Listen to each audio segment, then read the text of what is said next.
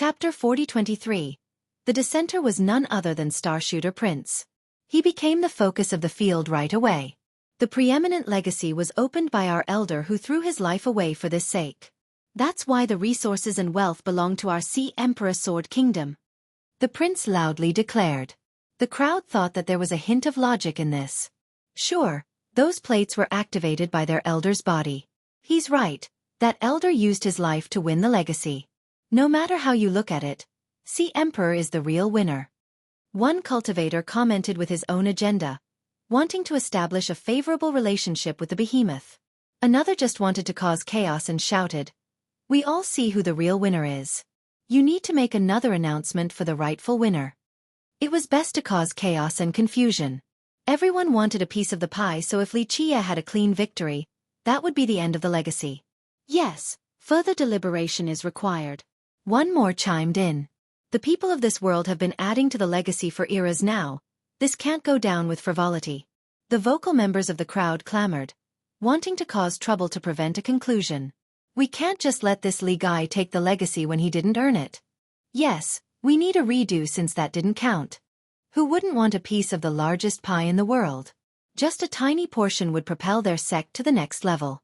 Archaic style seemed unfazed against the increasingly agitated crowd. The manager gazed at everyone and said, "Rules are rules. We have no intention of changing the preeminent legacy's established rules. Young Noble Li's spot is activated, therefore, the resources in there belong to him. This rule was there in the past, it is here now in the present as well. Archaic style will not change it for anyone or any sect. We formally announce that the legacy belongs to young Noble Li outside of the administrative fees," he solemnly declared. Though his voice wasn't particularly loud, everyone could see his immovable conviction. This successfully stopped the troublemakers from riling the others. Archaic style was a business, not a cultivation sect. Nonetheless, its reputation was cladded in gold. It also had plenty of influence and power. Not even Sea Emperor Sword Kingdom can force archaic style to change its rules. Thus, Xueqi's victory became final after the formal declaration. "Brat, our Sea Emperor Sword Kingdom will not let this go. We'll take back what belongs to us."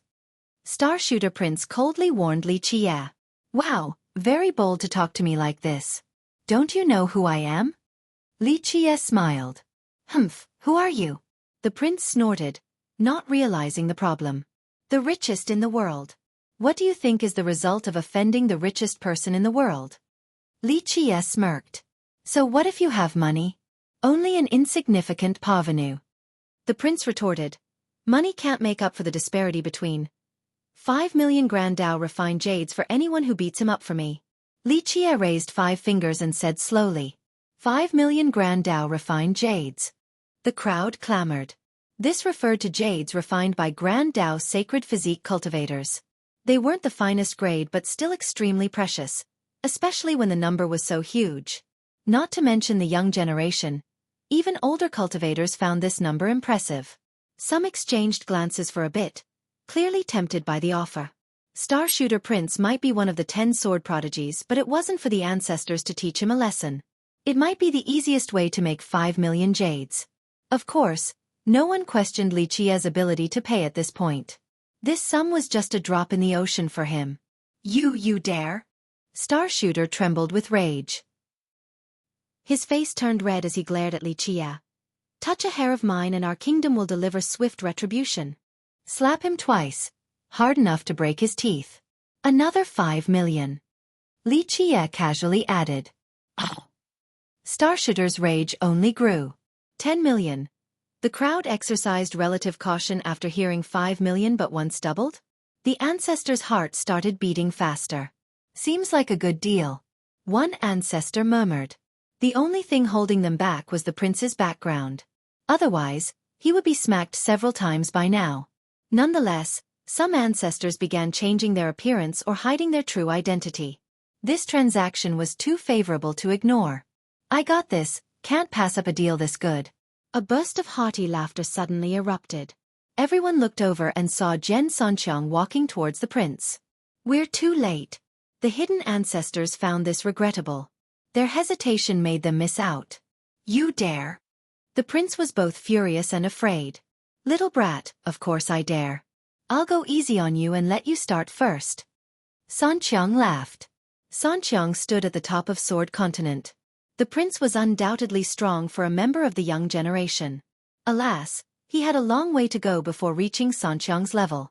I am a member of Sea Emperor and the successor of the Starshooter dynasty. He had no choice but to bring up his background. Yeah, I know. You talk too much. San Qiang waved his hand and activated an arrow intent despite not actually wielding a bow. Boom! The prince summoned his treasures, aware that he must do something before it's too late. Rumble! San Qiang easily subdued the prince in the next move. Pop! Pop! He slapped the prince twice and sent him flying out of Hallowed City.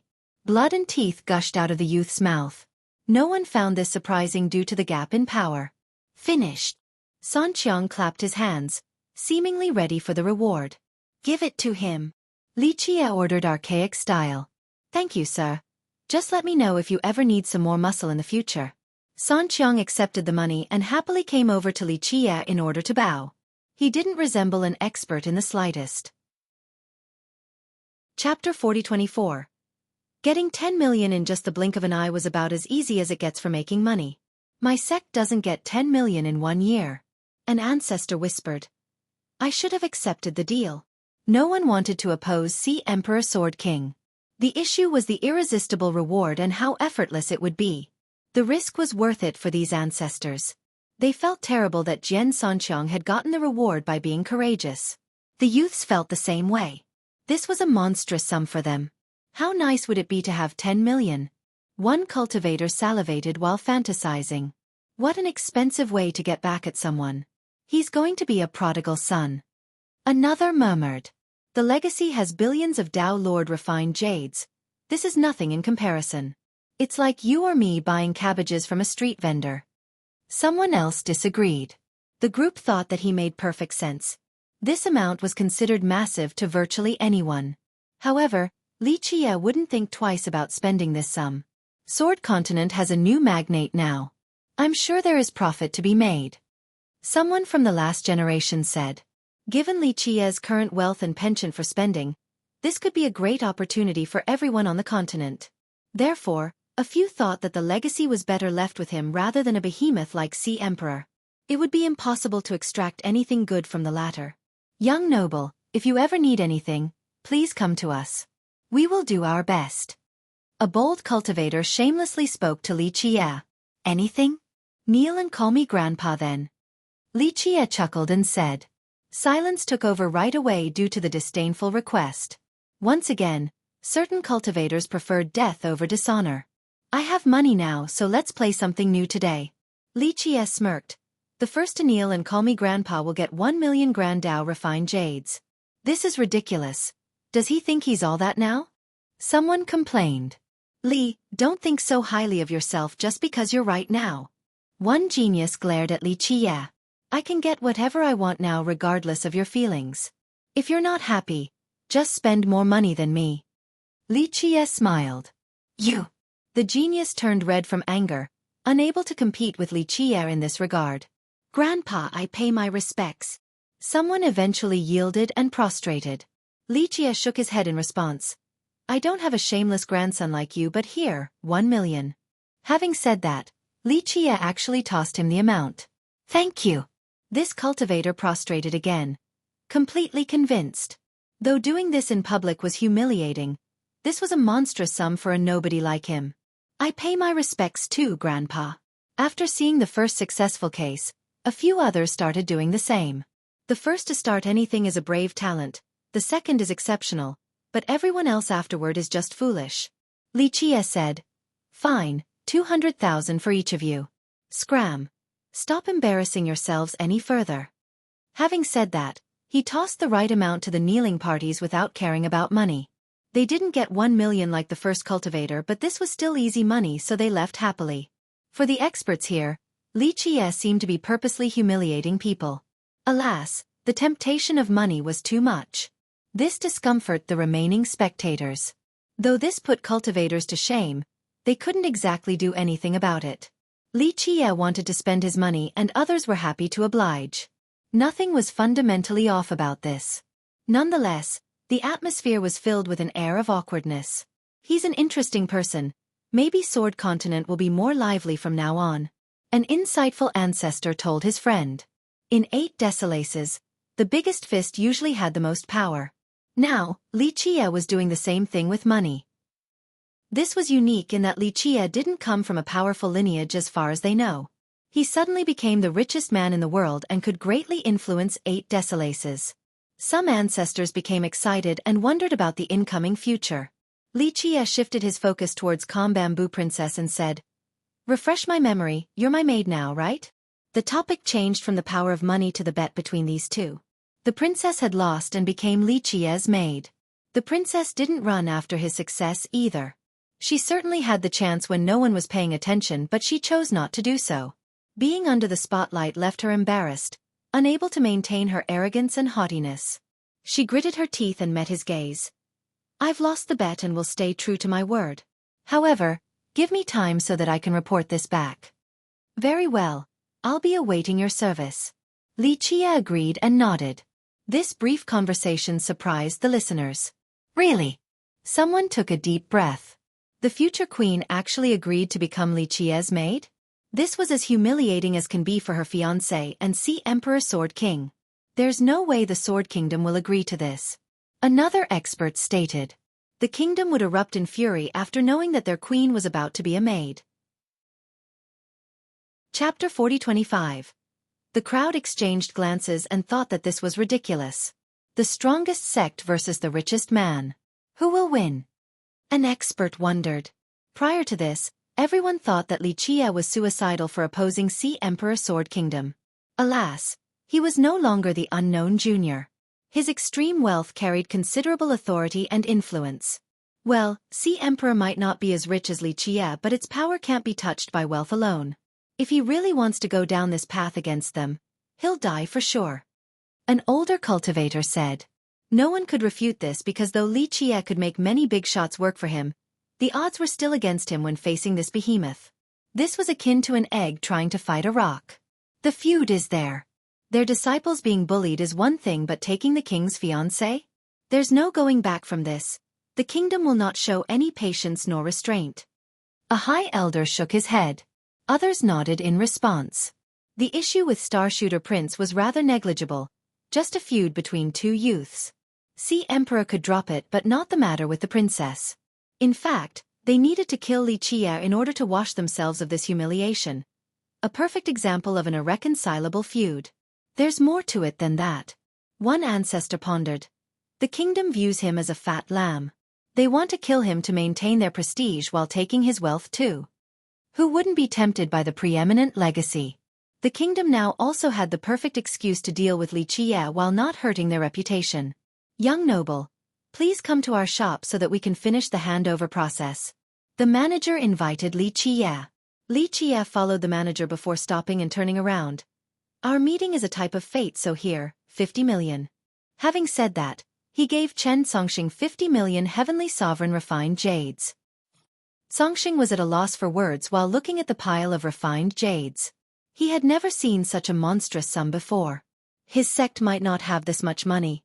Though the Taoist sword ground used to be a top lineage, it was far removed from its golden age. Their relationship was rather shallow and he hasn't done anything for Li Qie. Was the word fate enough of a justification for Li Qie to give him so much? He eventually regained his wits and saw that Li Qie was long gone. He bowed in Li Qie's direction and said, "Thank you, young noble."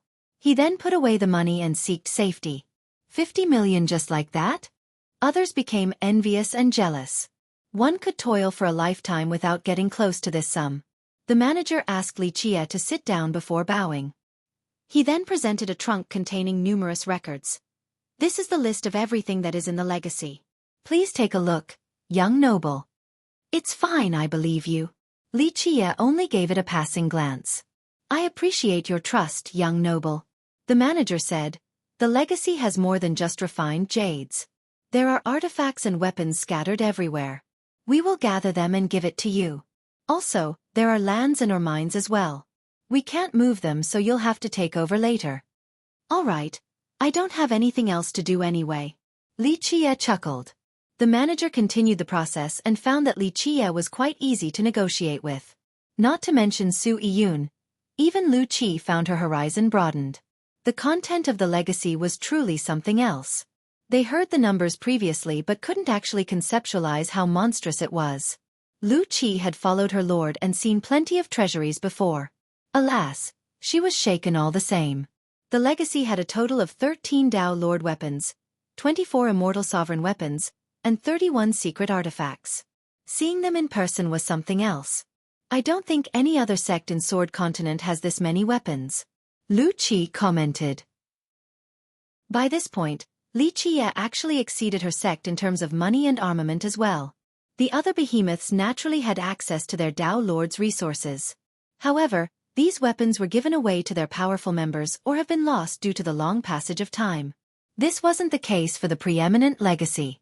Omniscient Dao Lord had no descendants and archaic style did an amazing job of administration. On the other hand, Li Qie was completely calm, unlike the two girls. He accepted the weapons and casually picked 4 weapons. He gave 2 each to Lu Qi and Su Yun. This is your reward for running my errands. These weapons were mighty but most importantly, extremely suitable for both girls. Su Yun never thought about possessing something of this level, let alone 2. She stood there in a daze. As for Lu Qi, her sect had plenty of experts and ancestors. Thus, though it was rich, it wasn't her turn to possess the top weapons. She had only served Li Qie for a brief time, yet he actually gave her 2 without thinking twice. Chapter 40-26. Cultivators crowded outside the archaic style branch, waiting for Li Qie to come out. They understood that the moment he came out, he would no longer be the unknown junior but rather, the richest man in Sword Continent. The sheer weight of his wealth could suffocate anyone. Thus, the crowd wanted to see the birth of the richest man in the world. He's coming, he's coming. Li Qie finally showed up with Lu Qi and Su Yun behind him. The richest in the world. Someone murmured. The behemoths in Sword Continent couldn't compare to him in this regard. Congratulations, young Master Li. You are the richest in the world now, a god among men. Some immediately rushed over towards Li Qie. There's no one else on the same level as you, Sir Li. Your radiance illuminates all of Sword Continent and the rest of the world. Another congratulated him. Of course, the majority only watched from a distance, not wanting to stoop down to that level like beggars. That's exactly what I want to hear. Li Qie smiled and tossed out several million refined jades to those who came. Go buy some wine and enjoy yourselves now. Thank you, Sir Li. Thank you, young Master Li. Those who came over excitedly grabbed the refined jades on the ground. Several million jades disappeared right away. Leave now, Li Qie said without batting an eye. Those who got money wisely left without asking for more. However, some in the back saw this opportunity and surrounded Li Qie. Sir Li, please be benevolent and show some sympathy to those in need. Please give me 10 million. A bold soul asked for a large sum. Sir Li, you have billions and billions now. Please spare me 50 million. Another was even more ridiculous. Young Master Li, you have it all, both looks and wealth. Just give me 100 million to get good karma? Another seized the opportunity. Why should I give you money? Li Qie looked at them and smiled. Sir Li, I lost my parents early and I'm a vagabond who has to search for the Tao all by myself. Bandits robbed and broke my legs once. I barely survived that encounter and have had lingering problems since. Life has not been easy. Please show compassion. One cultivator started weeping. Our sect was robbed and it's pretty much over for us. We're living in destitution, 2,000 of us not having enough food. All I see are fellow cultivators with yellow skin and bones. Please save us. An expert hurriedly added. Young Master Li, 100 million to you is just a drop in the ocean. Heaven blessed you with this fortune so that you can help the world. It's not a big deal for you to spend 100 million, no, a billion or so to save us. Another strongly asserted. These cultivators spewed different reasons and sob stories. Some cried and tried to be pitiful, others tried to trick him. Scram, I have no intention of being a good guy. Crawl back from whence you came. Li Qie waved his hand dismissively. Sir Li, you are being out of line. It's one thing that you won't help us when you're so rich. There's no need to spew such disdainful rhetoric. An old cultivator uttered coldly. Yes, it looks like he's looking down on poor people like us. Another added. If that's the case, we won't let it go so easily. There are more of us than the likes of you in Sword Continent. Others wanted to force Li Chia to hand over some money. Li Chia chuckled after seeing this and said, "Whoever stands in our way, cut off their head." With that, he continued moving forward. Clank, clank, clank. Su Yun raised her sword, and rays pulsing with murderous intent manifested into reality. It became abundantly clear that she wouldn't show mercy. Move or die. Her expression became fierce. She earned her spot as one of the 10 prodigies with her own power. Those surrounding them didn't stand a chance and would go down in one slash. They weren't big shots or cultivation experts. Thus, fear took over. They exchanged glances and had no choice but to leave a pathway for Li Chia. Though they wanted easy money, their lives were more important. The spectators from a distance sneered. They looked down on these beggars in the first place, so they didn't stand up for them against Su Yun. Being rich is nice. One youth commented. Many male geniuses here had a crush on Su Yun. Unfortunately, she was now working under Li Chia, who was far weaker. This made them quite jealous and bitter. They thought that this was the power of money. It didn't matter how incapable one was. As long as they had enough money, top sword prodigies or whatever would work for them. As the group was leading, a shadow suddenly leaped for Li Chia with extreme speed. It evaded Yun's sword rays and reached for Li Chia. Watch out! She changed her form, but it was too late. The assailant had grabbed Li Chia and leaped upward again. Lu Chi's eyes turned cold as a result, ready to kill. He's being kidnapped. An ancestor realized the situation right away. The crowd became alarmed and anxious. As that person was pulling Li Chia up, a smirk appeared on the latter's face. Boom! Li Chia summoned a truncheon with a silvery glow, then smashed the kidnapper. The aura of a Dao Lord suppressed the area and made everyone tremble in fear. The shocked kidnapper let go of Li Chia in order to block the attack. Boom! Though the kidnapper was powerful, the Dao Lord weapon broke through, destroying the blocking weapons and forcing the kidnapper back to the ground. Everyone then saw the truncheon clearly. It seemed to be made of stars as it poured down Dao Lord laws. Omniscient Dao Lord's galactic shift truncheon. A knowledgeable ancestor recognized the weapon. This is one of the 13? Others became jealous of him. As for the kidnapper, they were shrouded in black and couldn't be seen due to a stealth technique. Nonetheless, they started vomiting blood after being hit directly by the truncheon. The difference in weapons was overwhelming. Chapter 40:27. The suddenness of the assault caught people off guard at first.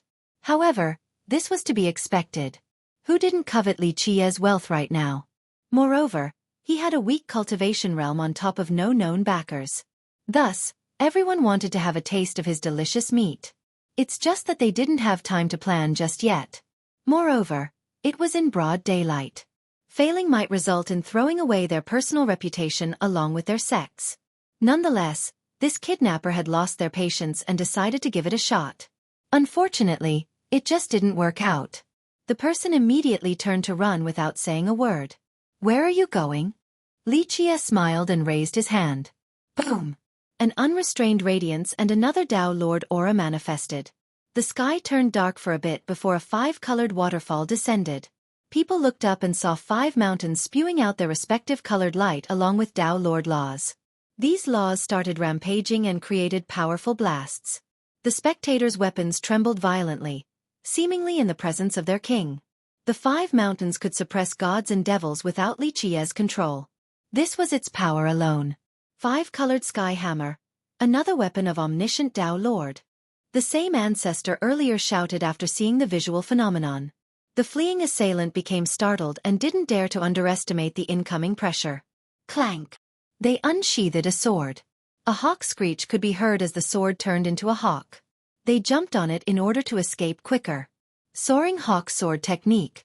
Since the assailant had no choice but to go all out, they ended up revealing their background.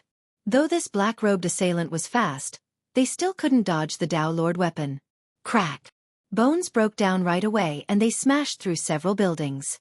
Nonetheless, they survived despite being struck by the mighty hammer due to having an impressive cultivation. They ignored these serious wounds and tried to run again. Alas, this was too late. Li Jie and Lu Qi didn't need to do anything since there was a third party appearing. He laughed and said, "Can't miss this opportunity." Rumble. He unleashed a barrage of punches on the assailant who was already wounded. The newcomer was just too powerful and attacked without warning. Thus, the assailant vomited blood again before being smashed downward. Blood and cracks appeared all over the area. This newcomer was none other than Jian Sanqiang, who had already made a killing off Li Jie. He stomped down and immobilized the assailant.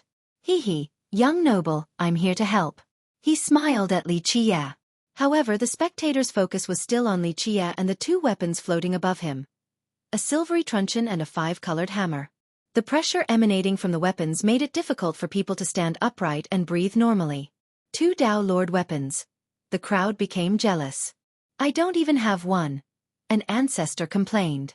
Though certain sects such as Sea Emperor or Nine-Wheel Citadel had several Dao Lord weapons or perhaps more, the average ancestors didn't have access to them. Now, Li Jie had 2 right now. This was a privilege only seen for the successors of the behemoths. No, he has more than just 2. Given what we know about the legacy, it's 13. A high elder reminded them. Fuck, he has more weapons than a kingdom's armory. This world is so unfair. The ancestor cursed. Do Sea Emperor Sword Kingdom or Nine-Wheel Citadel have more than 10? A jealous youth asked. No one could answer this question since it was rather sensitive. That I do not know. However, I can say with absolute certainty that no single member from there can have more than 10 Dao Lord weapons on them at a time. A big shot shook his head. Such incredible and undeserved luck. I want to kidnap him too. A young expert spat on the ground. The jealousy from the crowd was palpable. After all, they could work their entire life and wouldn't come in contact with a Dao Lord weapon. As for Li Jie, he obtained 13 in no time at all. Young noble, how should we deal with him? Jian Sanqiang kicked the beaten assailant. Others looked down on him for acting like Li Jie's hound. Instead of being a big shot like he is, he chose to work for a junior. Some top cultivators in the crowd found this contemptible. Of course, Jian Sanqiang wasn't a traditional cultivator and didn't care what people thought about him. Let's take a look. Li Jie smiled. Sanqiang broke the stealth method to reveal the assailant. An old man with hawk-like eyes and long brows. Soaring Hawk Monarch. The crowd clamored after seeing him. The sect master of Soaring Hawk. Some found this surprising. Soaring Hawk was a relatively powerful sect in Sword Continent. It wasn't on the same level as the behemoths but was still far stronger than the Sioux. Geezer, you're throwing away your reputation by acting like a bandit. Sanqiang laughed. The pale monarch turned red from embarrassment despite his serious injuries. He closed his eyes and uttered, "The winner takes all, do what you want." He knew that failure meant death today. "That's not up to me. Young master, should I end him?" Sanqiang looked over at Li Jie. Though some members of the crowd knew him or even had a good relationship with him, none stepped up to help. After all, the monarch was in the wrong for attempting to kidnap Li Jie. How much is he worth? Li Jie smiled. Sorry. Sanqiang didn't understand. How much can Soaring Hawk pay for him? Li Jie explained. Well, Sanqiang couldn't come up with a number right away. Lu Qi answered instead. Given Soaring Hawk's history of having 5 sovereigns, it should be able to gather 7 million heavenly sovereign refined jades in a short time. Of course, this will bankrupt them. She had a good understanding of the various sects in the world. All right, then send them my message, that if they pay the ransom of 2 million heavenly sovereign refined jades today, I'll only strip him naked and hang him on the city wall. If they need 2 days, then we'll whip him in public and it'll be 5 million. 3 days? We'll make an example out of him by burning him to death. The crowd exchanged glances after hearing Li Jie's bizarre idea. They thought that he would execute the monarch right away instead of trying to get a ransom. You! The monarch vomited blood from anger. Chapter 40-28. Soaring Hawk Monarch was tied up above the city gate just like Li Jie's order. A warrior chooses death before dishonor. Just kill me. The humiliated cultivator bellowed. He was a famous big shot yet now. The crowd was staring at his humiliating state. This was unbearable. You're no warrior. Jian Sanqiang laughed and sealed the monarch's veins. The monarch could no longer scream nor commit suicide. Is the message sent? Li Jie smiled. Yes, young noble. They have received your message. Xueqi replied. All right, let's get started. Li Qie nodded, then told Sanqiang. Strip him, let the public take a look. Very well. Sanqiang accepted the command, then turned towards the monarch. Monarch, don't blame me for this. Blame your own stupidity for trying to kidnap someone in broad daylight. You brought this upon yourself. Having said that, Sanqiang easily stripped the monarch. Ah! Some female cultivators shouted and hurriedly turned around. Of course, some were just enjoying the show. The monarch struggled but couldn't move. Only whimpers could be heard. His eyes opened wide on the verge of tearing. They were completely bloodshot, a testament to his indescribable rage. This humiliation was worse than death for a sect master like him.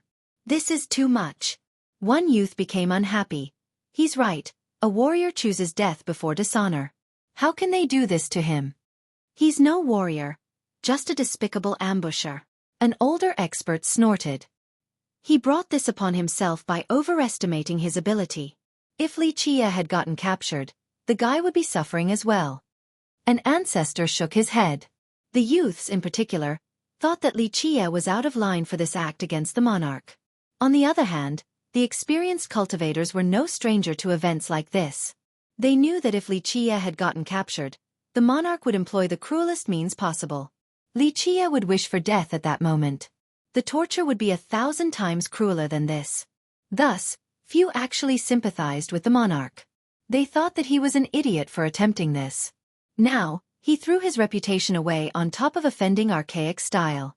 Therefore, no one from Hallowed City dared to stop Li Qie from causing disorder. After an entire day, no disciples from Soaring Hawk appeared with the ransom or tried to save him. The monarch's lifelong reputation was ruined just like that. We'll continue tomorrow, there's plenty of time left. Li Qie remained patient. On the second day, many spectators still came to see the monarch hanging above the gate. Start the lashing. Li Qie ordered. Let Soaring Hawk see what will happen to their sect master. Sure thing. Jian Sanqiang took out a whip and swung it forward for a test. He then coiled it around his arm and laughed at the monarch. Once again, you can't blame me for being cruel. I have parents and kids to take care of and they're crying for food, so I need money. Blame your greed and stupidity instead. The monarch's eyes were filled with hatred, wanting nothing more than to eat Li Qie's flesh and drink Jian Sanqiang's blood. The last wish was to commit suicide, but it wasn't possible. Whoosh! Sanqiang ignored his gaze and started lashing. Whoosh! Whoosh! Whoosh! The whip left behind bloody welts on the monarch. This wasn't enough to kill him and only served as psychological torture. Remember, a man of his high status couldn't possibly handle the public humiliation. His face twisted in agony as a result.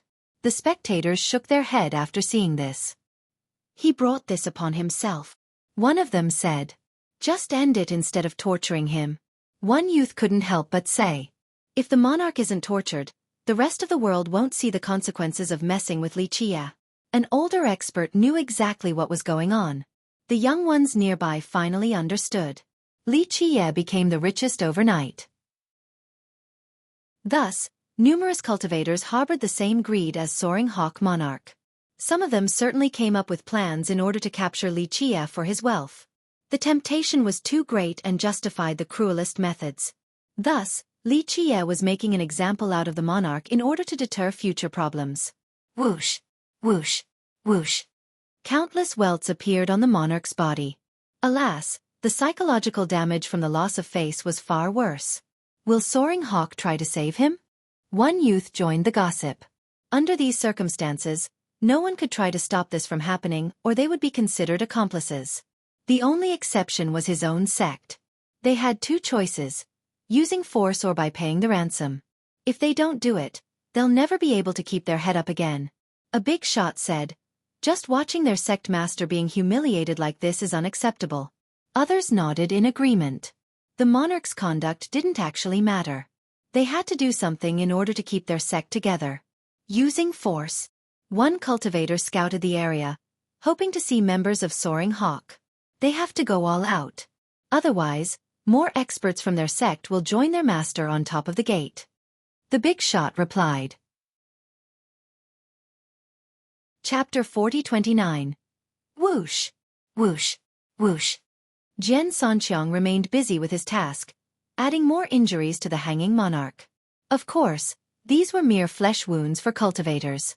The problem here was the damage to the mind and the Dao heart. The monarch wished for death. If it wasn't for the complete seal on his meridians and muscles, he would have tried to bite his tongue. Spectators knew that even if he were to survive, he wouldn't want to meet anyone again. Nothing was left of his reputation and authority.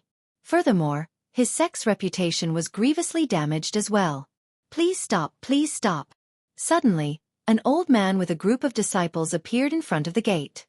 The first elder of Soaring Hawk. Another cultivator recognized him. The monarch closed his eyes, not wanting to see his fellow members. As for the latter, they clenched their fists and gritted their teeth after seeing him. If this was any other situation, they would risk their lives trying to avenge their sect master. However, they needed to show restraint in order to pay the ransom and save their master. In accordance with your request, young noble Li, we have prepared 5 million jades. Please release our sect master. The first elder of Soaring Hawk prostrated towards Li Qie and Jian Sanqiang. Though they hated Li Qie for numerous reasons, they could only swallow their anger. First of all, they were in the wrong. Li Qie could be unreasonable and no one would criticize him since he was the victim. Plus, their main goal was to save the sect master. Therefore, this elder chose to be as humble and subservient as possible. He got up and held a pouch with both hands, presenting it to Li Qie. Li Qie grabbed and then tossed it over to Sanqiang without a care. He smiled and said, "Since you came with sincerity, I will stay true to my word and let him go. As for the 5 million, it is your reward." "Thank you, young noble." Sanqiang was ecstatic. Once again, others became jealous of him for earning 5 million heavenly sovereign refined jades in such a short time. Some ancestors wished that they had worked for Li Qie since the sum was more than their total wealth. Moreover, Sanqiang didn't actually do much. Any of them could have done the same thing. Most importantly, Soaring Hawk wasn't on the same level as Sea Emperor Sword Kingdom. Offending Soaring Hawk was still acceptable. They could take the risk. Alas, the opportunity was gone. "Okay, Monarch, your disciples are here to fetch you. I hope you'll have a quick recovery and learn something from this experience. Don't cause so much trouble in the future." Sanqiang smiled and released the monarch from the rope. The monarch vomited blood after the seal was gone. His complexion was a sickly yellow. "Sect master." The disciples immediately surrounded him. "Don't worry, he's just a little angry, that's all. Let him drink some soup and medicine and he'll wake up as lively as a tiger," Sanqiang said. The sarcastic tone naturally infuriated the disciples, but Sanqiang ignored their glare. "Take the sect master back." The first elder didn't want to linger around. Further complications were unacceptable after paying the huge ransom. The disciples obeyed and the group left together. Many experts knew that Soaring Hawk would disappear for a long time after this serious blow to their reputation and wealth. They no longer had the courage to meet anyone. The scene became silent after their departure until Li Qie spoke with a smile. "I enjoy excitement, so I welcome anyone who wants to kidnap me. Of course, they better think about how much money their sect has first along with their personal wealth. It's best to do so lest you want your friends to be caught off guard with the ransom amount." No one answered Li Qie. Some secretly exchanged glances, especially the big shots. They naturally wanted to capture Li Qie just like the monarch. Alas, the consequence seemed rather serious. Being killed was one thing, but being utterly humiliated like that was unacceptable. They would be dragging their sect down as well. Li Qie chuckled and didn't wait for an answer before leaving. "Young noble, remember to call for me if there's anything else. I'll be the first to come running," Sanqiang shouted at Li Qie. Others found him contemptible for being Li Qie's hound. Nonetheless, others were envious because Sanqiang had nothing holding him back. He was all alone and could do whatever he wanted to earn money. Some ancestors wanted to work for Li Qie too. Low risk and high reward. Li Qie was 100 times more generous than other powers. Unfortunately, they had prestigious backgrounds. Being Li Qie's hound would destroy their reputation along with their sects. "Must be nice being a hound," one ancestor said with a wry smile. "It's fine, there'll be chances." His friends still wanted to work for Li Qie in the future despite the circumstances. The benefit was just too much. Chapter 40-30. Soaring Hawk Monarch became the prime example of not to mess with Li Qiye. Some ancestors still had the intention of kidnapping Li Qiye, but they needed to re-evaluate their own abilities and the risks entailed. The richest man in the world was certainly a fat sheep in their eyes. Alas, they needed to figure out his actual power. Most once considered him as a lucky junior, that his arrogance and ignorance would eventually be his downfall. Now their view on him had changed since he possessed incredible Dao Lord weapons and resources. In their opinion, his cultivation hasn't increased at all. Nonetheless, his actual power soared and could actually threaten them. After all, 13 Dao Lord weapons were enough to intimidate anyone. Of course, this wasn't to say that he was unbeatable. It's just that he had an overwhelming advantage compared to anyone else. Most importantly, due to his ability to be awfully generous, stronger cultivators naturally wanted to work for him. All of this made capturing him exceedingly difficult. No one wanted to suffer the same fate as the monarch. Once Li Qiye returned to the courtyard prepared by Lu Qi, there was a crowd already waiting for him. Humans, demons, heavenly devils, nobles, vagabonds, even ancestors. They all wanted to talk to him. They asked for different payments as well. Some desired refined jades or weapons, others wanted territories. Among the prices, a few were fair and appropriate given the status of the asking cultivators. However, some were ridiculous and even asked for Dao Lord weapons or ancient artifacts. Of course, none actually met Li Qiye. All of this was relayed to him by Su Yiyun. She was already famous for being one of the 10 sword prodigies. However, she became even more popular because everyone wanted to work for Li Qiye and she served as the intermediary. Even rulers and ancestors begged her to put in a good word for them. She told Li Qiye all of this, prompting him to smile. Why not? As long as it is suitable. Tell them to write their resume. I am recruiting. Money is plentiful but we'll see if they have the ability or not. Also, we need to be grander in style when we go outside. Beauties, carriages, divine and auspicious beasts. Yes, gather them for me as long as they're cool. Li Qiye laughed and added. Young noble, I'm afraid if we recruit too many people, unwanted folks will mix in and might harm you. She became worried. This was rather reasonable since everyone coveted Li Qiye's wealth. They could take advantage of this and join the group to wait for an opportunity. I'm hoping for that because I've been lacking exercise for years. Gotta get rid of the rust somehow. He smirked. Yiyun's heart skipped a beat while staring at his smirk. He resembled a primordial beast opening its mouth. Everyone was a potential prey. He would devour them whole, not leaving a single bone or even strand of hair behind. If this is the young noble's wish, you just need to carry it out, Miss Su. Lu Qi said, aware that Li Qiye simply wanted to have fun and pass the time. The recruits had no chance of entering Li Qiye's eyes. As for those harboring nefarious intent, they were simply suicidal. Li Qiye would obliterate them soon enough. I will take care of it, young noble. Yiyun said. Go to the large markets and auction houses, buy the most expensive things like beasts and carriages. I want to have a complete entourage when I travel. Li Qiye ordered. Yes, I will go look around. Yiyun agreed. In reality, Li Qiye didn't give a damn about this issue at all. However, she chose to be earnest and swift in carrying out his order. She went around Hallowed and even the nearby cities to gather the most expensive outfits. As the saying goes, clothes make the man and Buddhas rely on gold. She picked the clothes first before focusing on traveling necessities. After ample preparation, she returned and reported, Young noble, for your outfit, I chose the hallowed jewel robe, 9-dragon regalia, myriad law robe. Then for your carriage, we have the Windrider draconic carriage, immortal monarch palanquin, cloud-riding citadel. We also have the auspicious golden lion, 9 firmament god hawk, 5-element fish. How do you wish to match them? Yiyun gave him the list. Only a child picks. I am an important character and will take all of them. All of them?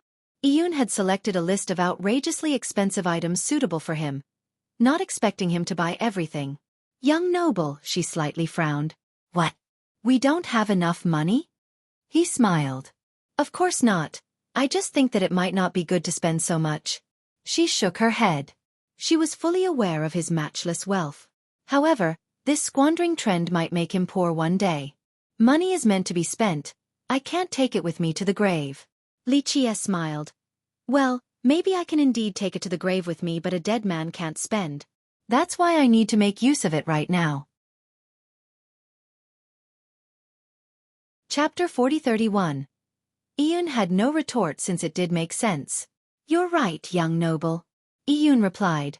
But either way, you should be moderate and keep it low-key. Cultivators have a long path ahead. She still thought that there was something off about his logic. After all, she came from a fallen clan. Of course, because she was a prestigious member there, she didn't experience abject poverty. The experience only taught her to be frugal and cautious with her spending. That's the mindset of the weak. A true expert does not need moderation.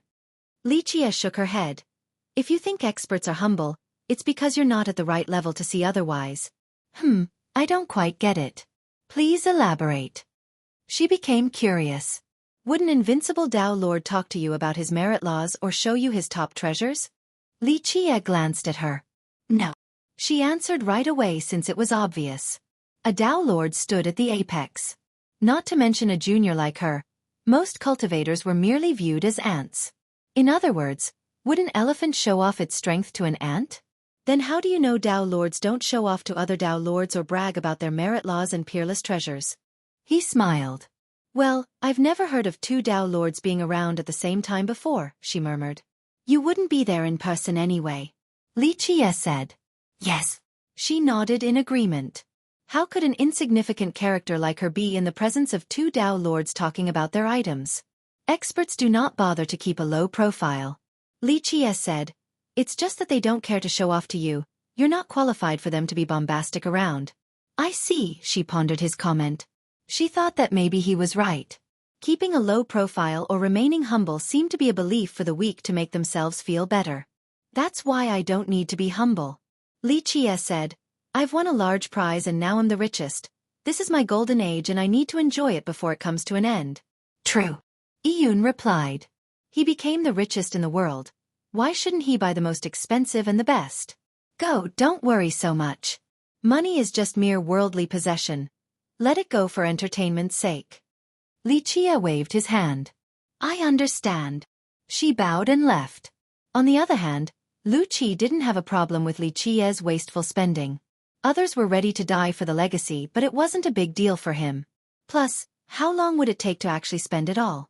Su Yun went to carry out his order. Despite the previous conversation, she remained frugal with her purchases and tried to barter with the stores each time.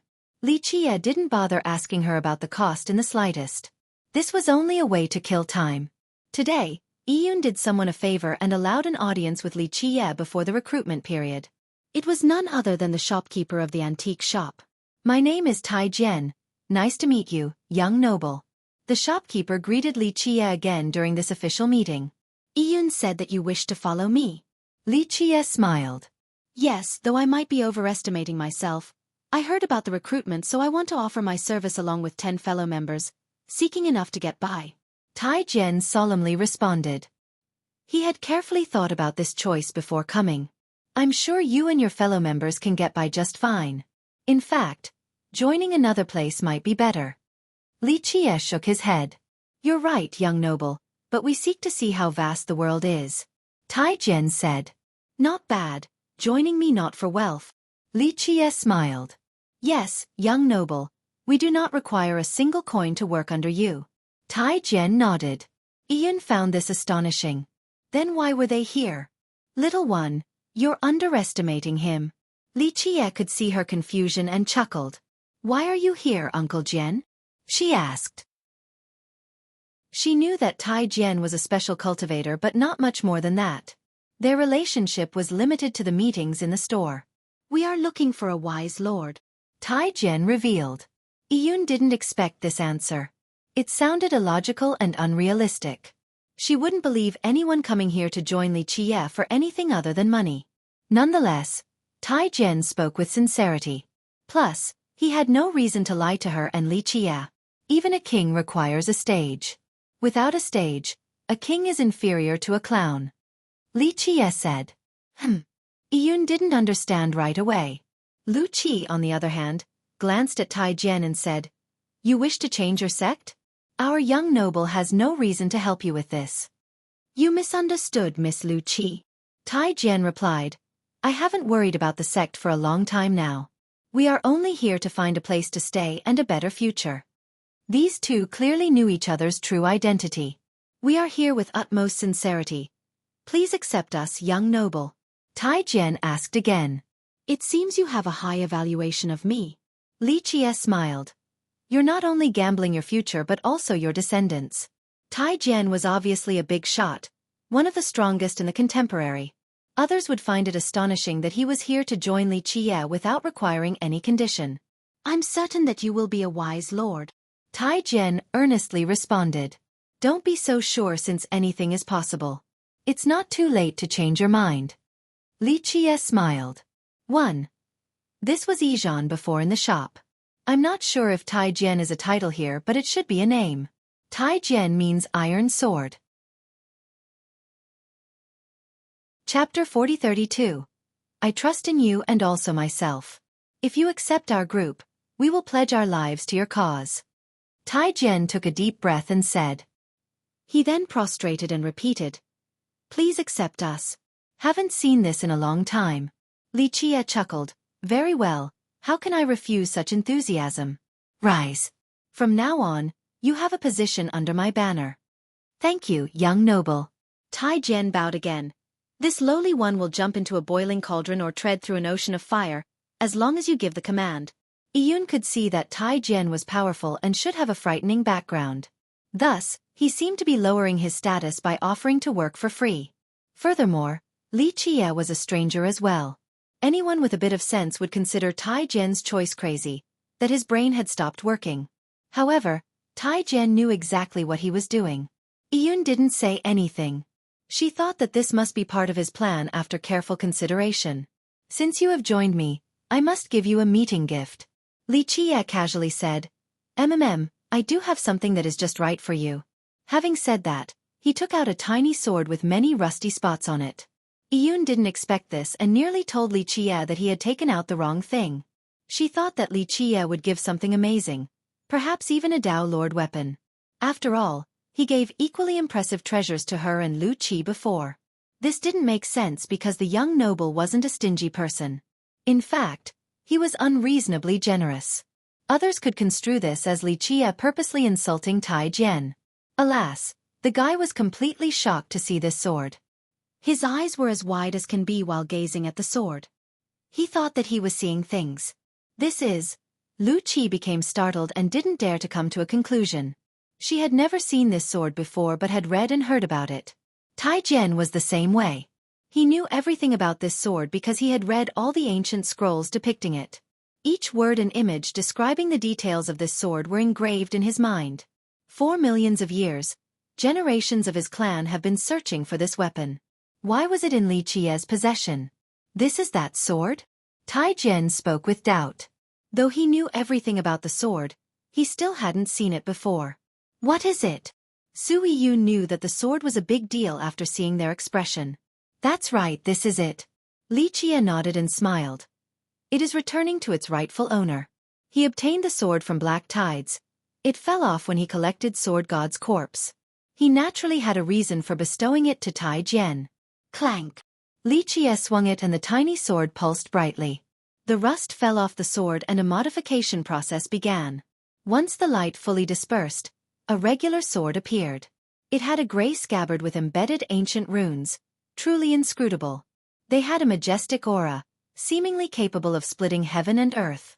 One could already sense its scorching battle intent and sharp gales while still sheathed. The moment it came out, it would be able to sweep through any battlefield. This is it, Lu Qi blurted. The forefather's sword. Tai Jian prostrated before the sword that once belonged to their forefather. It somehow went missing and they couldn't find it despite trying for generations. Thus, he was overwhelmed with emotions. It was as if he was looking at his forefather. Take it. Li Qie smiled and handed the sword to Tai Jian. Tai Jian hesitated, not knowing what to do. He knew the value of this sword more than anyone else. Moreover, it had pivotal importance for his sect as well. The sect members would pay any price just to possess this sword. Alas, he felt both gratitude and shame at this moment. I have yet to contribute, young noble. I cannot accept this supreme item, he said. There's plenty of time later. Li Qie casually responded and handed him the sword. He raised both hands respectfully to accept the sword, then bowed deeply again. His forehead knocked on the ground repeatedly. Our sect will do everything we can to repay your kindness. All of our members are at your command, Tai Jian powerfully declared without holding back. I am merely gifting with borrowed flowers. Li Qie smiled and said, You should be thanking Sword God, or this sword would be who knows where right now. Sword God. Tai Jian naturally knew this senior because the latter had deep ties with the sect. Some even thought that Sword God came from there. I will definitely start a shrine in order to show our respect, Tai Jian said. Congratulations. It's finally back. Lu Qi was happy for him. Thank you. He bowed towards her. Their two sects used to have a close relationship. Alas, after the war back then, Tai Jian's sect declined and rarely interacted with others afterward. Right, aren't there more recruits? Let's go take a look. Li Qie smiled and walked outside. Yun calmed down and followed him right away. I've prepared everything already, young noble. Select whoever you like. Chapter 40-33. Numerous cultivators from various races and differing statuses waited outside in the courtyard. Some actually hid their true identity while waiting for Li Qie. Others purposely released their aura to intimidate the crowd and to make a good impression. They have received an invitation and came to earn a good salary from Li Qie. Of course, a few naturally had their own plans that might not be favorable for Li Qie. Groups talked among themselves about one key topic: the right approach to get the best payment. Li Qie's group finally showed up and interrupted the conversations. Gentlemen, our young noble is here. Those interested may state their price. Yun spoke after Li Qie sat down. I only need 300,000 Grand Dao refined jades each year and I'll follow any order. One cultivator impatiently shouted. I will work for 5 years in exchange for a heavenly sovereign weapon. Another shouted. Young noble, I am at the Grand Dao sacred physique realm. How much will you pay me? One expert released their fate palaces. The power of the Dao erupted as a result. I am only asking for a particular alchemy grass. I'm sure you have it in your treasury, young noble. I will work for 3 years. One old man said. Our sect has 500 members. We are located next to one of your territories. We will work for you for 5 years in exchange for the nearby border. A sect master wanted land. Our group of 8 is known as the 8 Tyrants of Qilian. We have plenty of workers and slaves under us. Our requirement is 300 million Grand Dao refined jades. Li Qie simply sat there and listened. His gaze moved across the courtyard like flowing water. He eventually stopped the shouting crowd. Enough, no rush. One at a time. Silence. Su Yun roared sharply and silenced the crowd. Good. Who's first? Li Qie smiled and said. Cultivators exchanged glances. Earlier, they were shouting nonsensical deals to play up the atmosphere. Now, when it was actually time to negotiate, they trod carefully in order to get the best possible deal. After all, stating a ridiculous price might lose them the opportunity completely. That's why some rather waited and listened to the bids instead. This would give them more time to think while seeing Li Qie's reaction. Their rumination was interrupted by a burst of rather creepy laughter. A shadow appeared on the ground first, then a black root drilled out, causing mud to splash. It grew larger and turned into a tree demon with countless black branches. The scariest part were the skulls hanging on some branches. Kakik! It laughed sinisterly. Dark Hand Devil. Those nearby immediately ran away from this tree. The monster at 9 Dao Sovereign Realm? A youth turned pale after hearing this title. That's him, he destroyed his own sect. An older cultivator nearby became serious. The title was notorious in Sword Continent. He wasn't the strongest cultivator by any means but could be one of the cruelest. Rumor has it that he came from an above-average sect. However, he became at odds with the sect and eventually ambushed then devoured his fellow members. He then took all of its resources and treasures. This act made people's hair stand up in anger. Some heroes of justice declared a crusade against this demon. However, they were killed instead.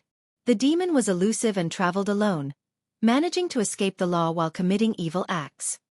He looked quite happy to see the crowd's frightened reaction. He sneered at Li Qie. "Young noble Li, I am a reasonable person.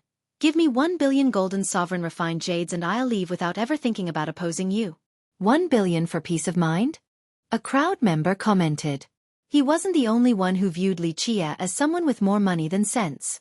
However, he was the most blatant so far. Other big shots couldn't do the same thing since they cared about their reputation. The sum was quite outrageous.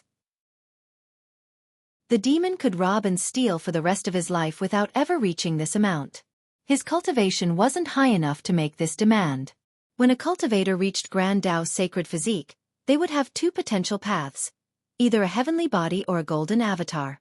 The former was the path of the sovereign while the latter would take one to the Tao Lord realm. The first levels of heavenly sovereign included 10 Tao. After reaching 10 Tao, that would take them to the next classifications: Golden Sovereign, Myriad Sovereign, Supreme Sovereign, and Immortal Sovereign. At 9 Tao Heavenly Sovereign, the demon was strong enough to hold his own anywhere in Sword Continent. Thus, even if he wasn't evil, others would still be intimidated by him. Alas, this cultivation realm wasn't enough to demand 1 billion refined jades. Few sects could come up with this amount, let alone an individual. It was enough to cause a mass-scale conflict. 1 billion. Li Qi chuckled after hearing the demand. That's right. The demon smirked. 1 billion is nothing to you, akin to a drop of water compared to the ocean. It is way too cheap considering that it'll save your life, Xueqi. The crowd did agree with this comment. 1 billion was actually nothing to Li Qie. After all, he had billions of Tao Lord refined jades. Isn't it nice to dream? I can produce this sum, but I don't think you'll be alive to enjoy it. Li Qie calmly answered.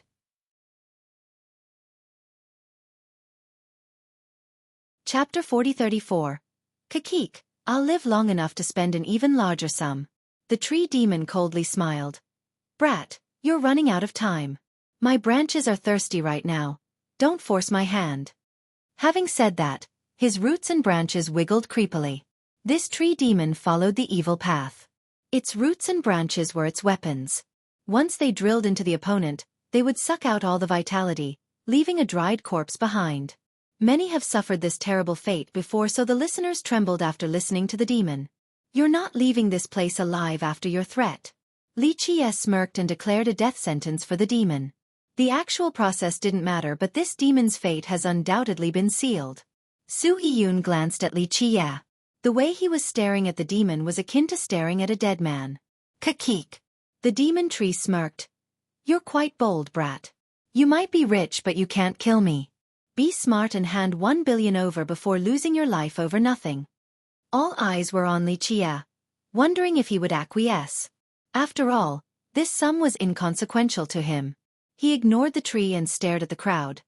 Don't all of you want an invitation? Here's your chance. Kill him and one spot will belong to you. The salary is 1 billion golden sovereign refined jades annually. He then pointed at the tree with a gentle smile. 1 billion. The crowd clamored. Even the ancestors became emotional.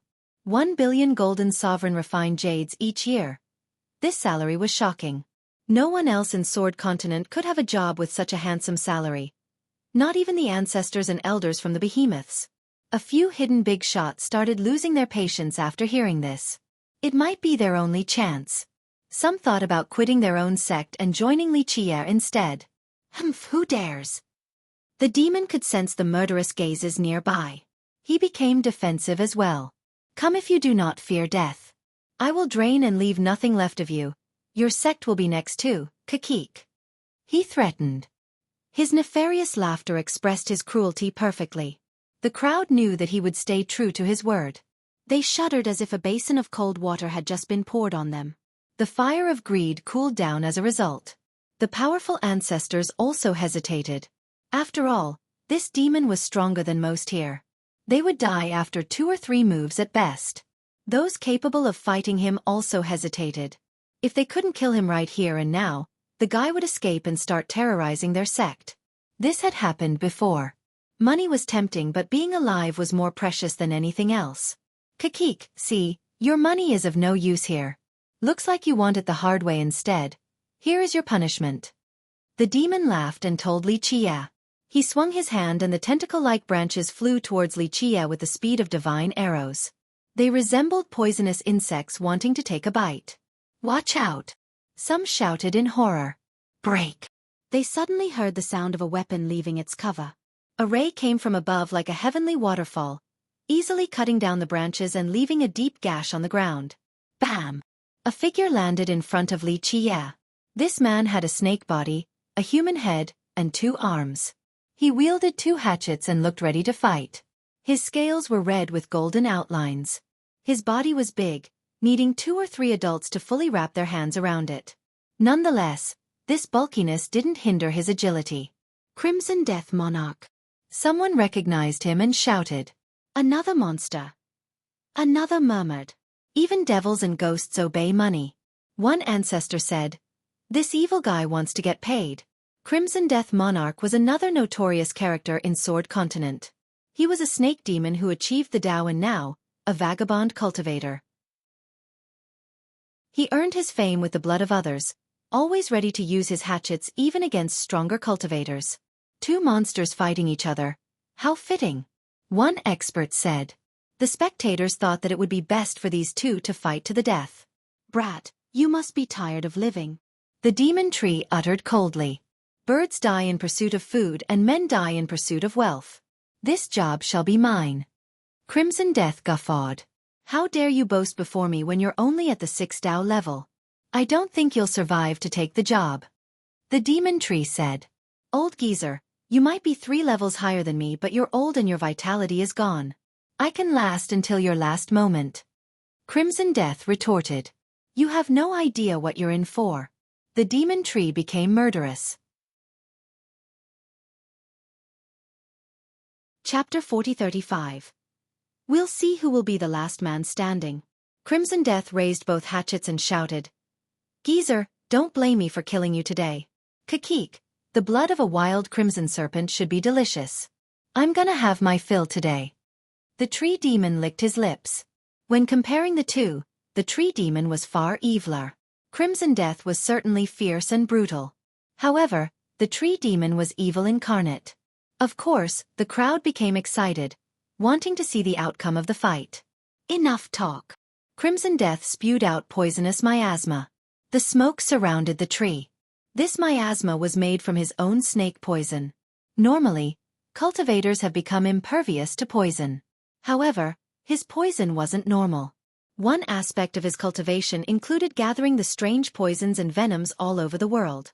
He then refined and added it to his own poison. It had transcended into something greater long ago. A miasma capable of melting cultivators' body and true fate. A scorching heat wave accompanied the miasma and melted the affected area. The crowd quickly retreated, not wanting to die for a dumb reason. Zzz.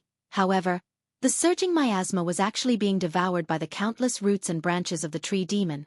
They served as a defensive barrier and easily stopped the snake poison. Of course, some branches were being burnt by the high temperature. Alas, they had a frightening level of tenacity. The burnt sections kept on growing back to protect the tree demon. "Xueqi, brat, this is nothing." "What?" the tree demon uttered. Whoosh! His roots shot upward and blotted out the sky. This looked like a prison descending to trap the monarch. This was a large radius attack, enough to seal a clan or a sect. "Bring it!" Wild whirlwind. The monarch retaliated by spinning his hatchets and unleashing whirlwinds. They pulled everything nearby inside and crushed them into smithereens. This applied to the incoming roots as well. Not bad. The tree demon summoned a devil banner. It caused people to become dizzy since it had countless eyes. They each exuded a beautiful and mesmerizing light with a hypnosis effect. The weaker spectators started falling asleep and dropped to the ground. Those nearby took note of this and stopped looking at the banner. "Get back!" they shouted. Myriad-eyed hypnosis banner. An ancestor took a deep breath after seeing the banner. It was refined from the Tao bone of a myriad-eyed moth. Thus, it had the potential to hypnotize others into sleeping forever. Just imagine having the ability to do this in battle. The opponents would become fish on the chopping board. The tree demon activated the banner and all of the eyes opened wide. They exuded a frightening radiance that engulfed the entire area. Even the faraway spectators felt themselves becoming dizzy and drowsy. This was the case for Crimson Death Monarch as well. He became alarmed but still maintained his composure. "Geezer, this is nothing more than a trick. Watch this." He also opened his eyes wide. The pupils suddenly changed shape and assumed a dark red color. A third eye opened on his forehead. This was his heavenly gaze. It released a green light akin to the ray of death from hell itself. The red and green rays gathered into a pulsing halo of both colors. This successfully stopped the hypnosis effect of the banner. That's the monarch's innate ability. Most were surprised to see this outside of the ancestors. They knew that he used to be a crimson serpent with this innate ability. It became even stronger through cultivation, allowing it to see through illusions and techniques. "Take this." The monarch swung both hatchets without holding back after defeating the banner. The large tree demon easily evaded the slash by sliding to the side with incredible speed. It then leaped into the air. "Where do you think you're going?" The monarch instantly unleashed a vertical slash. However, the tree demon had a strange movement technique. Everyone got the impression that space was being displaced. Thus, the swift slash didn't hit the target. Demon Shift, his top technique. One ancestor who had seen it before spoke. With the successful evasion, the tree demon had the advantage of being higher up in the air and ready to attack. Chapter 4036. The tree demon floated in the air with his roots twisting in a nightmarish manner. He had all the visual characteristics of a devil in the mind of others, and sure enough, his personality also matched one. "Brat, I'll send you to your demise since that's what you're asking for," he coldly uttered. On the other hand, although Crimson Death Monarch was weaker than his exponent, he wasn't afraid in the slightest. "Geezer, one of us will go down today. No need to waste breath." He swung his hatchets again, looking determined to seize victory. "Let's see what you can do then, Junior." The tree demon furiously laughed. Boom! The tree demon activated his fate palaces. 12 manifested into reality along with 9 Dao. Each Dao was unique and looked like rivers circling around the tree. 9 Dao sovereign. Others confirmed upon seeing this. The floating Dao shouldered heaven and earth as they poured down laws. A chaotic presence emerged, seemingly gestating a new world inside. The tree demon fully showed his power at this point. The aura of a sovereign permeated across the realm and intimidated the spectators. Everyone could sense the pressure and found it harder to breathe. "I am going to crush you." The demon tree looked like the incarnation of a devil king. His nefarious voice resembled the breezes of hell. "Enough boasting, you might be stronger but you can't crush me. Say this again once you reach the golden level." Crimson Death retorted. There was only one level separating the 9 Dao and golden level. However, the power difference was immense. "I don't need to be a golden sovereign to crush you," the tree demon declared. "Activate." The monarch released his own fate palaces and chaos energy poured out like a tsunami. He had a total of 6 Dao that circled around and protected him like a divine wall. His body grew larger before turning into a gigantic serpent. When it coiled together, it was the size of a mountain. This wasn't an illusion or a grand avatar but rather, his true form. As his cultivation improved, his original size also increased. "You're finished." The tree demon attacked first by taking out a bowl made from a skull. It grew larger and became an enormous gate. It came crashing down straight for the serpent. One could hear screams and howls coming from it. There were millions of souls trapped inside. Boom! This gate could even suck in the sun and the moon. It hovered right above the serpent, ready to imprison the beast. Resisting seemed futile before its power. The skin then flesh would be stripped away first before the bones. So strong. Experts trembled in fear. They were smart enough to be away from the radius of that skeletal bowl. Nonetheless, they still felt their soul being pulled away from their body along with their flesh. This was a terrifying experience.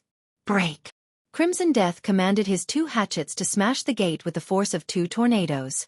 However, this bowl was an extraordinary treasure, a prized creation of the tree demon. It had killed numerous experts before.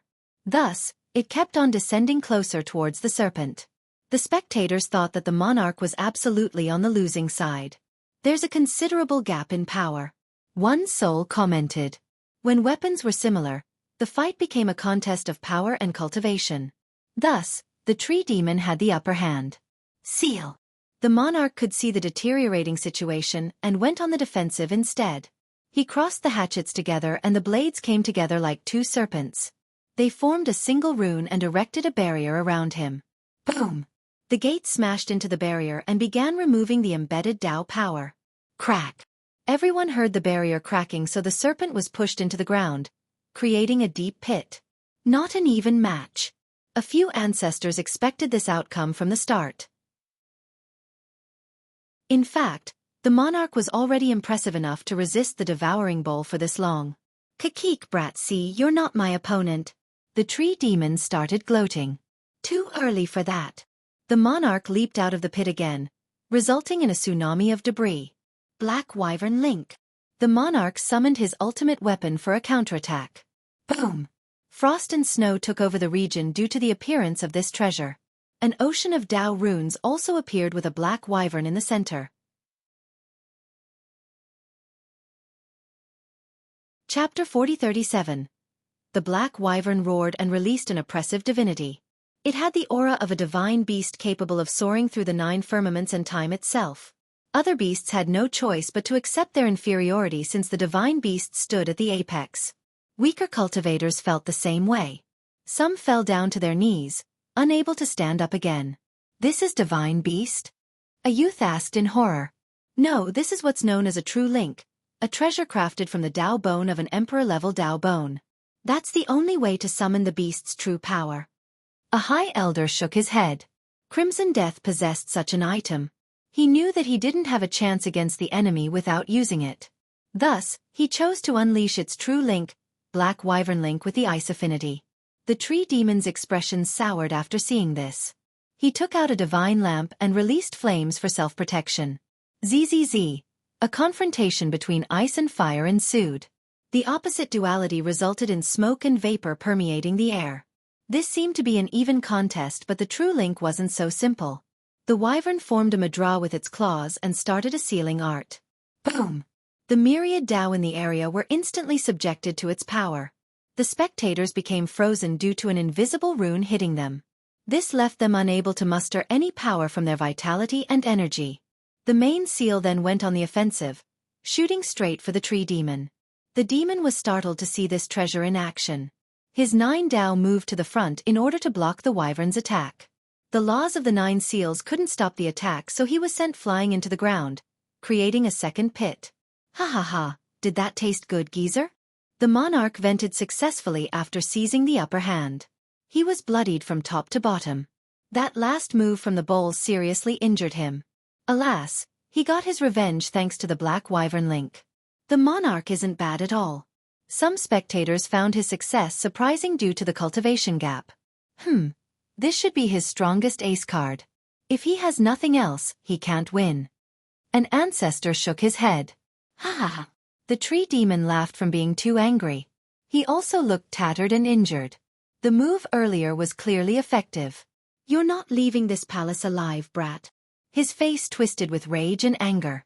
This was rather understandable because he was proud of being a 9 Tao sovereign.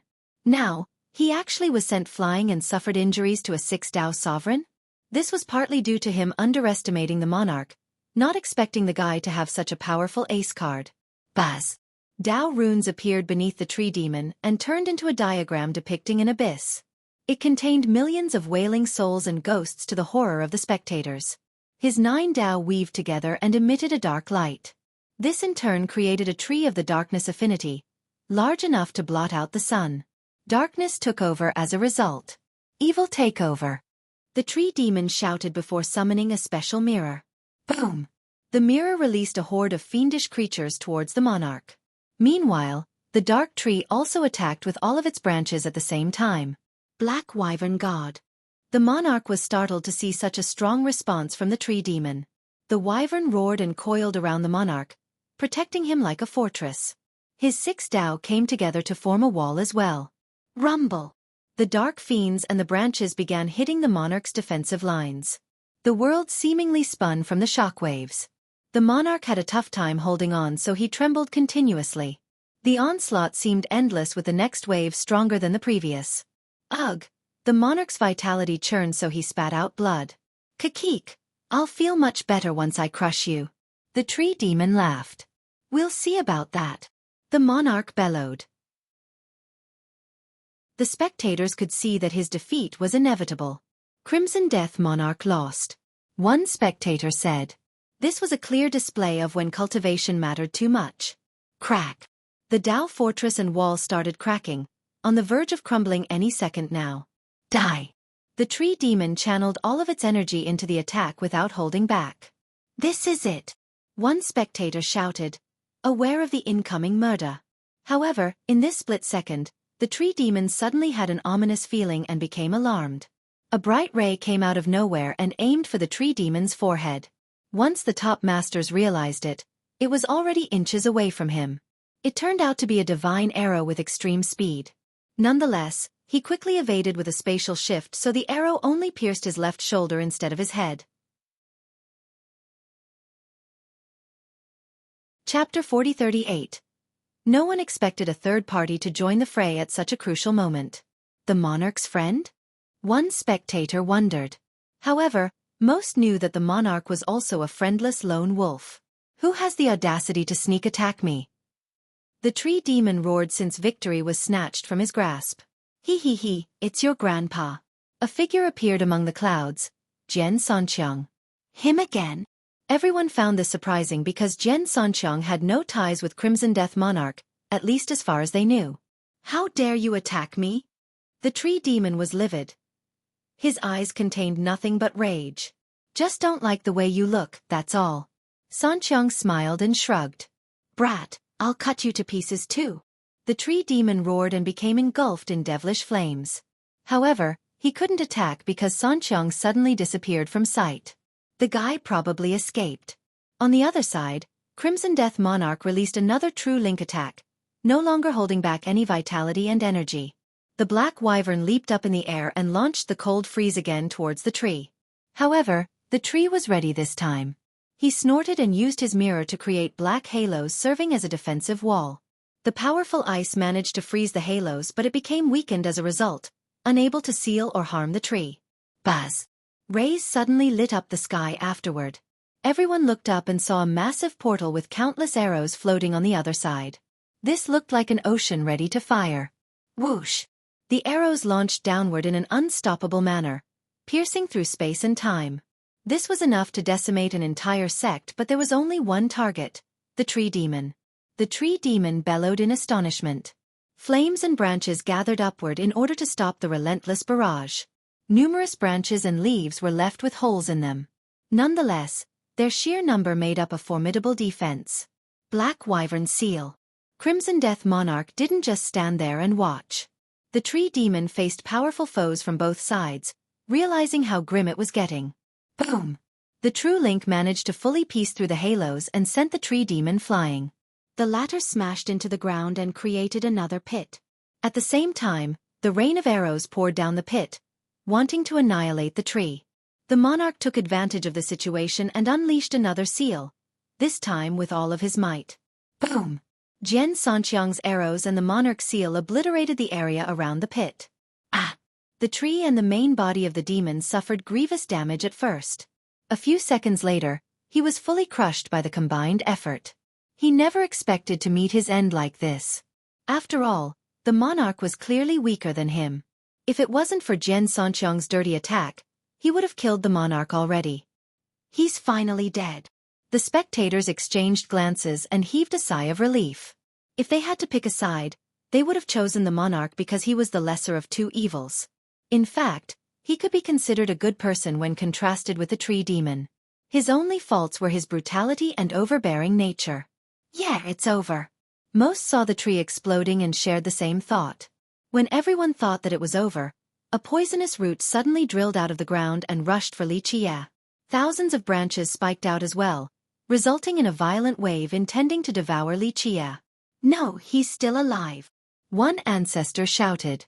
Jian Sanqiang and the monarch tried their best to stop it, but it was too late. The wooden wave turned into a monstrous jaw right before Li Qia. This is the end for him. A spectator bellowed. Clank. At this critical juncture, A heavenly sword descended out of nowhere with violent energy rays. It caught the root of guard and pulverized everything. Not a single branch escaped destruction regardless of its size. This root turned out to be the demon tree's poisonous source. With it gone, the only thing left was his true fate. Thus, he decided to run right away. His true fate soared for the horizon. Alas, the sword didn't let up. A hymn could be heard before the sword slashed forward. Ah! It cut the true fate down, so this spelled the end of the tree demon. A gray-robed old man stood not far from there. He wore a large cap low enough to hide his face. The only thing discernible was his old age. In reality, the hat was unnecessary. He already performed a shrouding technique to hide his true appearance. Only those strong enough would be able to see through it. He was the one who killed the tree demon. It appeared that he wished to keep his identity a secret for now. Thank you, fellow Taoists, I appreciate it. Crimson Death Monarch was ecstatic and cupped his fist towards Jian Sanqiang and the mysterious man. The old man didn't bother responding. As for Jian Sanqiang, he laughed and said, I wasn't helping you. Young Noble Li is my boss, so I'm just doing my part. Having said that, he disappeared from sight. Nonetheless, the monarch still bowed in that direction because Jian Sanqiang did indeed save him. He then walked closer and asked Li Qie, Young Noble Li, Dark Hand is dead now, so the job is mine. Chapter 4039. All eyes were on Li Qie due to his previous promise of a grand salary for the tree demon's killer, 1 billion golden sovereign refined jades. Of course, the monarch didn't finish the job by himself. Nonetheless, it seemed that Jian Sanqiang and the mysterious old man had no intention of claiming the contribution. He became the only one eligible for the reward. Nonetheless, he was definitely the main fighting force and certainly contributed to the demon's demise. I am a man of my word. From today henceforth, you shall be under my banner. The salary is as stated prior. Li Qie smiled. Oh. The crowd clamored after hearing the confirmation. 1 billion golden sovereign refined jades. Reality still struck them hard. This should be the highest paid position in the world? One expert calmed down and asked. Most sects in Sword Continent couldn't produce this sum, but now, the monarch gets to have it each year. Most importantly, it wasn't a big deal for Li Qie. I don't think the first elder of Sword Emperor got this much. Another jealous soul said. Even the city lord of 9 Wheel pales in comparison each year. An older cultivator shook her head. The lord of 9 Wheel Citadel certainly had enough authority and prestige in 8 Desolaces. However, even this existence couldn't have such an insane salary. I'll be his horse and ox for this much money without uttering a single word of grievance. Someone wouldn't mind licking Li Qie's shoes for this sum. You need to be capable enough. An ancestor responded. Everyone had the chance earlier, but only the monarch gave it a shot. He earned it by risking his life, so no need to be jealous. The others exchanged glances and found this logical. None dared to step up earlier. Some ancestors were certainly strong enough, but they had their own plans. In the end, the monarch became the victor. I'll quit being an ancestor right now for this job. Nonetheless, people were still envious. After all, they could work for their sect for a lifetime and still wouldn't earn this much. Jealousy was unavoidable. The monarch himself didn't expect Li Qie to say yes. In fact, he would have been more than happy with a one-time payment or even just a salary of 100 million. He was just a 6 Dao sovereign, so the salary was a monstrous sum. All of his wealth right now didn't come close to it. Thus, he just became rich overnight. My lord, from now on, my life is yours. I will do all of your biddings. He got on his knees and prostrated. Rise. Li Qie smiled.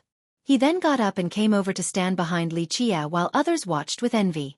Not long ago, Li Qie was just a nobody. Others viewed him with disdain and contempt. Not to mention a 6 Dao sovereign, even regular disciples had contempt for him. Everything had changed in one day. It seemed that being able to work for Li Qie was a true privilege. As the saying goes, everything has a price. 2 scenarios existed for a priceless treasure. One would be that it wasn't for sale. The other being that it wasn't worth a coin, completely undesirable. What do you want? Li Qie then stared at the old man in gray. The old man hasn't said a word ever since he got here. He helped out greatly and managed to save Li Qie from the tree demon. Thus, he should enjoy a reward similar to the monarch. He became the center of attention. Everyone wanted to hear his desired salary. I am incapable and do not dare to ask for anything. The old man bowed towards Li Qie. I am more than satisfied with daily meals as my payments during my service. Many became frozen after hearing the response. Everyone could see that he was extremely strong and Li Qie owed him his life. Thus, he could even ask for something grander than the monarch's salary. There was a high possibility of Li Qie agreeing. On the contrary, he chose to be illogically humble and ask for nothing. This was akin to throwing at least 1 billion jades away for nothing. Given his immense power, he would have no problems taking care of daily meals. Thus, he was viewed as crazy. May I ask for your name, sir? Lu Qi stared at him and asked. She couldn't see through him, so intuition told her that she was weaker than him. My memory has gotten worse with age. The old man slightly bowed and said, I do not recall my name, young noble. If you don't mind, you can call me Aji. Lu Qi couldn't pry any further since the old man was being as humble as can be. It would be awfully impolite. As for the crowd, they were still confused by his strange choice. 1. A is usually the prefix for servants' names.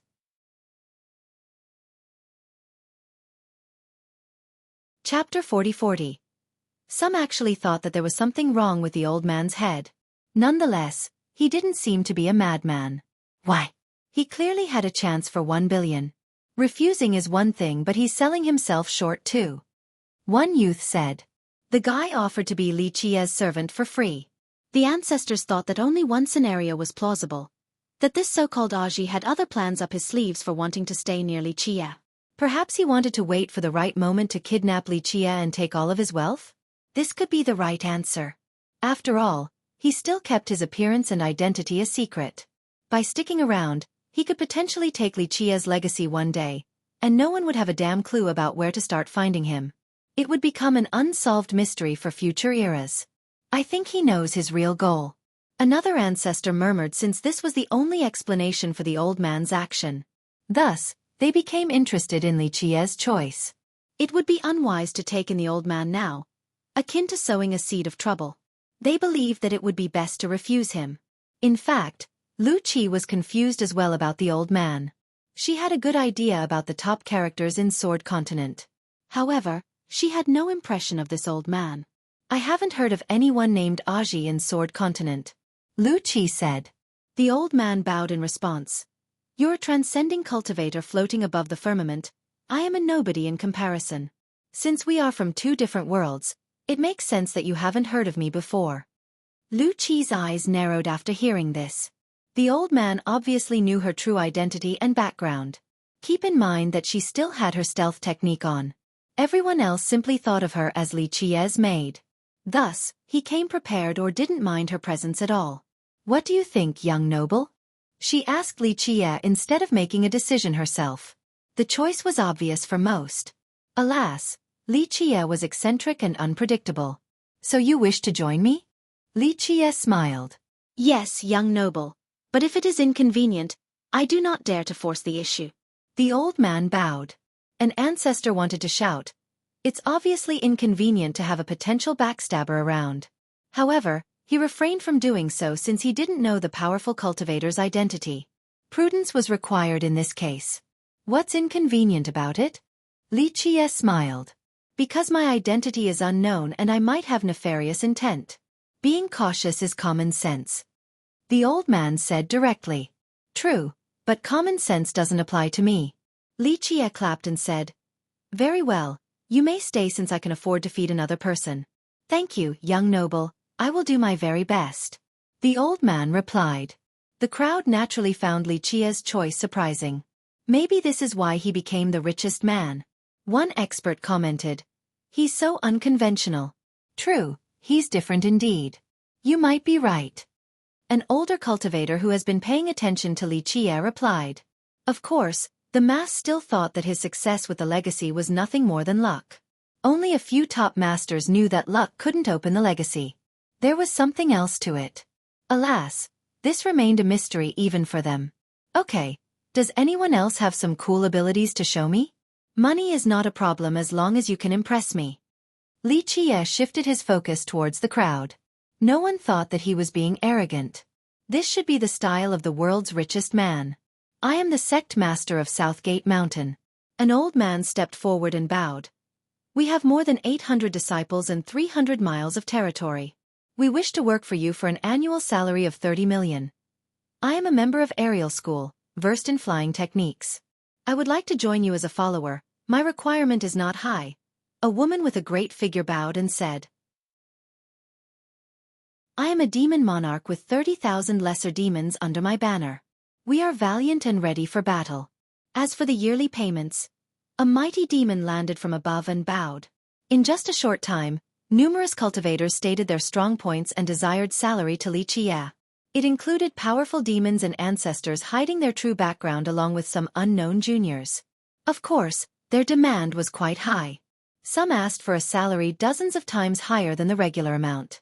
These particular cultivators harbored zero nefarious intent. However, they viewed him as a fat sheep to be taken advantage of. Li Qiye casually picked without following any logic. He refused some that had stated a fair price but eventually picked a few with unreasonable demands. All in all, no one could make an accurate prediction. It didn't take long before he recruited a large group. Those chosen were elated because their salary became far higher than before. Okay, you'll be in charge of them. After finishing, he told Crimson Death Monarch, Aji will be my consultant. Ask him if you have questions. I understand. The monarch bowed. Chapter 40-41. The monarch then brought the new recruits to another place for them to settle down. Young noble, are you starting a sect? Xueqi became curious because Li Qiye had recruited people from all over the world. Most importantly, he had enough wealth to do so. In history, top masters have started sects along with weaker cultivators. The sects of the former would last for generations while the latter might go down after a few years or decades at best. This was a different scenario. The other progenitors relied on their strength while Li Qiye relied solely on his wealth. He didn't need to pass down any merit law or techniques. Just the salary alone was attractive enough for big shots to join him. With the right administration, his sect could become stronger than many top ones in Sword Continent. I'm just killing time. Li Qiye smiled at her. But if I were to start a sect, would you like to join? This sudden question surprised her. She was working for him but ultimately, she was still a disciple of the Su. She pondered for a bit before shaking her head. I appreciate what you have done for me but I am a member of the Su and always will be. The only exception is if they banish me. This was a tough choice for most. After all, she had personally experienced his generosity in the last few days. He gave her things that her clan couldn't possibly muster. They had no access to those invincible weapons. Thus, if he were to start a sect, she might receive incredible resources and gain high status due to her innate talents. 10 of her clans couldn't match this sum. It wouldn't be an exaggeration to say that she would enjoy the same privileges as the behemoth's successors. Nonetheless, she still refused his tempting hypothetical because she wanted to stay in her clan in spite of its declined state. She would never abandon it for any reason. Interesting. Li Qiye chuckled and nodded, dropping the issue. Archaic Style has finished the transfer process for Omniscient Dao Lord's territory. They led the way and showed Li Qiye the area. This land was named Omniscient Home. The group found that this place was filled with beautiful nature. A verdant mountain range with waterfalls. It wasn't completely desolate either. Thousands and thousands of brick and tile buildings could be seen. The manager of Archaic Style finished the process by handing the account books to Li Qiye. Young noble, this is the former home of Omniscient Dao Lord. In the beginning there were only 10 peaks or so. Once we entered the pact with the Dao Lord, we bought the surrounding areas. After many generations, there are 30 cities and more than 70,000 shops. The annual profit is recorded in these books. Please take a look. This was a testament to Archaic Style's ability, managing to turn a small town into a large territory. The sealed pavilions of the Dao Lord are also available. According to the pact, the leftover merit laws can be given to the faithful ones. He handed an old jade over to Li Qiye. The latter only took a quick glance without caring too much. Nonetheless, he still praised, Archaic Style's reputation is solid indeed, more trustworthy than any other sect. Unlike other powers who cared about expansion and passing down their arts, Archaic style kept on doing business quietly for generations while maintaining a golden reputation. As a result, this reputation earned them continuous business from top sects and masters. The best example would be the preeminent legacy. The Tao Lord's monstrous wealth was coveted by all. Moreover, he left it to archaic style as well. If they desired it, they would have thousands of means to monopolize this wealth. However, on the contrary, they invested this wealth and multiplied it without taking more than the agreed share. Thank you, young noble. The shopkeeper bowed. Reputation is the most important thing for us ever since our establishment. Nothing short of a miracle. Xueqi nodded and waved his hand. All the shops and cities will still be under your jurisdiction. The terms shall be the same as before. The shopkeeper was surprised to hear this. This sum was enough to put many sects to shame, yet Xueqi still gave it to them without thinking twice. We appreciate your generosity, young noble. He bowed deeply and said, You deserve it, trust is priceless. Xueqi said. With this, we have finished the transfer process of Omniscient Tao Lord's legacy. If you ever need anything from us in the future, just let us know. He solemnly said and bid farewell. Young noble, you're always so generous. Xueqi sighed and said. The interest and profit given to archaic style earlier were more than enough to revitalize her clan. They deserve it for maintaining their integrity after all these years. Xueqi nonchalantly said. Chapter 40-42. The group along with the new recruits came to Omniscient Home after the transfer process. The place became lively right away with new masters. This looked like the start of a new sect. Everything is available here. Xueqi smiled and told Crimson Death Monarch. Omniscient Tao Lord left behind top merit laws and secret arts from all over the world. Use them as rewards for notable contributions. My lord, should we really publicize these secrets? The monarch was startled. Cultivation manuals were heavily guarded in any sect, never available to outsiders. This was especially true for Tao Lord merit laws since they were considered nothing short of priceless. Sect members themselves didn't necessarily have access to top-level merit laws. However, Xueqi was ready to give Omniscient Tao Lord secrets to the new recruits. This Tao Lord was famous for his knowledge and insight. His lifelong collection of merit laws should be magnificent. Anyone else would rather monopolize it instead of sharing. Most importantly, they all belonged to Xueqi in the first place. No one would have an issue with him keeping them for himself. Furthermore, the new recruits had no ties with Xueqi. Their motive was the handsome salary, nothing more. Crimson Death had traveled around the world but never experienced anything like this before. Manuals are dead. They are mere pieces of paper if there is no one to take advantage of them. Xueqi said. An invincible merit law still requires a capable user to show the world its might. The monarch and those nearby didn't expect this response from him. It was certainly a refreshing angle. Most of them were accomplished cultivators with prestigious backgrounds. They naturally understood how heavily guarded merit laws were. Thus, Xueqi's viewpoint was a stark contrast to anyone else. My lord, your magnanimity knows no bounds. Meeting you must be the luckiest event in my life. The monarch bowed deeply. Lead them well. Remember, ask Aji for help when necessary. Xueqi ordered. He then turned towards the reticent Aji and said, Feel free to look at the sequestered merit laws. As for handling's the reward, you and Crimson Death will be in charge. Your existence shall be a blessing for the world. You have my gratitude. Aji bowed as well. Xueqi chuckled and waved his hand. The group left as commanded. He then turned his attention towards Tai Jian and smiled. You and Aji are different. He's only a spectator while ambition fuels you. But that's fine, the stage is right here. Progress is up to you. If you need money, I have money. If you need merit laws and treasures, they're right there. I have given you all the advantages. If you still can't amount to anything, that's your own fault. I understand, young noble. We will do our best to live up to your expectations. Tai Jian solemnly said. I have no expectations. It's just that I have too much money and no place to spend. Xueqi chuckled. He didn't demand anything of the group. Nonetheless, they shall avail themselves to his wealth and do their very best. This is your new home now. Do as you please. Xueqi waved. Tai Jian bowed deeply before taking his leave. I don't think there's another master as generous as you, young noble. Xueqi said after everyone was gone. Then you should think about switching master, no? You'll have all the food and clothes you want afterward. He smiled. Xueqi smiled wryly and said, It is a blessing of 3 lifetimes to be able to serve you, young noble. However, my life belongs to my lord for what she had done for me. I will follow her till my last breath. She knew that he was special and not inferior to her lord. However, her loyalty remained unwavering. That's her fortune then. He smiled. Young noble, you have a lot of trust in Aji despite his mysteriousness. Xueqi started a new topic. Li Qie had many followers at this point, but the most mysterious was Aji.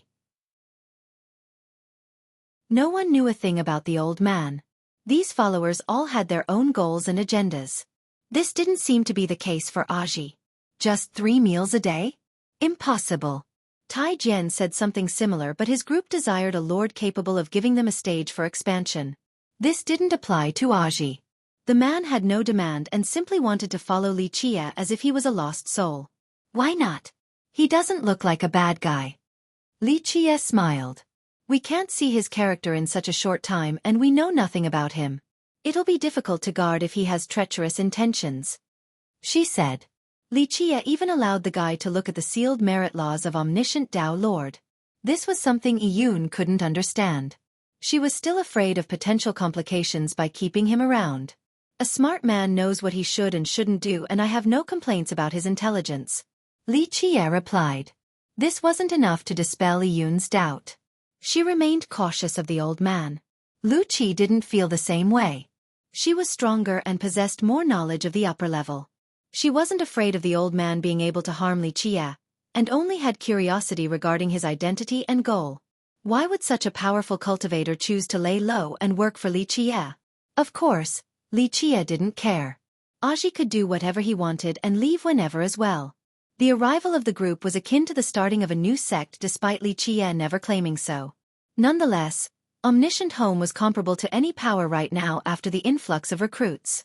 Because of this, other sects and countries came to congratulate Li Qie, wanting to please the richest man in the world. Moreover, some tried to start business deals with Li Qie too. His generosity was well documented at this point. Young noble, a few declining powers want to sell their land to you. Xueqi had to do numerous meetings since Li Qie didn't want to see anyone. She then relayed it to Li Qie.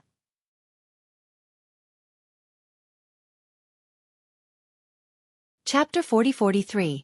Buy them all, why not? Li Qie smiled and agreed. I don't think we should because their territories are far away from us. We can't accept and administrate over them. For example, this estate in Dream Marsh is infested with bandits. We'll just be throwing money away. Yun became worried. Some came to sell Li Qie their properties and land at sky-high prices. Aware that Li Qie had too much money, it wouldn't be an exaggeration to consider a few deals as scams. These properties were worthless and too far away from Omniscient Home. Even if he were to purchase them, he wouldn't be able to go and take over. Yun knew all of this since she had traveled extensively and was far from being a novice. She wanted to refuse right away but still waited to hear Li Qie's opinion. We'll be fine. Send people to take the purchased territories. If there are problems, then subdue them with force. Otherwise, what's the point of feeding all these cultivators? My meals aren't free. Li Qie smiled. Yun agreed with this. The new recruits so far could take on an entire country. Li Qie spent such a monstrous sum already, so they should work for it. I see, then I will carry out your command. Yun agreed to buy the distant territories and estates. Regardless of their conditions and circumstances, they would belong to Li Qie after the purchase. This was time for his new recruits to work. Moreover, it would increase his reach in Sword Continent as well. I'll tell Crimson Death to help you, Li Qie said before summoning the monarch. Train your group well because Yun will be going to take over some properties. Prepare well. We can't let the poor girl go all by herself for this sensitive task. The monarch understood Li Qie's intention right away. This wasn't a charity. Li Qie might be wanting to spend money, but it must also entertain him in some ways. I will do my best to assist Miss Su, my lord. The monarch bowed. Be clear with merits and contributions. Reward those deserving and vice versa. There are plenty of sealed merit laws. Use them. Li Qie nodded. The monarch accepted the order and went to carry it out. Because of Li Qie's attitude, Su Yiyun no longer hesitated in buying unsavory or problematic territories. Nonetheless, she remained relatively picky regarding the purchases. She chose against buying the truly worthless territories even though Li Qie never limited her capital. Thus, the sellers found it impossible to pull a quick one on her. She was decisive and quick in this regard. Li Qie was quite happy with her and joked, "You should just stay here forever and be in charge of administration and transactions." She chuckled in response. She was currently working for Li Qie but would have to leave eventually to return to her clan. Too many came wanting an audience with Li Qie. Some wanted to join him, others wanted to sell their treasures, and more wished to befriend the richest man in the world due to his famous generosity. Li Qie didn't see any of them with the exception of one group. It was none other than Calm Bamboo Princess and the seniors from her sect who have been waiting a long time in the main chamber. Li Qie took his time before arriving. It wasn't that long since the preeminent legacy event. The princess looked the same and still wore a green dress. She brimmed with life force and a refreshing aura. Sitting next to her was an old man adorned in a regal robe. He was clearly a man of status despite having a wooden hairpin instead of a crest to hold his hair. He exuded an ancient aura akin to a pine tree growing on the precipice, unmoved by the winds and rain. His eyes contained a frightening flash despite his best effort to hide his power. This was a mighty heavenly sovereign. Other big shots were nearby. The seniors of the princess from Wooden Sword Holy Kingdom. The princess looked rather obedient this time around, no longer as prideful as arrogant as before. She bowed and introduced the group to Li Qie. "Young noble, please meet our king." The old man turned out to be the ruler of Wooden Sword with the title of Pine Leaf Sword Lord. He was also one of the 6 sect masters of Sword Continent. The 6 were members of the last generation and were quite influential. His kingdom only had one Dao Lord in the past. This didn't deter its prestige. It was founded by Wooden Sword Holy Devil. He was a Dao Lord but had defeated War God Dao Lord before. Keep in mind, this Dao Lord had carried out numerous expeditions against the Forbidden Zones, so he was no slouch. Unfortunately, their founder died in one of the zones later on. The next notable character of the kingdom was their single Dao Lord, Jade Bamboo. He was a Jade Bamboo demon and after finishing his Dao, his first deed was recovering their founder's corpse from the Forbidden Zone. Before leaving 8 Desolaces, he took off one of his branches and penetrated the sword burial zone with it. This bought everyone else an opportunity spanning 3,000 years. Moving forward, the kingdom couldn't train another Dao Lord. Nonetheless, it remained as one of the top powers in the continent. Their current king being one of the 6 sect masters was a testament to their prestige. Pineleaf Sword Lord stood up and bowed towards Li Qie. "Your reputation precedes you, young noble Li. There is no one else like you in history." He acted as humble as can be despite being a mighty king. "Sounds about right." Li Qie smiled and shamelessly accepted the praise. A big shot in the back scowled after hearing this. "Young noble, I am here to carry out my end of the bargain," the princess said. However, an ancestor from the kingdom stood up and interrupted her. "That's too early to say, little one. We haven't decided yet." The princess wanted to speak but chose to move to the side instead. "We're here to settle this dispute with you." The ancestor then turned towards Li Qie. Chapter 40-44. We are here to terminate the agreement. The ancestor uttered coldly. "Oh." Li Qie smiled, unintimidated. The princess is young and naive, which is why she agreed to the bet despite not being able to represent herself on something so serious since she's a member of Wooden Sword. "So you wish to renege?" Li Qie didn't find this surprising. "Mind your words now." A different ancestor was unhappy with Li Qie's choice of words. "No, you should be minding your words. This is my territory, not Wooden Sword." Li Qie chuckled and gave him the side eye. The third scowled but managed to restrain his anger. The first to speak began again. "We're not unreasonable, of course. If you agree to terminate the bet, we will compensate you handsomely." "Compensate me? Do you not realize how utterly ridiculous this is?" Li Qie burst out in laughter. His wanton laughter soured the ancestor's expression. This attitude could only be viewed as contempt for both themselves and their kingdom. This was unacceptable. Please fix your attitude. One ancestor uttered coldly, clearly unhappy. No, you're the ones that need to reflect on your stance. Your kingdom is indeed a bit famous on the continent, but take a look at yourselves then me. In my eyes, your kingdom is on the verge of declining, and as for you all? A bunch of impoverished old men daring to talk about compensating me with your meager coins? This is akin to beggars wanting to satisfy me, the richest man in the world. How is this not hilarious? Xueqi shook his head and retorted. The ancestor's expression became unsightly and glared at Xueqi. How are you going to compensate me?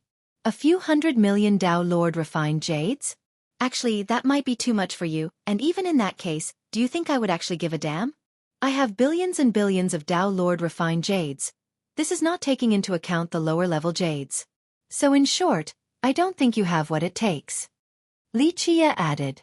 Xueqi boasted about his wealth just like a parvenu. Nonetheless, they had a hard time retorting since he was indeed the richest in the continent, or perhaps all of 8 decimalaces. There were levels to having money as well. To be frank, once one got rich enough, everything they did became acceptable. Even their fart would start smelling good. Xueqi looked at the group, one by one, before smiling. One sliver of my wealth is enough to feed your entire kingdom for 3 generations. So what can you offer me? Dao Lord weapons? I have more than 10. Merit laws? Nah, I just inherited an entire library of Dao Lord merit laws. I'm about to give them to my servants. The ancestors were speechless while listening to him. We are indeed overestimating ourselves in terms of wealth. Pineleaf Swordlord said. No one can match you in this regard, so there's nothing we can offer. He knew that Xueqi was telling the truth. That legacy simply had everything. Even the Sea Emperor Sword Kingdom couldn't compete with him. Your Majesty, you're lowering our morale. An ancestor whispered to their king. Pineleaf waved his hand and said, I'm merely telling the truth. We need to accept this.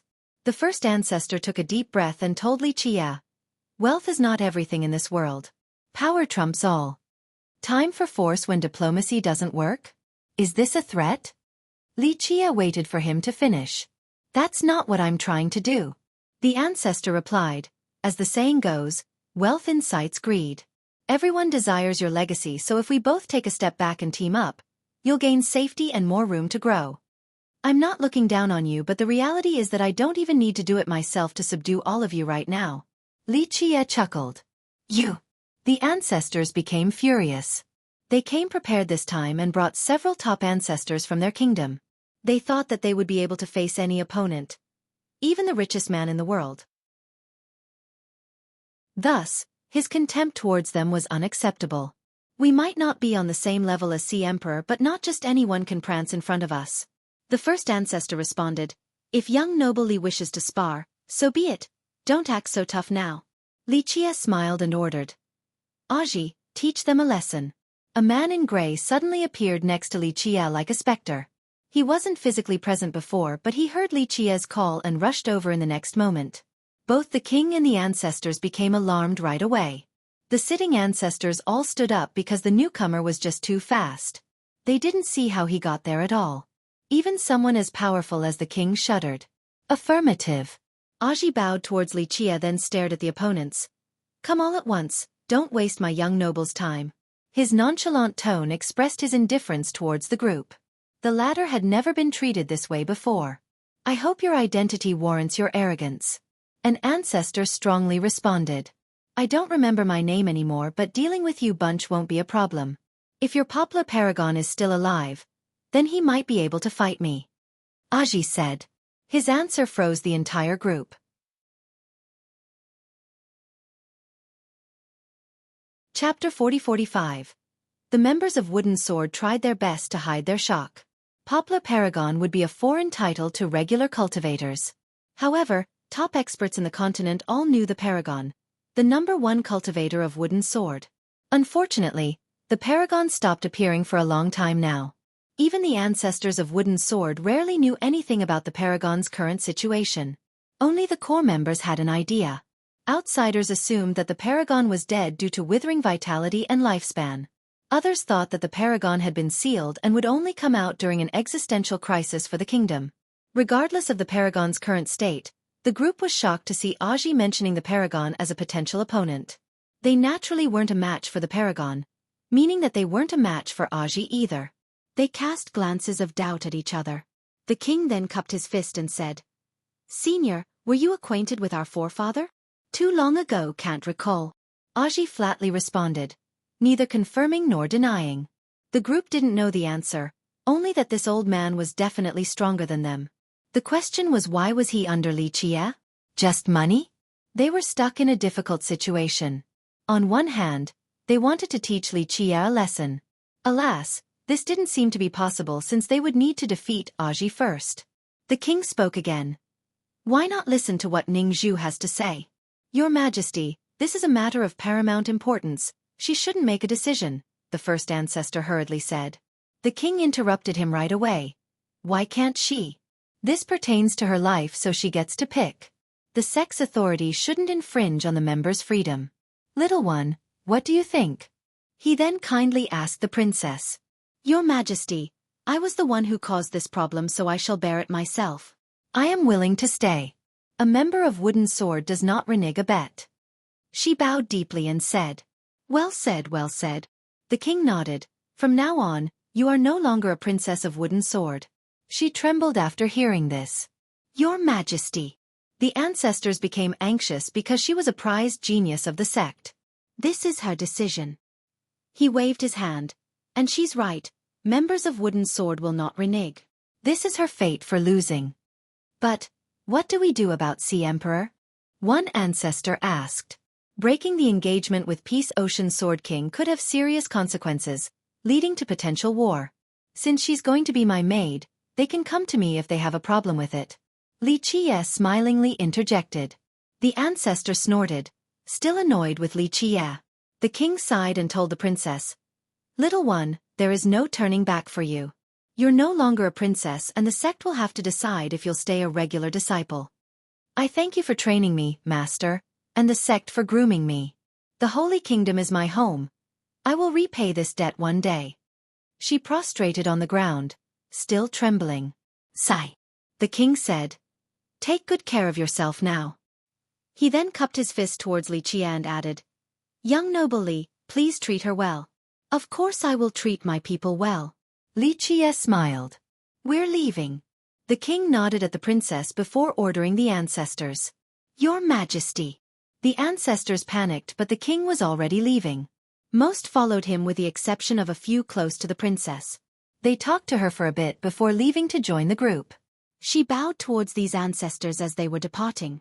Once they were gone, Li Qie told her, "Fetch water for your first task. Do your best now." He then returned to his room. The princess took a deep breath and tried to calm down.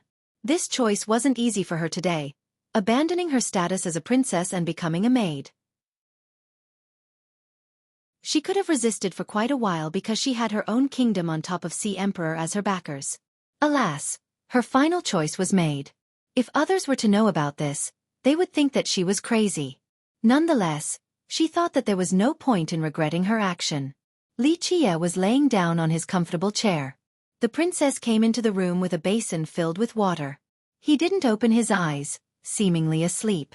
She crouched down in front of him and took off his shoes, placing his feet into the basin and earnestly washing his feet. She had never done a chore before given her background, let alone washing the feet of a male stranger. Thus, she was slow and clumsy. "You're quite smart," Li Qie said. "But just know that one will get burnt eventually when they play with fire." "I don't understand, young noble. I am merely carrying out my end of the bargain," she calmly answered, no longer possessing the same pride as before. "Really now? Who began spying on me even outside the city?" Li Qie chuckled. The princess didn't expect him to know this. She composed herself and said, "I just happened to be there at that time." Li Qie smiled and gently lifted her delicate chin. She looked up and met his gaze. She was gorgeous indeed, with sculpture-like features, especially her red, tantalizing lips. "Sure, that might have been a coincidence," Li Qie said. "I don't think our second meeting inside the city was." She didn't respond.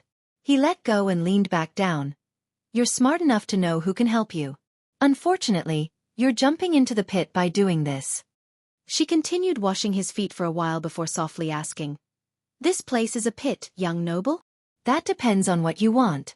Li Qie replied. There are pros and cons in everything. It applies in this situation as well. I do not regret my choice. I am your follower now. She replied. The descendant of Jade Bamboo Dao Lord is impressive. Your intelligence alone does not shame your prestigious and pure bloodline. Just know that being too smart can backfire sometimes. Li Qie said. She started trembling again because he knew her true background, something misunderstood by others. 1. Ningzhu is calm bamboo. It's unclear whether this is a title or a name. It should be a title, but he's using it as a name instead of a real name here. Chapter 40-46. The kingdom never explicitly stated nor confirmed her background. Others assumed that she was a jade bamboo demon. They didn't know that she was the descendant of Jade Bamboo Dao Lord on top of possessing an exceedingly pure bloodline. After all, too many generations have passed and the direct branch was no longer there. Furthermore, bloodlines would also become thinner with time before disappearing altogether. Alas, there were exceptions to everything. 1 or 2 descendants later down the line might somehow possess a pure bloodline. This was an extremely rare occurrence, being born with a pure Dao Lord bloodline. In these special cases, the lucky child would have an exceedingly bright future far exceeding their peers. 4 Calm Bamboo Princess. She was able to become the successor of Wooden Sword and the direct disciple of the king due to her innate gifts. Only the core ancestors of the kingdom had access to this knowledge, but now, Li Qie easily figured it out. She took a deep breath and felt as if she was completely naked. All of her secrets were out in the open before him. I am in awe of your vision, young noble. She said, looking as obedient as can be, as if she has become a different person. Having a jade is a crime. Li Qie smiled. Being born with a pure bloodline is the same as having a piece of jade since birth. That's why Sea Emperor Sword Kingdom picked you. Peace Ocean Sword King was the current ruler of the strongest lineage in Sword Continent. No need to elaborate any further regarding his prestige and authority. Numerous sects would be more than willing to become in-laws with Sea Emperor. However, the latter eventually chose Calm Bamboo Princess. There was obviously a reason. Her pure Dao Lord bloodline. Right, the engagement started during my youth. She nodded. The conditions must have been quite favorable. Wooden Sword doesn't need resources. What was the demand? Li Qie smiled. Wooden Sword was powerful, but in this scenario, it was the one reaching up. Nonetheless, one could also say that the princess' future was bright either way. Thus, Wooden Sword should have more plans before picking this engagement. She opened her mouth but hesitated, only letting out a sigh. Let me guess. He answered his own question. They want a child. Wooden Sword should have fully supported the princess given her bloodline. Why did they want to send her away? Right. She admitted with a nod. For Wooden Sword, this engagement would net them a powerful ally. Moreover, Peace Ocean Sword King was talented enough to have a good chance of becoming the next Dao Lord. Thus, the child of these two would be supreme. If such a child was given to Wooden Sword as its future successor, they might be able to have a Dao Lord as well. Furthermore, it would strongly bolster the ties between the two sections. The above factors made Wooden Sword agree to the engagement. But you don't want to. Li Qie smiled and knew all of this. She looked up at him and said, no one wants to be controlled and manipulated. As a disciple back then, she had no power nor the right to oppose the marriage. This didn't change even after she became the successor. She naturally didn't want this deep in her heart. Becoming the future queen of Sea Emperor sounded prestigious and glorious. Alas, she knew that she was being used as a tool for reproduction. Unfortunately, resistance was futile. The majority of ancestors in Wooden Sword agreed to this engagement, so her hands were tied. That's why you picked me. The audacity. Li Qie shook his head. Someone as unfathomable as yourself should be capable and wise. The princess said. She had thought about various methods to escape this marriage despite being aware of the futility. Who would dare to offend Sea Emperor? After the engagement was formalized, not even Wooden Sword could change its mind. However, Li Qie's appearance gave her hope. His miraculous abilities made her think that he would be able to oppose Sea Emperor. This was the reason why she staged the next meetings and the bet. I don't know about all of that, but is it wise for you to sell yourself to me as a maid? Li Qie chuckled. She pondered for a moment before replying. Being the future queen of Sea Emperor might not be better or more prestigious than a maid. She ruminated on this issue plenty in the past after observing Li Qiye before making the decision. On the surface, the answer was obvious. The queen was countless times nobler than a maid. However, she disagreed with this because she would become nothing more than a reproduction tool for sale. Therefore, taking this risk was necessary. She bet everything on Li Qiye's abilities. All I can say is that wooden sword is run by idiots, to give up a good seed like you. Li Qiye laughed. His Majesty treated me like a daughter and taught me everything. She shook her head. A few opposed the engagement. Her master was one of them, but unfortunately, he couldn't make the decision alone. Well, since you have chosen to join my side, do your best to serve me now. Li Qiye ended it there. I never regret a decision once made. She solemnly said, then went back to her task of washing his feet. After she was finished, she left quietly instead of bothering him. There's potential here. Lu Qi appeared next to Li Qiye like a specter. Indeed, very smart. Worthy of further grooming. Li Qiye smiled.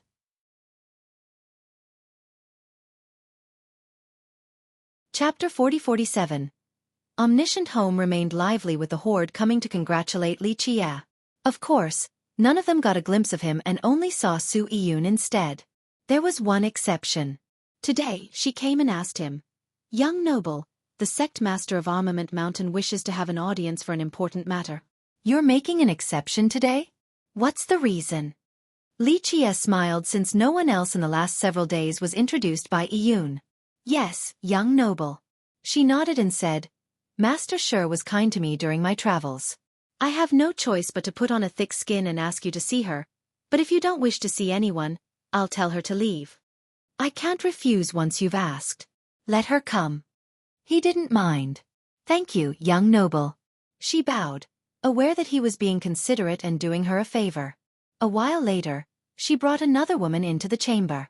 The latter's presence lit up the room right away. She wore a purple dress unaccompanied by other ornaments.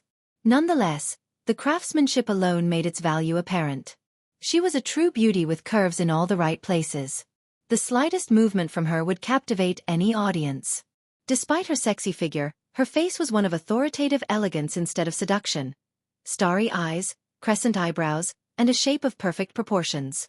Two contrasting styles manifested in her, nobility and sensuality. I am Xueqi, a member of Armament Mountain. It's a pleasure to meet you, young noble Li. She bowed deeply towards him and introduced herself. She was no ordinary disciple but was the sect master of War Mountain. Another status of her was being one of the 6 kings in Sword Continent. She belonged in the same generation as Peace Ocean Sword King, only a little older.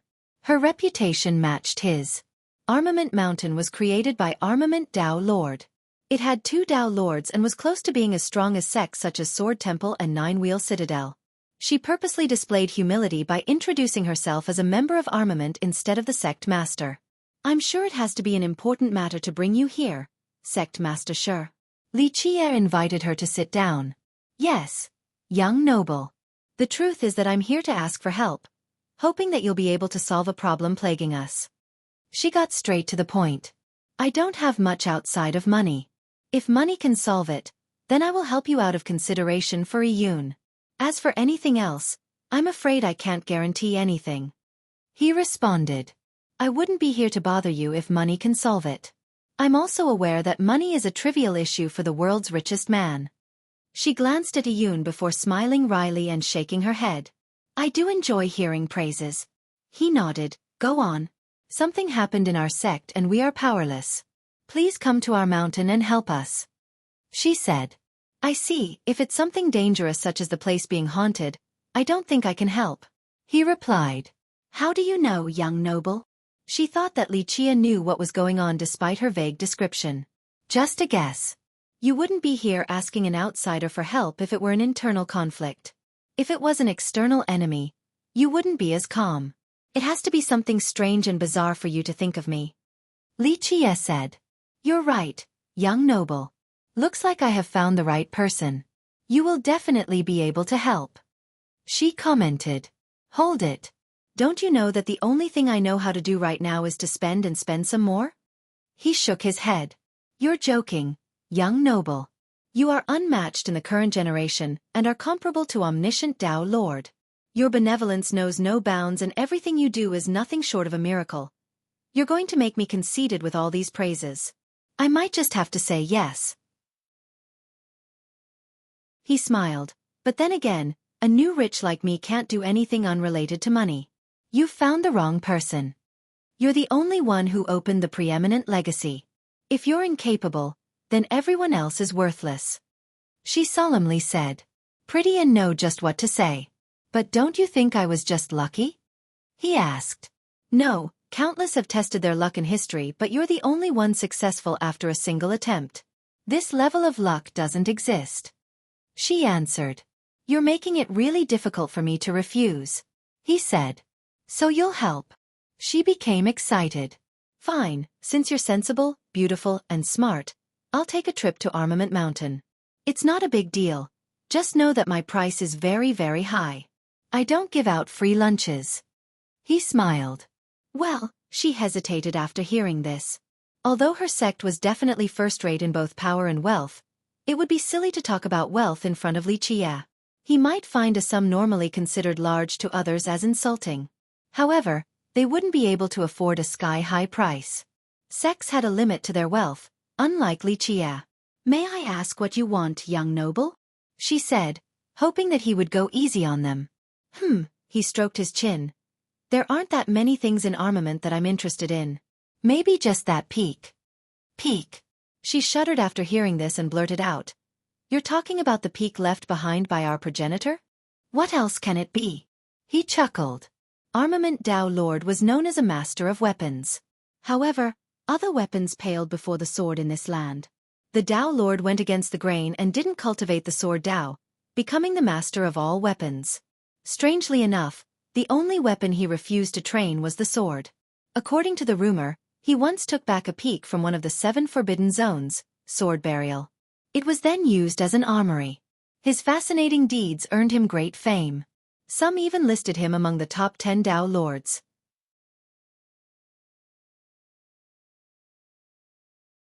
Chapter 40-48. The peak remained in Armament Mountain for generations. It wouldn't be an exaggeration to say that it served as a foundation for armament. Historians went as far as stating that the prosperity of armament was predicated on its possession of this peak. Thus, it was more important than anything. I'm afraid I can't agree to your request. Most importantly, neither I nor anyone else in armament can make this decision. She shook her head. Armament could not use this peak as a transaction regardless of the circumstances. Even their second Tao Lord, God Ape Tao Lord, lacked the authority. To do so was the same as betraying the sect or disrespecting the progenitor, punishable by death. Then there's nothing I can do. Your mountain doesn't have anything else that interests me. He smiled.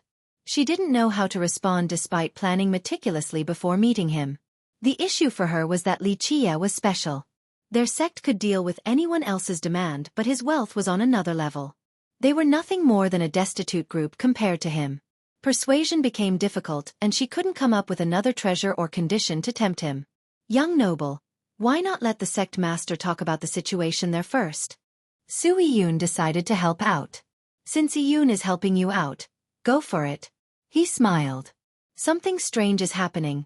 It's like we're haunted. Xueqi took a deep breath and said, haunted. Iyun didn't expect to hear this at all. Others would find this hilarious because cultivators went against the laws of nature. Ghosts in the mortal sense simply didn't exist. At the very best, they were mere spirits with grudges or obsessions. This belief was especially true for the more powerful cultivators. They weren't intimidated in the slightest. In this case, one of the 6 kings was having this type of problem. Normally, cemeteries or the wilderness would be the perfect places for ghost stories.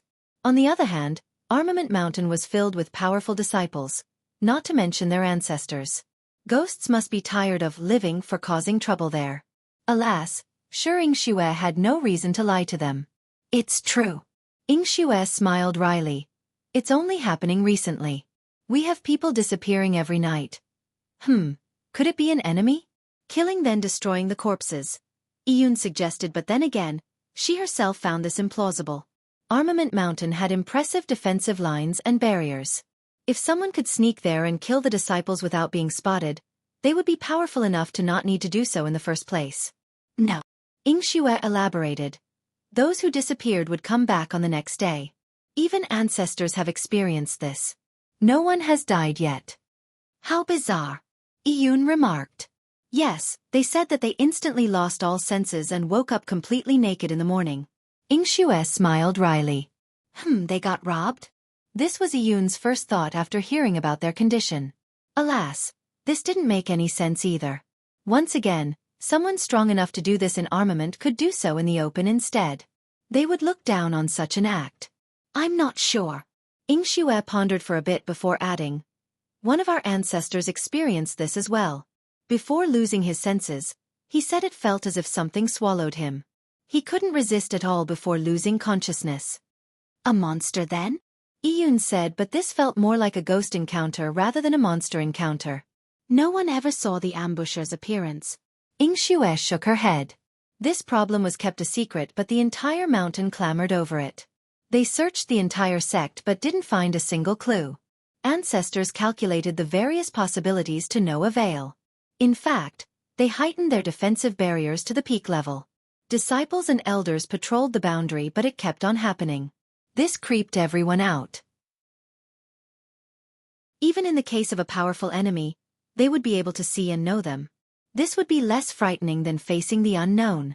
Thus, they could only consider the place as being haunted, something ridiculous in the cultivation world. This was the reason why Xue had to ask Li Qie for help. Is it a mischievous game? Doesn't quite seem like it. Yun wondered. Who would be doing it then? Xue smiled wryly. No one has been hurt yet, so the ancestors had thought about this possibility. However, which top master in Sword Continent would have the time to play around with them? What do you think, young noble? Yun asked Li Qie. Chapter 40-49. Armament Mountain. 1 Sect, 2 Dao Lords. It was created by Armament Dao Lord and revitalized later by God Ape Dao Lord. The Dao of the Sword dominated this continent. 90% of sects here focused on this Dao. The rest had a hard time keeping up. Armament Mountain was an exception. It maintained regional supremacy while focusing on other weapons: saber, hammer, spear. It had used every other weapon before to great effect with one exception: the sword. Armament Dao Lord stood out even among his peers due to his versatility. There was no way the sword Dao was too difficult for him. Most believed that given his talents, he would have dominated the continent with this Dao as well. Thus, the actual story perplexed future generations. This issue has been discussed over and over again, resulting in numerous explanations and theories. One stated that he was bullied by a swordsman during his youth. Thus, he had a grudge against the sword. Another talked about him having a fiancée taken away by a sword genius. Therefore, he swore to oppose the sword Dao, wanting to defeat it. A third explained that due to his incredible talents, he had a unique pursuit. Since the sword Dao was already on top during his generation, he didn't wish to follow the previous sages. Thus, he chose the other weapons in order to become a unique cultivator. He never confirmed any of these theories before, so it became an eternal mystery. Moreover, some were ridiculous anyway. Though his sect only had 2 Dao Lords, it might not be weaker than those with 3 or more Dao Lords either. From a distance, Armament Mountain looked as if there were hundreds of peaks crowding together. All of them had a different formation. One was tall and perilous, just like a spear pointing at the sky. Another was thick and heavy, resembling a hammer. One more was a precipice in the shape of a saber. This was quite a sight to behold. When observing deeper inside the sect, there was one particular peak shrouded by clouds and mists. It wasn't that large compared to some of its friends. However, it occasionally flashed brightly just like a treasure grove. It was the size of a tiny boat amidst an ocean of clouds. However, it surpassed everything else and became the core of the sect. The most majestic and divine peak here still seemed inferior in comparison. The others seemed to be crowding in this place just to prostrate and offer their respect to this one. It served as the foundation of Armament Mountain, the one taken back from a forbidden zone. Li Qie followed Xue back to her sect. He didn't bring anyone except Calm Bamboo Princess. Once they got close enough, they started observing the sect. Armament Mountain is as magnificent as ever. The princess became sentimental. The only difference now was that she was a maid instead of a princess. It has been several years since your last visit, Your Highness. Xue nodded. Please call me Ningzhu instead. I'm no longer a princess of wooden sword and do not dare to use this title any longer. Ningzhu said. Xue's eyes shifted between Ningzhu and Li Qie. She had heard of the bet between these two before. Outsiders would consider a princess becoming a maid a fall from grace. She didn't agree, but it would be improper to comment on it. That peak isn't bad. Li Qie's focus was on the tiny peak. It's brought back by our progenitor from the sword burial forbidden zone. It is the very foundation of Armament Mountain. That's why none of us can use it in a transaction. Xue chuckled awkwardly while trying to spell it out for Li Qie. He smiled and knew her intention, choosing not to force the issue. He only gave it a brief glance before staring at something else. Next to the sect was a field. It looked rather plain compared to the majestic peaks nearby. What is that place? Does it also belong to your sect? He asked. Yes, young noble. It belongs to the Tang before and is also under our jurisdiction. She looked over and answered. She was curious about his interest in the plain. Her sect didn't pay attention to it despite the close vicinity due to its desolate and barren nature. Armament Mountain administered a large territory, but not all the lands belonged to them. For example, this plain still belonged to the Tang. The Tang had a legendary character once. It's just that they have declined with few members left. She added. She wasn't too certain because due to the Tang's current state, they had no connection with a big shot like her. The Tang wanted to sell all of their land and properties to Armament Mountain. However, her sect had no interest in this deal. This was the only reason why she remembered them. I see. He smiled. She remained curious but didn't ask him for elaboration. The trio then started heading for Armament Mountain again. They met many disciples on the outskirts who instantly greeted their sect master. Sect master. Their trip was interrupted by an anxious old man who ran up to them. What's the matter, eldest son? Xue slightly frowned after seeing his abnormal expression. A little problem. The elder glanced at Li Qie and Yun before whispering to Xue. Xue's expression became serious after hearing this. Something must have happened in the sect. She pondered for a bit before telling Li Qie. I'm afraid there are internal matters I have to take care of, young noble. Please rest in our courtyard for now and I'll take you on a tour of the sect once I'm finished. 1. I'll use Ningzhu instead of Bamboo from now on.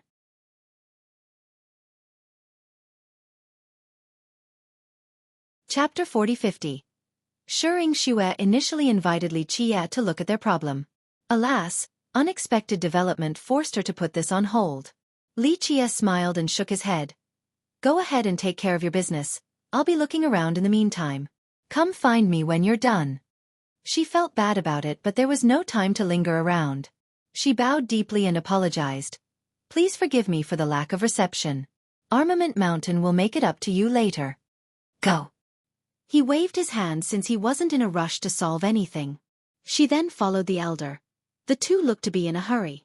They're under attack? Ningzhu wondered after seeing this. After all the trouble Xue went through to invite Li Qie, she should have prepared an official welcoming party for him. Ultimately, she needed to please him for his support. But now, they haven't even made it to the sect and she chose to leave him behind. It must have been something important to warrant such an improper departure. Ningzhu thought that the only explanation was that enemies were invading. However, the place looked peaceful with no sign of warfare at all.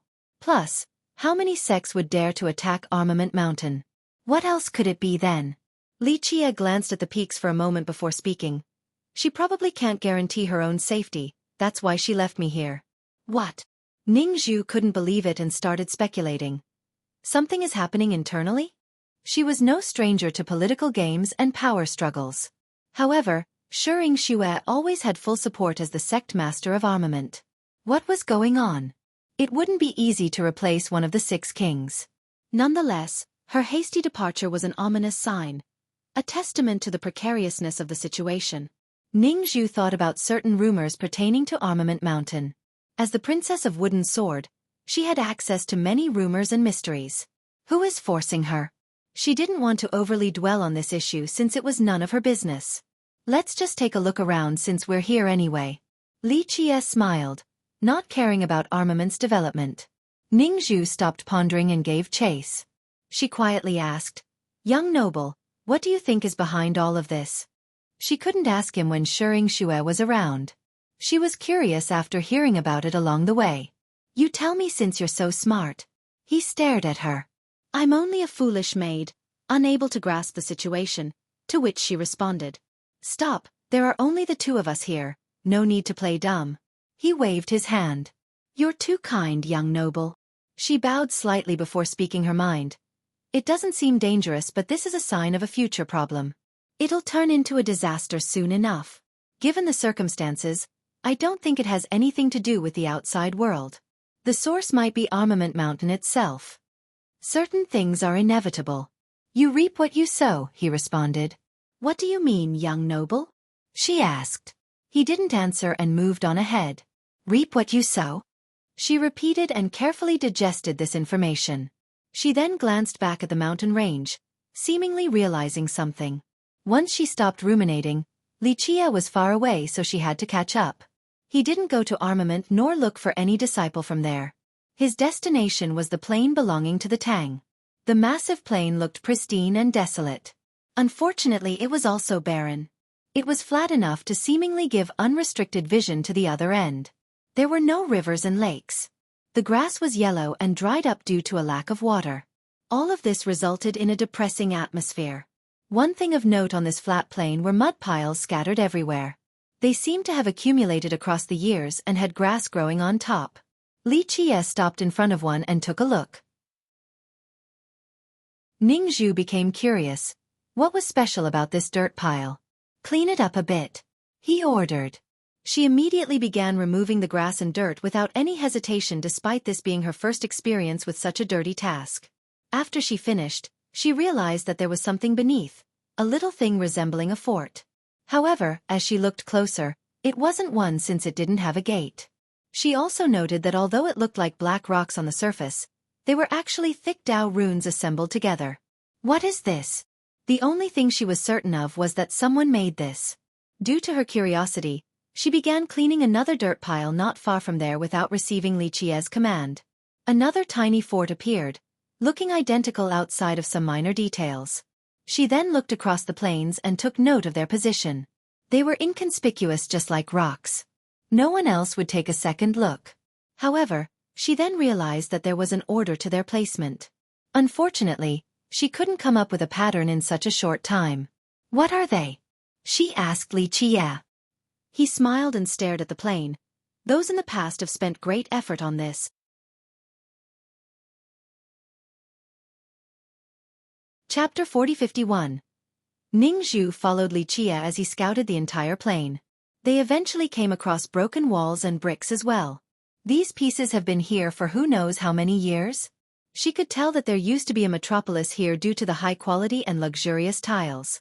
Furthermore, they also found statues everywhere underground. Only some had minor parts exposed. It must have been an incredible city. As time passed, it fell into a decline and lost its population. Everything else crumbled from a lack of upkeep. The plains of the Tang. I have heard about how rich this clan used to be before. Ning Zhu commented, then glanced at Li Qie. Armament Mountain wasn't a thing back then. The forefather of the Tang was renowned because of his miraculous success. Yes, quite rich, Tang Ben. Li Qie smiled. You've heard stories about him, young noble? Ning Zhu found this surprising. She only knew a little bit about the legends of the Tang. This was her first time in the plain despite having visited Armament Mountain before. After all, the Tang had fallen, so there was no need for her to visit. Just coincidentally heard a few things about them.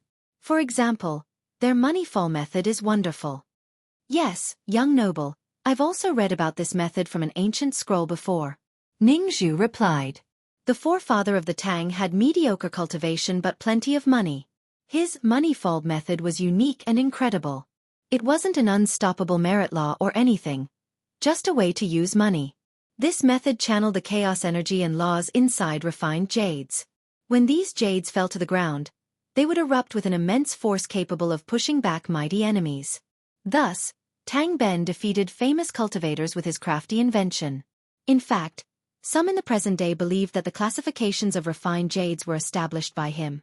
He was a mysterious character. No one knew where he came from, only that he was extremely rich from the very start. During his clan's prosperous era, this plain served as the largest financial center in Sword Continent. Unfortunately, there were no capable successors after his departure. The clan fell into ruins along with the plain. It eventually became a tributary to the newly risen Armament Mountain. Ning Zhu found this character interesting because there were many similarities between him and Li Qie. Both had meager cultivation yet plenty of money. The difference was that Li Qie's source of wealth was known by all. This wasn't the case for Tang Ben. Nonetheless, she thought that this might be the reason why Li Qie chose to visit the plain first instead of Armament Mountain. You think I'm a descendant of the Tang? Li Qie noticed her gaze and smiled. Not necessarily, but I'm sure your future will just be as glorious as their golden age. She shook her head in response. I myself don't know what I will accomplish in the future, so don't be so confident in me, he said. I trust in you along with my vision and intuition. You're not one of us. You're a dragon soaring above the firmament. This is only a temporary stay for you, she said earnestly with no hint of flattery. I've told you before, being too smart can cause trouble. He smiled. I understand and will keep this in mind. She bowed. Seems like you know how to deal with me, he said. Of course not. A little girl such as myself can't hope to control your greatness. Everything is happening according to your plan. I am merely a follower that hopes to ride your coattails, she humbly articulated. He only smiled in response. They eventually reached the center of the plain. There existed an old building, one of the few standing structures of the great city. The surrounding was filled with bricks covered in dirt and weed. This building clearly belonged to a rich family. It had dozens of individual houses, enough to house several hundred servants. Now, it looked on the verge of collapsing. Most surprisingly, there were still people living here. Not cultivators, only servants. Great Immortal, what is the reason for your arrival? They hurriedly bowed towards Li Qie and Zhu Ning. In their eyes, cultivators were immortals capable of traversing the world freely. Moreover, Ning Zhu's appearance and aura matched one perfectly. You own this building? Li Qie looked around and saw no one else. Great Immortal, it belongs to our master, a member of the Tang. Our branch has inherited everything here. The oldest servant respectfully responded. Do you wish to buy this place, Immortal? Another clever one asked. Oh, it's for sale? Li Qie appeared amused and interested. Yes, our master has been trying to sell it, the oldest servant replied. To be exact, the descendants of the Tang attempted to sell for a long time now, not just this place but the entire plain. They wanted to sell to Armament Mountain the most. In their mind, this sect could afford the asking price. On the other hand, Armament Mountain thought that this plain was not valuable, especially not for that high price. Where is your master? The young noble will buy your plain, the princess said. Fairy, the master is at Armament City on business right now. If you wish to buy, please go find the master there. One servant answered. The rest became anxious because, despite the low salary, they were still allowed to live here. The new master, on the contrary, might kick them out the door.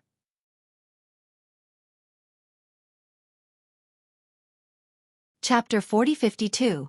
Let's take a look in the city then. Li Qie smiled after finding out the situation from the servants. Ning Zhu followed Li Qie while the servants felt unrest about their future. They didn't dare to say a thing when the two were still around. Cultivators were immortals in their eyes. They were nothing more than insects that could be crushed at any moment. Just a whim of these beings could change all of their fate. They heaved a sigh of relief when the two finally left and quietly talked among themselves. As Li Qie and Ning Zhu stood not far from the gate, the ground suddenly quaked violently with no end in sight. Ning Zhu was surprised. Li Qie immediately gazed at the core peak of Armament Mountain. It was trembling hard enough to affect the entire sect and more. Rumble. There seemed to be something in there wanting to break out. Its peak exuded waves of light, not overly blinding but enough to cause spatial ripples. The light waves harmonized perfectly with each quake, as seamless as a master calligrapher writing a Tao chapter. The quaking was tolerable but still alerted all the members of Armament Mountain. The disciples, elders, and ancestors paid full attention. The tiny peak had enough pull to affect everything about it. Perhaps even all of Sword Continent.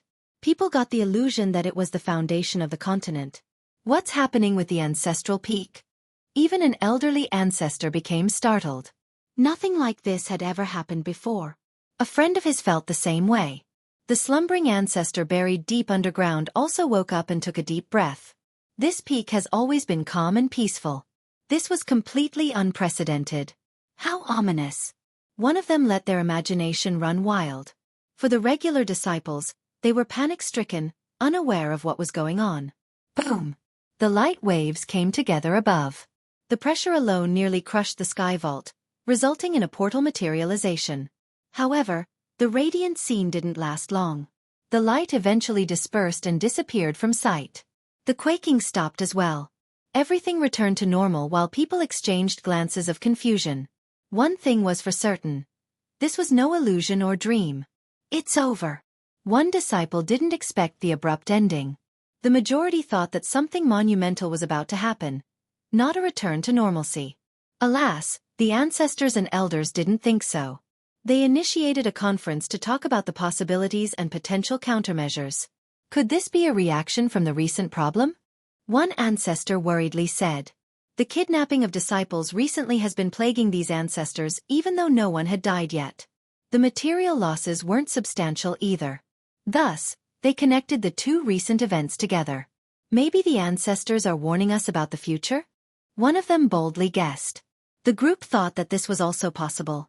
After all, the peak was brought here by their Tao Lord for the sake of protection. It could be warning them about an incoming disaster. Maybe it has nothing to do with our sect and is coming from the Forbidden Zone. An erudite elder said. What do you mean? A different ancestor asked. Don't forget that our ancestral peak originated from the Sword Burial Zone, so in a sense, they're from the same vein. Sword Burial has been missing for a long time now. Its reappearance might be soon. The elder analyzed. They didn't know how their progenitor obtained this peak nor the exact location, only that it came from Sword Burial. But nothing happened during its last appearance. There was no harmonization. An elder said. This went on for a while and no one drew a definite conclusion. We need to talk to the sect master. An elder suggested. Some of them looked around. One ancestor eventually replied. It's not the right time. Wait until the sect master's matter is done first before bringing this up. No one answered.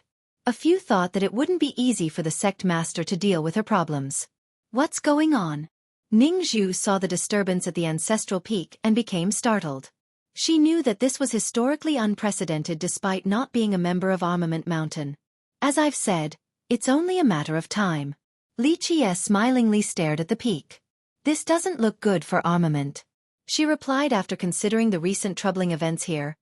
Young noble, do you think this is connected to the kidnapping? You're mixing the crux of the issue. He said. You're saying that the true problem lies in the ancestral peak, young noble? She said. Yes. But be patient because the fun is just beginning. Just wait and see. He said. She was certain that this so-called fun wasn't going to be fun for anyone. Do you wish to help the sect master? She brought up a different matter. We'll see if she can deal with her own problems first. He responded indifferently before turning towards the plain of the Tang. Plus, there's something more interesting here anyway. Armament Mountain can wait. She also gazed in the same direction. Though the tiny fortresses were strange and old, she didn't understand why Li Qie was so interested in this area. Let's go to the city, we have to buy it. He smiled and moved on.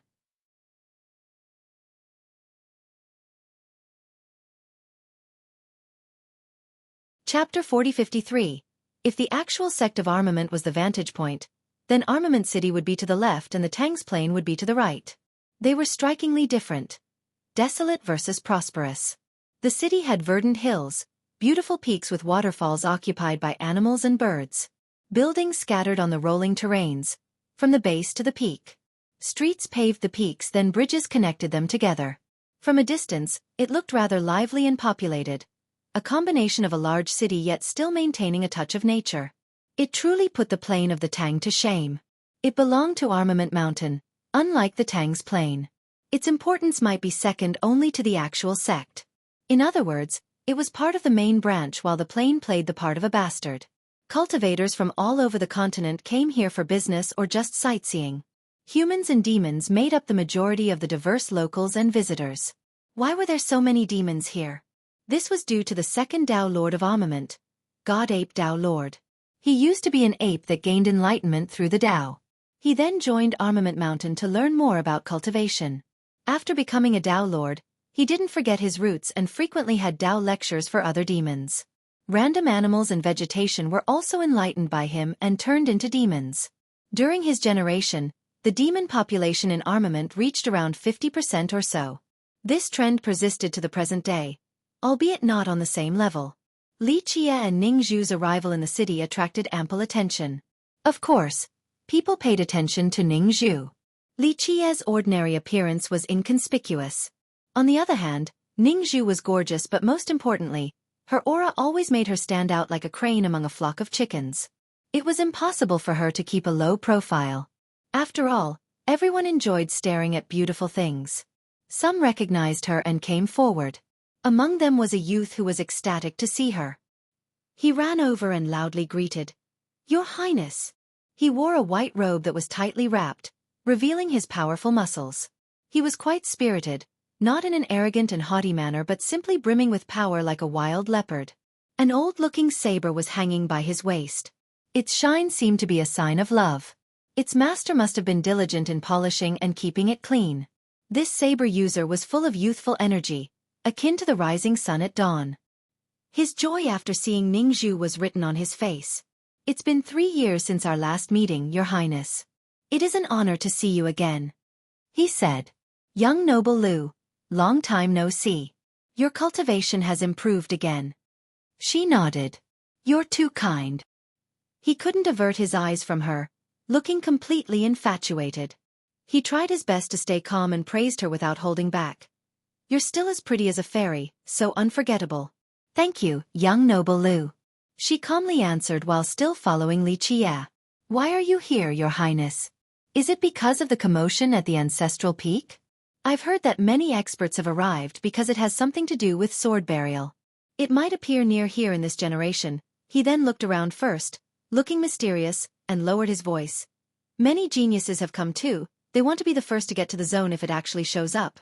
He wanted to divulge everything possible to her, wanting to both curry favor and show off his knowledge.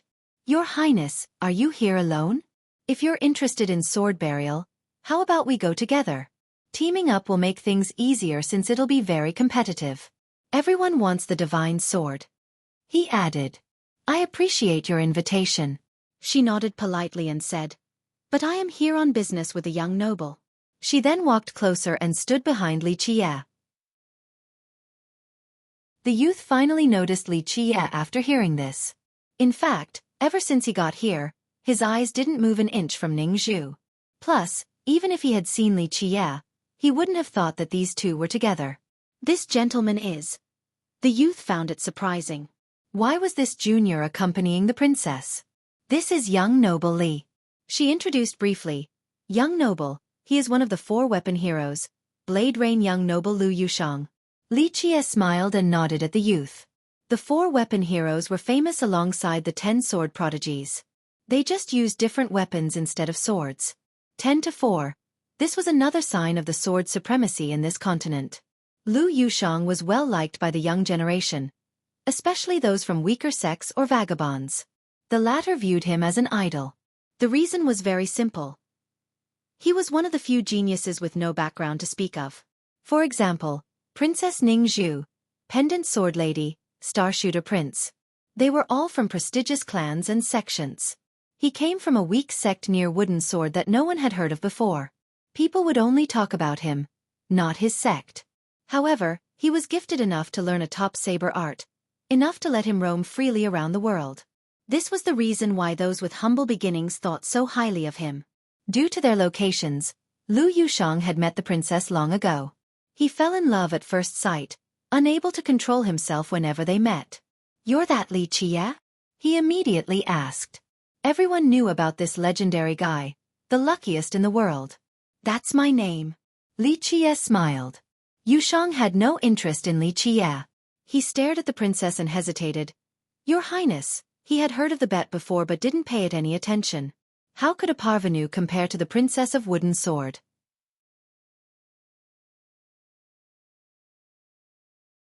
Chapter 40-54.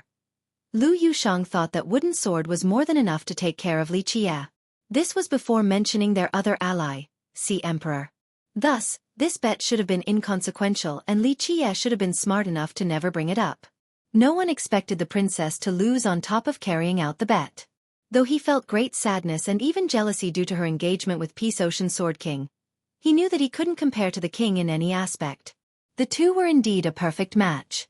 It was impossible to criticize the engagement. This wasn't the case here. Li Qie was a nobody that got rich overnight. He had no power to speak of, no background and no talent. Only dirty money. The guy was not suitable for the princess, let alone making her his maid. This was truly insulting. Yushang couldn't accept this reality after seeing the duo together. Your Highness, there were thousands of methods to take care of this bet. You didn't have to do this to yourself. He took a deep breath and said. He viewed her as a damsel in distress and wanted nothing more than to be the hero in this story.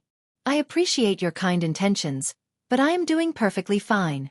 She nodded and said. Your Highness, you are a jewel of nobility who doesn't deserve to suffer by being with this commoner. If you require help, I will do anything to get you out of this. He hurriedly responded, seemingly willing to go as far as killing Li Qie to save her. Then who is a good match for the princess? Li Qie didn't become angry and asked. Yushang despised Li Qie for putting the princess through this and did everything he could to refrain from unsheathing his weapon. He glared at Li Qie and said, She is a phoenix among men, an immortal from above. You're definitely not worthy since you have nothing beyond dirty money. He spoke directly and harshly, not afraid of offending Li Qie. The latter clapped while laughing. You're perfectly right. I love to hear that I have nothing outside of dirty money since it's so true. I'm just so busy with all of this money. How am I going to spend all of it? Yushang didn't expect this and thought that Li Qie would have become angry. This would give him an opportunity to teach Li Qie a lesson and potentially take the princess away. This was his first time seeing such a strange man. Who would enjoy being insulted like this? Ningzhu couldn't help but chuckle after seeing Li Qie's playful laughter. Yushang was captivated by her beautiful smile. He focused up and glared at Li Qie. It's good that you're aware. Now you should know what to do. Keep on troubling the princess is unwise. It might be the cause of your death. Don't preach now. Li Qie waved his hand. My dirty money can take your dog life whenever. I just need to give a 300 million reward and your head would be in front of my door the next day. It's that simple. Yushang turned red from rage. Normally, the newly rich really had nothing but money. The issue here was that Li Qie's wealth was on the highest level, resulting in immense influence and authority. He admitted that given that sum, someone would really kill him for Li Qie. After all, his sect was weak so the big shots would have no qualms in killing him. He felt humiliated by being inferior to dirty money. The path of cultivation was not easy for you. Return from whence you came and keep on doing your best. Li Qie said. However, Yushang viewed the piece of advice as utter contempt. You think too highly of yourself. I, Lu Yushang, will not be beaten by your dirty money. He gripped the hilt of his saber and uttered coldly. Alas, he was clearly lacking confidence and conviction due to the grim reality of the situation. Young noble Lu, I appreciate your intent. Ningzhu bowed towards him then said, But you don't need to worry about me, I am content. Having said that, she left with Li Qie. Yushang was left behind. His complexion and expression kept on changing. This feeling resembled a man seeing his lover follow a useless yet wealthy young master. Words couldn't describe the intolerable pain inflicted upon him. He stood there for a long time, as white as can be. After they got farther away, Ningzhu bowed and apologized. I'm sorry for causing trouble, young noble. It's not your fault, it's not a big deal either. Li Qie smiled. He never cared about this matter and it wasn't her fault anyway. The two of them entered the auction house responsible for the Tang's plane. The servant had explained it to them prior. In fact, everything belonging to the Tang was listed for sale here. They didn't have much outside of a few buildings and the plane. It was simpler to sell as a complete package. The descendants of the Tang have left the plane long ago. Even the current master and his family chose to live in Armament City instead. They weren't trying to get rich, only to gain a little money for their descendants. This happened quite often in every sect. When a sect or clan declined, they would no longer be able to protect and grow their inherited businesses and territories. They would then sell it to others instead. In this region, Armament Mountain was the usual buyer. Unfortunately, Armament Mountain thought that the Tang was asking too much for a desolate and barren plain. The Tang didn't feel the same way. It would be disrespectful to sell their ancestral land for a meager sum. Thus, they chose to sell it via consignment. It has been unsuccessful thus far due to the lackluster nature of the plain. 10 million? Is it worth it? Ningzhu murmured after seeing the asking price. She had personally seen the state of the plain and thought that it was too expensive.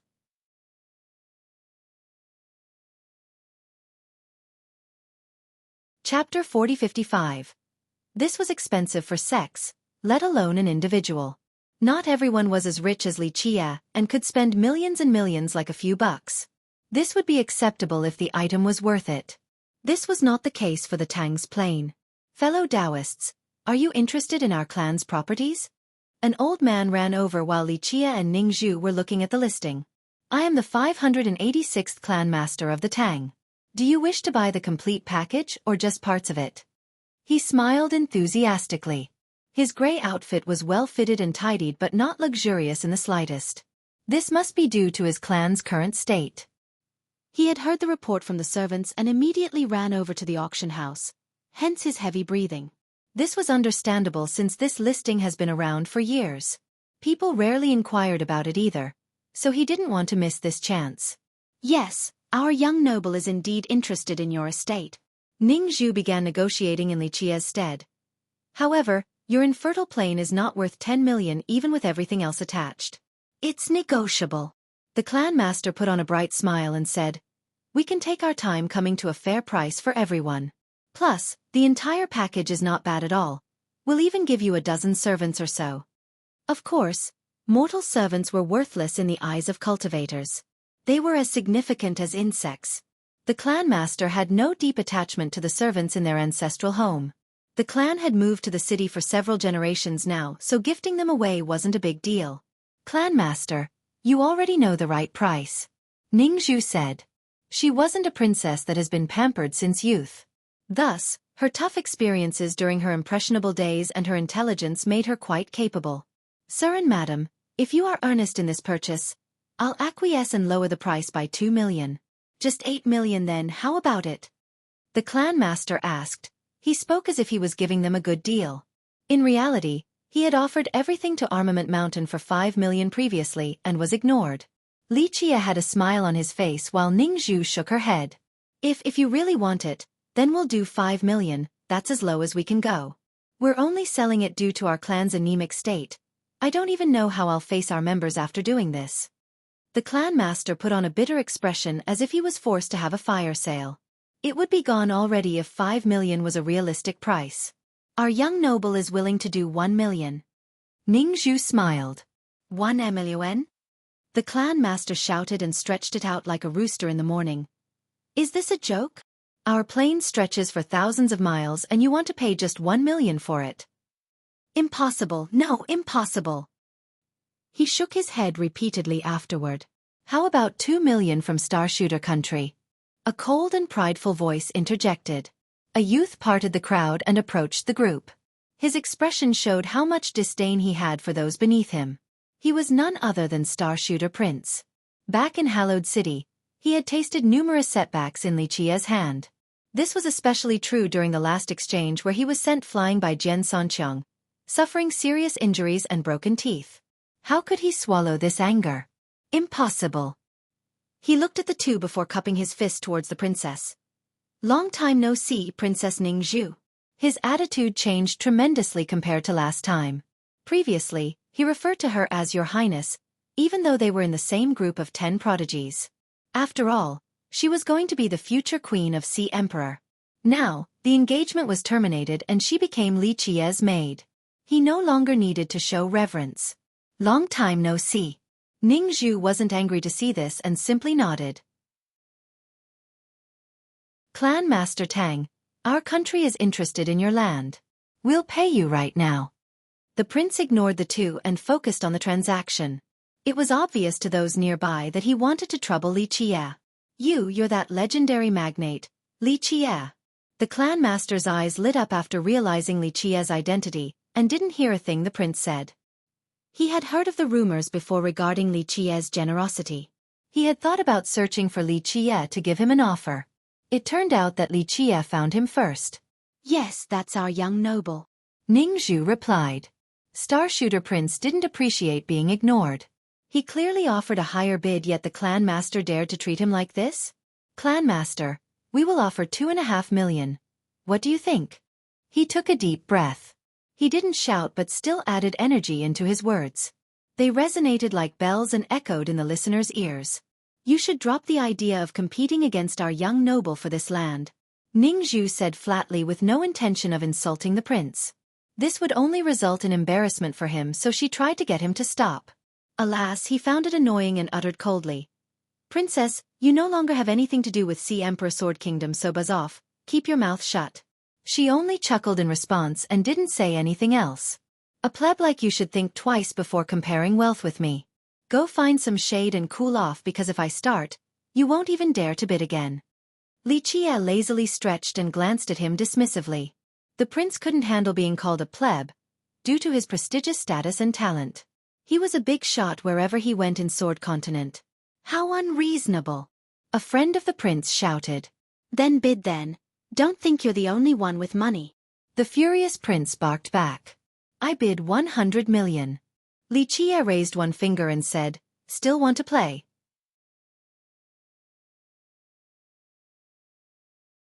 Chapter 4057. The prince felt stifled by the ridiculous bid. 100 million. Everyone gasped and exchanged glances. Everyone knew that 10 million was an illogical price already, hence its availability until now. The clan master himself knew that his terrible plane wouldn't sell for 10 million, let alone 100 million. Does he really want to buy that crappy plane? A spectator had no idea of Li Qie's wealth. Don't you know he's the richest in the world? He has billions of Dao Lord refined jades. This amount is nothing to him, akin to a grain of sand in the desert. Someone else smiled wryly. The clan master was trembling with excitement. He didn't care about his image and loudly asked, 100 million, really? This was the same as having a pie fall down from the sky and knocking him unconscious. He started seeing stars from this crazy development. That depends. He might go even higher. Li Qie smiled. The clan master calmed down and asked Starshooter Prince, Your Highness, young noble bid 100 million. Do you wish to continue? The prince was livid, and unlike the clan master, he trembled with rage while feeling suffocated. He simply wanted to cause trouble for Li Qie and the princess without thinking it through. There was no chance of retaliation. Anyone else might be going overboard and wouldn't be able to produce 100 million. The problem was Li Qie had no problem in doing so. It was him who had difficulties. A few million was fine with him. He could grit his teeth and afford it since he was still the prince of Starshooter. As for 100 million, if he risked everything in order to vent and buy this crappy plane, the royal ancestors would be the first to punish him. Sigh, don't try to be a hero when you're broke. Li Qie smiled and said, Take a look in the mirror first and realize how poor you and your country are. Stop wasting my time. You. The prince nearly vomited blood from anger but couldn't come up with a retort. As for the observers, they thought that Li Qie was being too arrogant. Unfortunately, he had enough money to smash people to death. No one could do a thing to take him down a notch. Young noble Li, is your bid still effective? The clan master stopped paying attention to the prince and asked Li Qie. Normally, he would try to curry favor with the prestigious prince. This was no longer the case since a sky-high bid was waiting for him. It was best to make Li Qie happy first. I'm a man of my words. Li Qie smiled. It's just 100 million. If anyone else wants to play, let's do it. You're right, young noble. Your words are worth more than gold and jade. The clan master was more than willing to be Li Qie's grandson at this point. Nothing was more tempting than money. Gentlemen, would anyone else want to bid?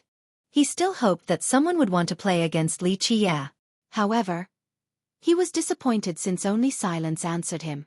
No one wanted to take a risk of Li Chia suddenly quitting because this plane was worthless. Most importantly, the majority didn't have this much money in the first place. Young noble Li, since no one else is bidding, the estates of the Tang belong to you. From now on, it is the Li's plane. I will go prepare the transfer paperwork right now. His smile was as bright as a blooming flower. This was akin to a dream manifesting into reality for him, hence his unrestrained jubilation. How can a territory in Armament Mountain be sold to an outsider? However, a youthful voice interrupted his celebration. This newcomer had an ape head while everything else was normal. He wore a golden armor made out of silk and had 8 arms, looking majestic and gallant like a hardened warrior. Each of his steps carried great momentum. 8-armed prince. Someone shouted after seeing him. The Prince of Armament Mountain. Other youths were in awe to see him. Thus, the members of the tributaries came to greet him. That's a main branch's member. One of them commented from a distance. A senior nodded in response. Yes, he's from God Ape Kingdom, which is definitely part of the main branch. He's a descendant of God Ape Dao Lord too. That bloodline is prestigious. I think he'll become the next successor since he has many elders and ancestors supporting him. Another expert from the sect gossiped. Currently, God Ape Kingdom was the leader of the demon branch in Armament Mountain. It had immense influence and authority there. On the other hand, the current sect master was from another main branch belonging to Armament Dao Lord. The former enjoyed great support from the seniors. Thus, the consensus was that he would become the next successor. He cultivates God Ape Dao Lord's invincible merit law. 8 treasures splitting the heaven. It's understandable for him to inherit the sect. One more cultivator commented. This merit law was one of the top techniques in Armament Mountain, so he would be a worthy successor. Your Highness. The clan master of the Tang calmed down and bowed towards the prince. Sect Master Tang. This transaction is not allowed because the Tang's plane is under the jurisdiction of Armament Mountain. The prince said seriously. Your Highness, my impression is that there is no such law in Armament Mountain. If it does exist, please show me which ancestral teaching it is from. The clan master was unwilling to give up. The prince's expression soured after hearing this. This clan master dared to go against him? Of course, the clan master didn't care at this point. No one else would buy his plane at such a ridiculous price. He would die trying to get this deal finished, let alone offending the prince. Moreover, he wasn't violating any rule either. They might have been under the jurisdiction of Armament Mountain, but this didn't mean that they were actual members. At the very worst, they would just move to another place and start over again with their newly acquired wealth. They had no deep attachment to Armament Mountain anyway. Hallowed City was one potential destination. There's no law, but it pertains to public safety. You alone can't make this decision. The prince retorted.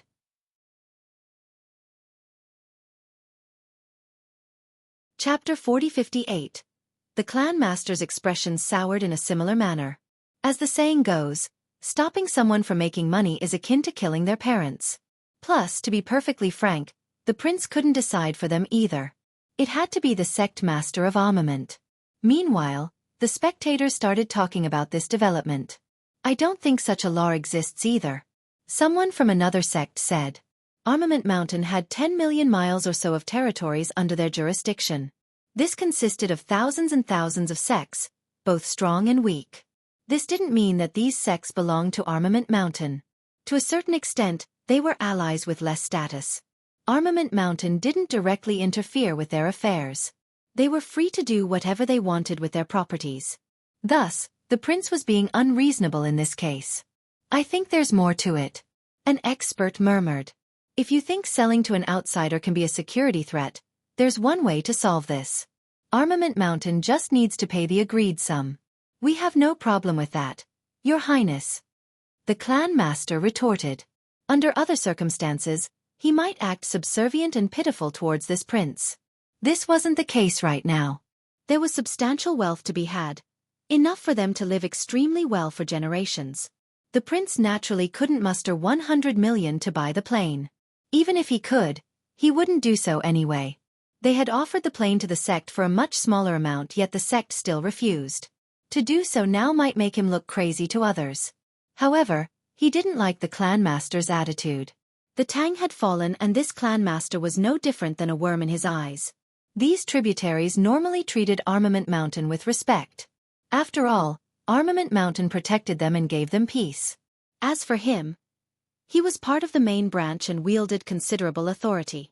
Some even considered him the future successor. Many gave him gifts and treated him with the utmost respect. Now, this sect master dared to talk back to him in public? He scowled and said, "Clan master, this matter is serious and you need to think carefully about your action." The clan master had no intention of backing down. The succulent meal was ready to be served, so he was willing to do anything to keep the deal. "Your Highness, are you representing Armament Mountain or just yourself?" he said. "If you wish to represent Armament Mountain, then show me a resolution decided by the elders or a rule written in the ancestral scrolls. I will then follow their decision and stop selling the estate. However, if it's just your own decision, I appreciate that you're trying to keep Armament Mountain safe. However, the plain belongs to the Tang, not Armament Mountain. We can do whatever we please with it without needing to explain to anyone." The crowd thought that the response was logical and neither supercilious nor obsequious. "I agree. We should be able to have control over our properties," another expert said. After all, smaller sects didn't want Armament Mountain to mess with their things. This would be a terrible precedent. "Yes, as long as it doesn't violate any ancestral teachings." An elder spoke. This put the prince in a tough position. He was being humiliated in front of many sects despite being known as the future successor. Alas, there was nothing he could do to the clan master. He didn't have total authority in Armament Mountain yet. "Young noble, this is all the paperwork." The clan master didn't want to waste time.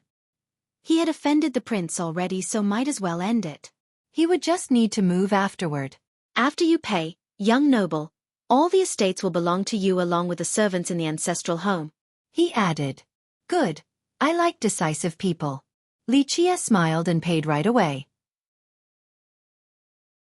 The clan master became happy again and said, "You deserve to be the richest man in the world, so generous too. I don't think anyone can compare to you or your wealth." He wasn't stingy with his praises after receiving the large sum from Li Chia. This was akin to winning the lottery. He wouldn't mind calling Li Chia daddy right now. "I hope you will find more success with business in the future and always be the richest." He continued on. Those nearby were envious and jealous of him.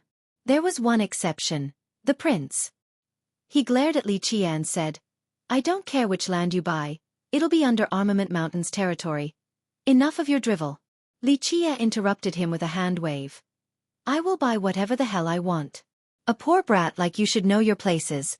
Don't speak unless spoken to." "You!" The prince turned red, livid.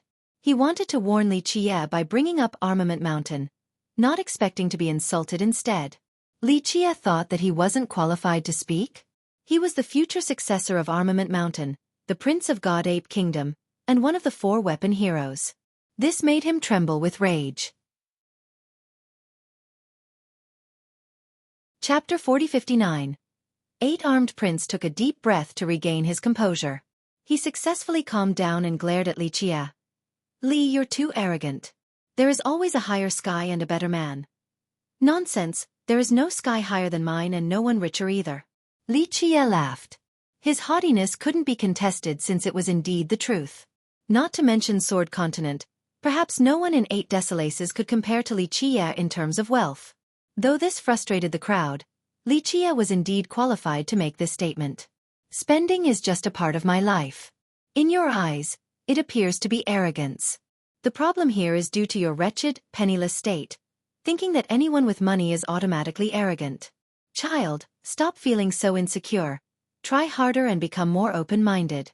Just because someone is better and richer doesn't mean that they're arrogant." The latter part made Li Chia sound like a senior sincerely guiding a junior. However, he added with a contemptuous expression, "But in this case, I am indeed arrogant, that's just my style." "You got a problem?" "Oh."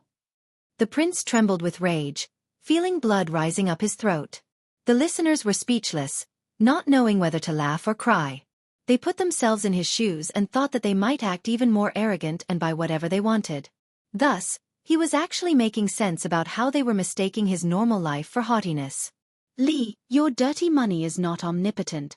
Starshooter Prince stepped forward to support Eight-Armed Prince, his ally with a common enemy. This world is beyond your imagination. Money is not enough to flatten everything. One day, you'll pay for all of this. He threatened with a menacing expression. False, I can do whatever I want because of my money. At the very least, there's nothing you can do about it. Xueqi calmly stated. I'll make you see how mistaken you are soon enough. Starshooter didn't hide his murderous intent. Why wait for later when today will do? Xueqi laughed and said, You'll see how powerless you are before me right now. Having said that, he patted Ningzhu's shoulder and ordered, Teach him a lesson about the result of those who dare to offend me. Fight me if you dare instead of hiding behind a woman. Starshooter shouted. A pleb like you is not qualified to challenge me, the world's richest. You think a Tao Lord would take a second glance at you when you challenge one? Xueqi shook his head. You! Starshooter turned red with rage. The listeners found logic in Xueqi's harsh responses. A being with his wealth didn't need to do anything himself. A challenger like Starshooter was utterly insignificant. Others would be more than willing to take care of this issue for him. The princess walked forward, looking calm yet aggressive. Your Highness, let's get started. Princess, you wish to be his hound? The prince uttered coldly. Spectators found this fascinating and entertaining. Not long ago, Starshooter Prince was extremely respectful of the princess due to her engagement with Peace Ocean Sword King. Now, she was just Xueqi's maid. The shift in her status was matched by his attitude towards her. Nonetheless, she was also one of the 10 sword prodigies. Her background and power were comparable to him. Thus, he showed caution before the battle. You need not worry about my personal life. Your Starshooter sword Tao is brilliant and I wish to learn from it. The princess remained calm. The spectators couldn't wait to see the fight. Who's stronger between these two prodigies? One expert brought this up. The 10 sword prodigies were the top sword cultivators of the current generation. However, there wasn't a clear ranking among them. Thus, this fight could give insight into their abilities and battle prowess. Starshooter Prince was not qualified to cultivate Sea Emperor's best sword Tao such as Abyss or Vast Sea. However, he cultivated the Starshooter sword Tao. This was still created by a Tao Lord so it had plenty of potentials. Starshooter sword Tao versus wooden swords techniques. This is absolutely worth watching. Others clamored. Which sword Tao does the princess know? A curious youth asked. I don't think it's Jade Bamboo Tao Lord Sword Tao but their progenitor, Wooden Sword Holy Devil's technique. Someone with a strong understanding of Ningzhu answered. So which will be stronger? Excitement soared among the crowd. Since you wish to fight, so be it. Starshooter Prince stepped forward. He was in a tough position and couldn't back down in public. After all, they had the same status so he needed to save face by fighting. Clank! He unsheathed his sword, releasing resplendent light of the celestial affinity. Boom! He channeled his energy and opened his fate palaces. The sky became replaced by a boundless galaxy filled with stars, looking like diamonds embedded on a black flannel sheet. The starry lights were gorgeous but within them was a murderous intent.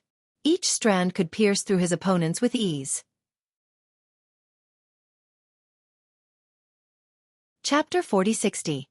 The starry rays were no different than swords. This meant that the entire area became a net of swords, capable of killing gods if they were inside. The spectators felt a permeating sword Tao in front of them. So this is the Starshooter sword Tao. A spectator murmured. The prince has yet to attack but the sword rays were ready to make a sieve out of his opponent. Cold air would infiltrate the soles of the feet before spreading upward, causing people to shudder. He was indeed impressive and worthy of being one of the 10. His power and talents were exceptional for his age. Would the princess technique be able to contend against this? A youth wondered. In their opinion, the art of Wooden Sword Holy Devil should be inferior to Starshooter Tao Lords. You probably don't know this. Wooden Sword Holy Devil had beaten War God Tao Lord in the past. Someone from the last generation shook his head. This anecdote of the past stirred the listeners. War God Tao Lord's generation was long ago so people only had a shallow understanding of him. He wasn't the strongest nor the most brilliant Tao Lord. He stood out for his love of battle, never giving up despite facing stronger enemies.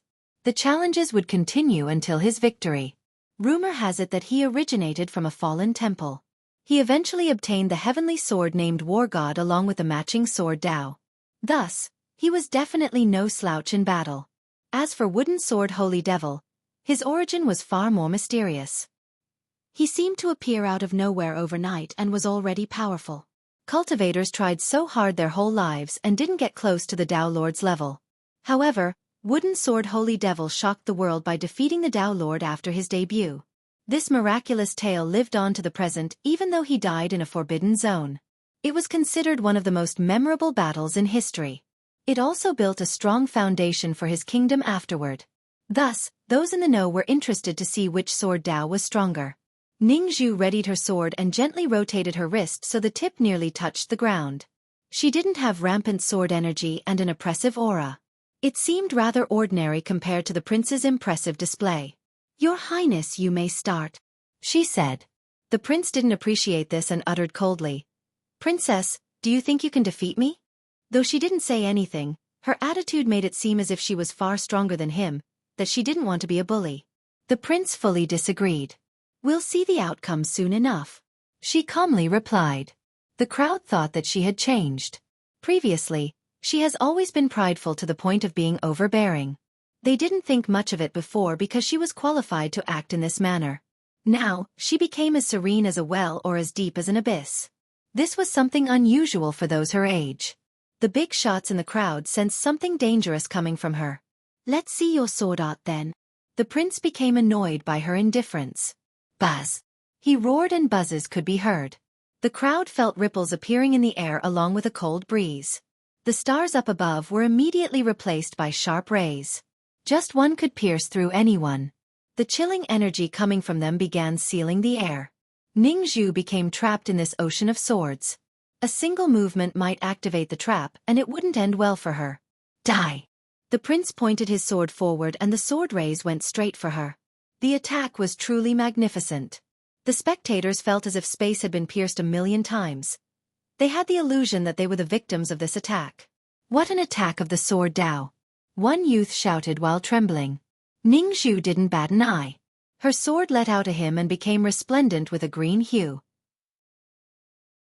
It was as if she was holding a bamboo stick that exudes an incredible life force.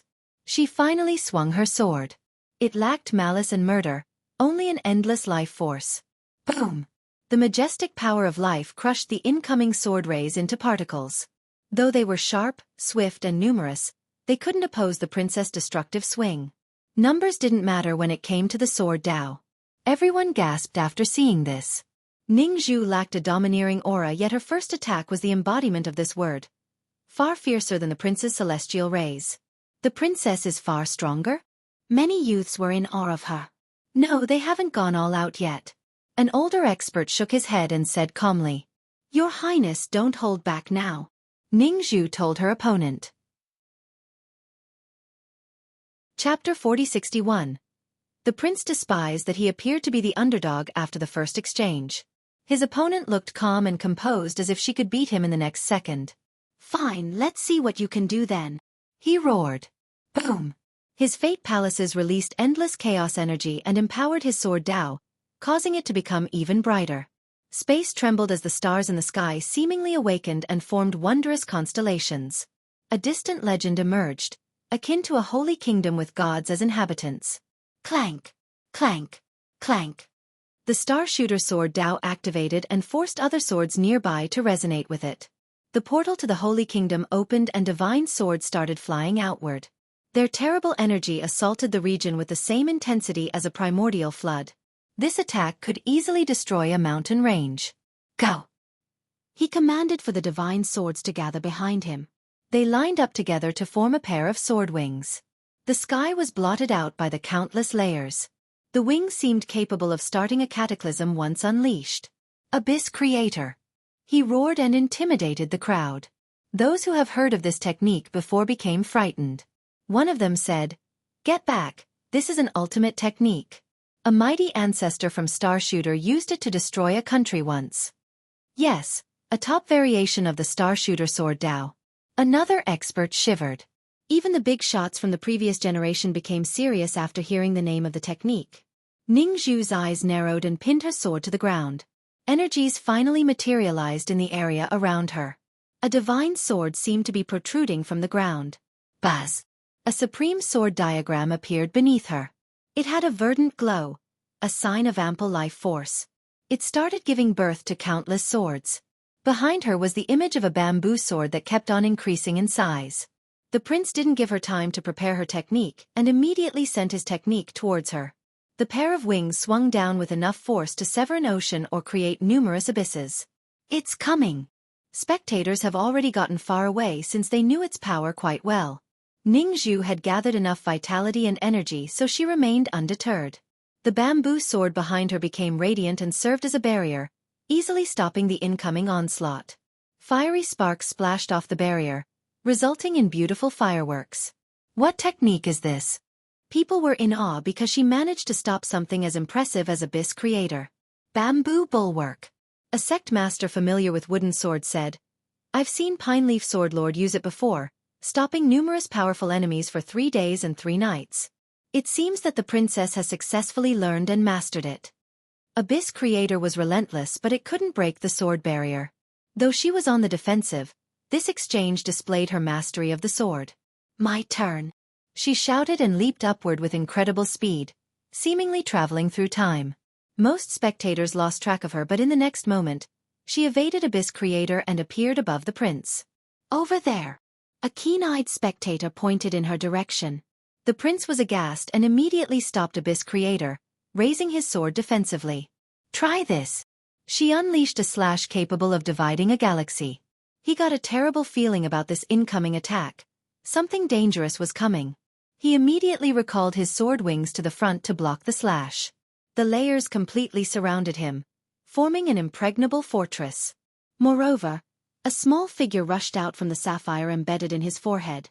It had a pair of cicada-like wings and created a unique seal to empower the fortress. Chapter 4062. The seal took the form of a giant lock, improving the fortress multiple times over. It seemed that a divine race was empowering the prince. What is that? Many became startled by the sudden influx of power. This didn't seem to be a shortcut or a temporary forbidden technique with side effects. This power boost was righteous and orthodox, stemming from his source. There was no danger in using this technique. The power of the sky spirits. An elder said, "That's their special power." Sky spirits were unique and shrouded in mystery. They seemed to be blessed by heaven itself. Starshooter Dao Lord had a pure bloodline of this race. As for the prince, he also came from this branch. So he has the bloodline of the Dao Lord too? One youth took a deep breath and said, "No, don't conflate the issues." An expert shook his head. He only has the sky spirit bloodline. Starshooter Dao Lord already had a powerful bloodline. However, after becoming a Dao Lord, his bloodline became even stronger, something uniquely his. The prince naturally didn't have this bloodline. Nonetheless, the sky spirit one alone was beneficial enough. This is already so powerful. Imagine if he has both. Someone from the last generation commented. If he actually had both bloodlines, he might be chosen as the successor of Sword Emperor instead of Peace Ocean Sword King. All in all, everyone felt that this defensive line should be enough to stop Ningzhu's incoming slash. The prince himself believed so as well. Sword Breaker. As she was mid-swing, her lights suddenly came together and something seemed to be awakening. Everything happened so quickly and the spectators had no idea what was going on. Boom! The slash struck the fortress. However, the result was rather unexpected. Though the prince had a multifaceted approach, cracks still appeared on the fortress. Her slash seemed capable of severing the 5 elements and the karmic ties. This made it impossible for the defenses to keep up. With a loud blast, the seal of the sky spirit broke down and the divine swords were reduced to scattering pieces. The prince couldn't handle the blast and vomited blood while flying through the air like a meteor. He eventually smashed into the ground and left behind a large pit. His blood stained the walls. Who knows if he was still alive down there? A hush descended over the crowd as they exchanged glances of disbelief. None expected the prince to lose so quickly, or in other words, for the princess to win so effortlessly. It's over already? The young ones from Sea Emperor couldn't believe it. It only took 3 moves for this to end. Of course, there was a belief that a battle could end after one decisive move. It's just that the lack of competitiveness was apparent. The princess was just far stronger. But how? One spectator clearly saw how strong the prince was. He lived up to his title and fame. The princess is just too strong, an expert said. Really? Others remained doubtful. Their first impression of her was her engagement to Peace Ocean Sword King. The fact that she was one of the 10 sword prodigies was usually put off till later. They also thought that she was a regular noble, prideful and haughty. There was a lack of her true power. Perhaps they didn't care to find out. I believe she is among the top 3. One sect master concluded after seeing the result. Who are the other 2 then? His juniors became curious right away. There were no rankings within the 10 prodigies, so this interested the crowd. Right, who are the top 3? What's the exact ranking? People kept on asking without caring about the prince's survival. If the princess is among the top 3, the other 2 spots, Fire and Ice Sword, Abyss Scion, or 100-Blade Noble. I would bet money on Abyss Scion and 100-Blade Noble. Someone from Sea Emperor responded. These 2 were also from this kingdom, just as gifted with incredible backgrounds as Starshooter Prince. The kingdom had 3 out of the 10 prodigies, a testament to its power. I agree with Abyss Scion. He cultivates one of the 9, Abyss. Who can stop him? One youth said. Then why aren't you bringing up Chen Songxing of Taoist Sword Ground? He has the war god sword Dao. Someone else immediately disagreed. Right, Fire and Ice also has one of the 9, Dark Flame. A calm cultivator interjected. Youths argued with each other regarding the rankings, supporting different cultivators. No matter what, the consensus seemed to be that Princess Ningzhu was among the top 3. Meanwhile, she didn't say a thing and stood there patiently. The big shots took note of her calm and composed nature. They thought that there was more to her being chosen as the future queen of Sea Emperor. There were plenty of fish in the sea, yet she alone was chosen for this position. This helped them understand the decision. 1. The word for dark can be profound. The ice part can mean that this cultivator is cold or emotionless instead of possessing the ice affinity. Some corrections might be necessary with more context. Chapter 4063. Ningzhu defeated Starshooter Prince without resorting to external measures nor trickeries, only her actual power. No one could criticize her victory, and only gained a better understanding of her power. She seemed to be among the top 3 and could actually contend against the high elders and ancestors from the previous generation. Thus, from today henceforth, people might be more prone to think about her power instead of her past engagement with the king or her status as a princess from Wooden Sword. Bam! Dirt splashed outward and spectators noticed Starshooter Prince climbing out of the pit. Being occupied with the princess and the ranking made everyone forget about the prince. Some thought that he was already dead. He looked ragged and bloodied with wounds all over. The slash didn't kill him but still smashed him onto the ground. This left him with both external and internal injuries. You've lost. Ningzhu glanced at him. Not long ago, he looked awe-inspiring and flushed with success. Now, losing in this manner publicly dealt a considerable blow to his reputation. He would never be able to hold his head high in the presence of the princess. His arrogance and pride have been trampled upon and shattered. You have nothing. Starshooter Prince blurted without rhyme or reason due to his rage. You're nothing but a maid, and that's all you're worth. Not worthy of being a member of our Sea Emperor Sword Kingdom, shameless and foolish woman. The princess' expression darkened while the spectators exchanged glances. However, the prince's spiel stopped abruptly due to a figure appearing in front of him. His eyes turned white as he kicked his legs back and forth. People saw someone seizing him by the throat and raising him up in the air. This uninvited third party was none other than Xueqi, who has been observing on the sideline. No one saw how he got there, only mere flashes before he subdued the prince. What are you doing, Dash? The strangled prince had trouble speaking clearly. Should I crush your neck right now or just let you run out of breath? Xueqi smiled and asked before adding more strength to his fingers. Crack. Just a bit more force and he would be able to end the prince. Don't be insane. The prince nearly pissed his pants, never having been so close to death before. He had such a bright future, but death would spell the end to all of that. Thus, survival trumped reputation and honor. Please, let me down, let me down. The frightened prince began begging for mercy. Fine, I'll spare your life. Li Qiye showed a rare moment of compassion. He slowly put down the prince and the latter heaved a sigh of relief. However, he then grabbed the prince's ankle and raised him up again. "What are you doing?" The upside-down prince was horrified. Bam! Bam! Bam! Li Qiye smashed him against the ground repeatedly without showing any mercy. Crack! Blood and bits splashed everywhere while the youth screamed. The sounds of crushed bones horrified the listeners. They could feel his pain while watching the visceral and gruesome beating. Finally, Li Qiye casually tossed him into a dirt pit nearby, just like a piece of trash. He was at his last gasp from being mangled. Spectators shuddered after seeing the gruesome assault. His defeat earlier was acceptable since duels and deaths were common in the cultivation world. However, it was rare to see a sadistic assault. Li Qiye didn't hold back despite the prince having powerful backings. Their initial impression of him was that he was just a lucky parvenu. Thus, the ferocious display only added to their shock. They realized that he wasn't a fat sheep with money at all. He was a ferocious beast ready to bite. "A mate of mine is 1,000 times nobler than a king. You all are nothing more than an insect. Just me looking at you for a second is the blessing of 3 lifetimes." Li Qiye told the crowd before leaving.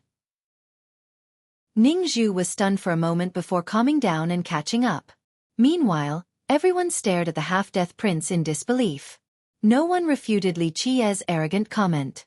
After leaving Armament City, Ning Zhu bowed towards Li Qiye and emotionally said, "Thanks for standing up for me, young noble." There was a hint of truth to the prince's insult. She was indeed a maid right now. Gotta look at the master before beating a dog. He smiled. "No one can bully my maid." Chapter 4064. Once the duo returned to the plain, the servants had mixed feelings. They had been working for the Tang for generations now. Though the Tang had declined, it was still considered prestigious to mortals. Thus, they felt happy for the clan master to sell his estates for such a high price. Because of the profit, he left everything behind to Li Qiye, including the servants. Therefore, they were also nervous about this new master and the uncertainties regarding their future. Since the Tang had moved to the city, they didn't have much to do in this ancestral plain. They hoped that this new master would find them useful and not kick them out. Sure enough, Li Qiye had tasks for them to get done. He ordered them to dig out the dirt piles all over the plains. Of course, they turned out to be tiny fortresses instead. Moreover, he asked them to dig out some roads for the plain. As they removed the top layer, they found roads already existing underneath, consisting of unknown materials. When looking down from above, one would find that these roads appeared to be lines carved all over the plain. The mortals didn't notice anything special about the roads. Nonetheless, they were ecstatic because Li Qiye didn't chase them away. This made them work even harder since they had a purpose now. This wasn't a small project, but Li Qiye didn't interfere and left Ning Zhu in charge. She didn't mind leading them and even working herself, completely forgetting about her noble roots. She, on the other hand, noticed a strange momentum flowing in this land. After removing the dirt from the fortresses and lines, their current residence seemed to be the center. The momentum spread across the entire plain. She thought that this place was an ancient diagram or formation, and that there must be something else going on here. She tried to comprehend the mysteries of the lines but didn't notice any pattern. It was complex enough to make her dizzy. "Young noble, is this a formation?" she asked Li Qiye. "Not a formation, just a hidden secret." Li Qiye smiled. "Who is it? The progenitor of the Tang?" She brought up her first guess. "Right, he left behind a few things here on purpose." He nodded. "What are they?" This interested her because Li Qiye was invested in the plain. He had plenty of treasures and weapons already. What would be worth his time? "They're not really treasures, just fate-related." Li Qiye gazed at the plain and said, "Fate." She didn't understand the answer but stopped prying because the answer would show itself soon enough. She returned to her task afterward. This was something she never had to do back in Wooden Sword, but she didn't mind. Alas, someone else came to complain in her stead. It was none other than someone who had a crush on her, Lu Yushang. He found out somehow and came to find her. When he saw her digging up the ground with the servants, he thought that Li Qiye was mistreating her. Her Highness is a noble of Wooden Sword. This type of wretched labor is meant for servants or villagers. Why does she have to be subjected to this treatment? He found Li Qie and stated his grievance. I will not stand and allow you to do this. A man can't understand what makes a fish happy. Li Qie couldn't help but smile and shake his head after seeing this. You don't need to involve yourself in my business. Ning Zhu didn't appreciate the sudden intrusion either. Your Highness, since he's mistreating you like this, he's absolutely offending Wooden Sword. We will not allow him to keep this up, Yushang responded. His small sect was located by the border of Wooden Sword. Due to its weakness, Wooden Sword didn't bother turning it into a tributary. Nonetheless, he and his sect still considered themselves as members of Wooden Sword. I am no longer a princess there. She shook her head. Of course, Yushang also came wanting to teach Li Qie a lesson. He became enraged after seeing the princess like this and wouldn't drop the issue. Li, you might be rich but that doesn't mean you can do whatever you want. Her Highness should be treated better or I'll be the first to take you down. Yushang shouted with indignation. This caused Ning Zhu to frown since Li Qie wasn't actually mistreating her. The more Yushang went on, the more she found it intolerable. Are you going to do something about it? Li Qie smiled. Do you dare to fight me? Yushang challenged. Fight you? Yes. Money is not an indication of your actual ability. Use your own strength and fight me to prove your worth. Yushang loudly shouted. No, having money proves my worth. Li Qie responded. Do you think your merit laws are your innate abilities? No, in the eyes of mortals, you were just lucky enough to learn immortal laws. That's not your actual ability. So would a mortal challenge you to a duel and ask you to destroy your cultivation for a fair fight? Well, Yushang had no response. Plus, why should I bother with you? I am the richest in the world while you're just a poor brat. It's not worth my time. You have nothing that I want. Li Qie added. I'm not a poor brat. He turned red after hearing this. He did come from a humble background but in recent years, he made a name for himself and gathered considerable resources. He was far richer than his peers who were born with a golden spoon. Thus, he didn't accept the insult from Li Qie. 1. Uncommon idiom 2. She used polite and formal tone with him before. This is informal now. Chapter 4065. Tell me about your current wealth then. Li Qie smiled while staring at the youth. Lu Yushang opened his mouth but found that speaking would only result in further humiliation. He stood out among his peers and regular cultivators. However, he didn't come close to being able to touch Li Qie. Even if he had 100 or 200 million refined jades, this was not even considered a spare change for Li Qie. The latter could casually give someone this amount without thinking twice.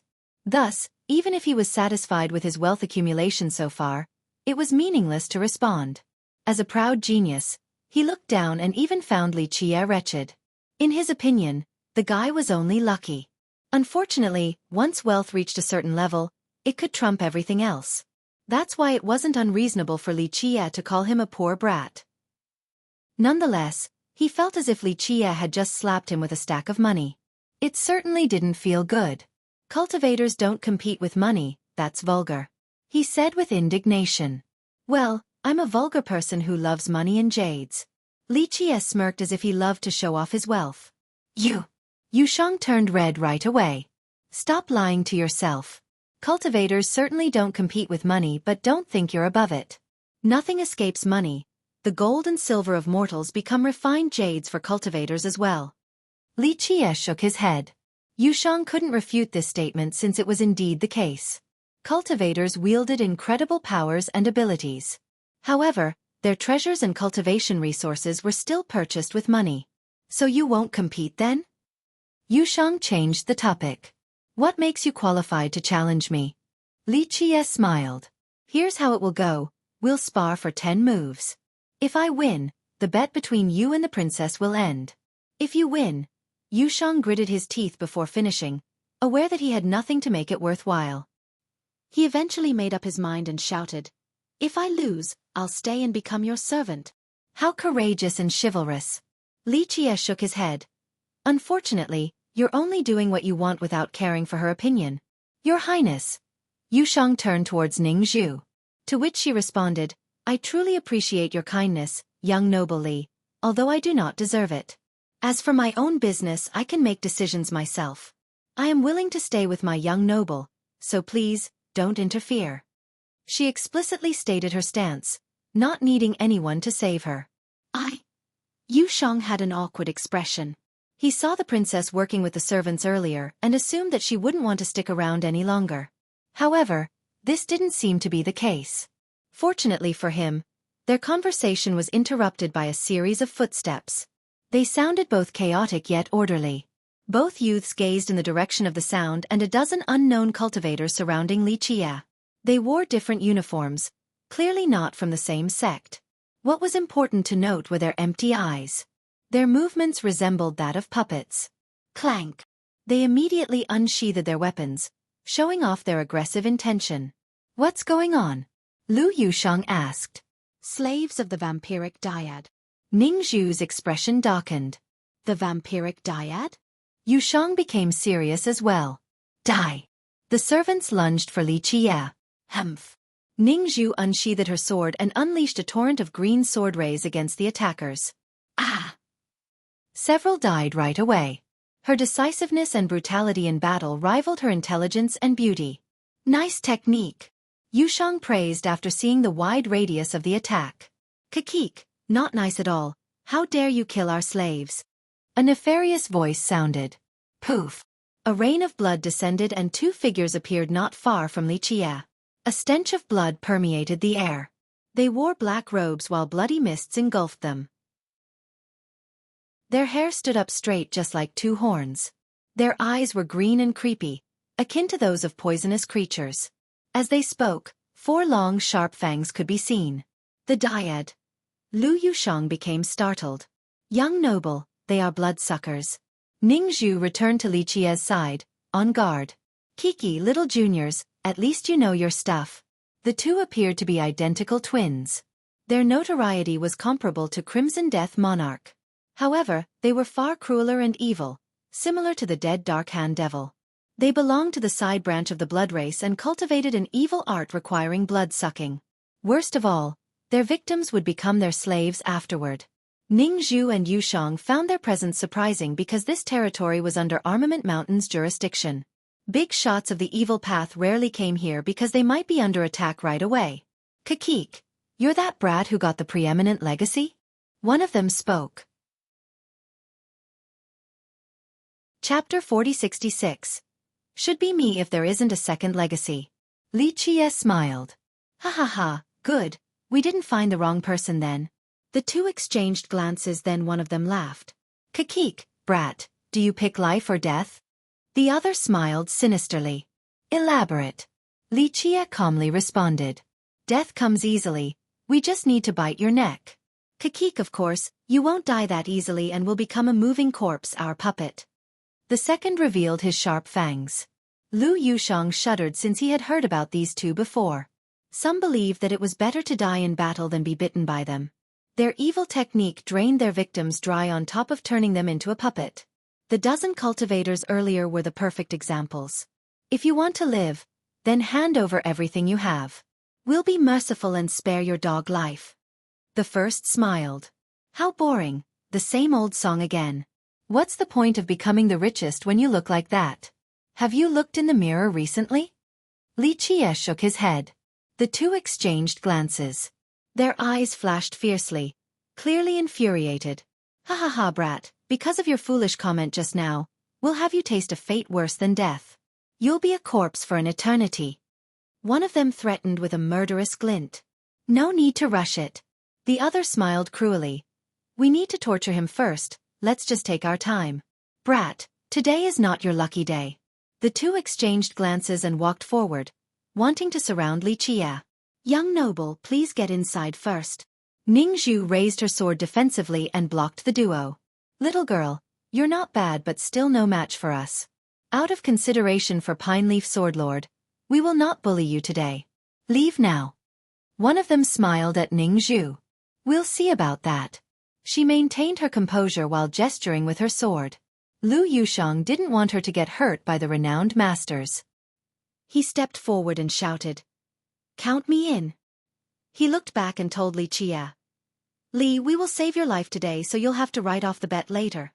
He still didn't forget about trying to save the princess. Ha ha ha, how interesting. The duo exchanged glances after seeing this. Li Qie waved his hand and pulled Ning Zhu back before answering. Does it look like I need to be saved? Yu Shang became frozen. How could Li Qie face these two monsters alone? Li Qie turned his focus towards the duo and smiled. Do you know the true origin of your progenitor? No one expected Li Qie to suddenly bring this up.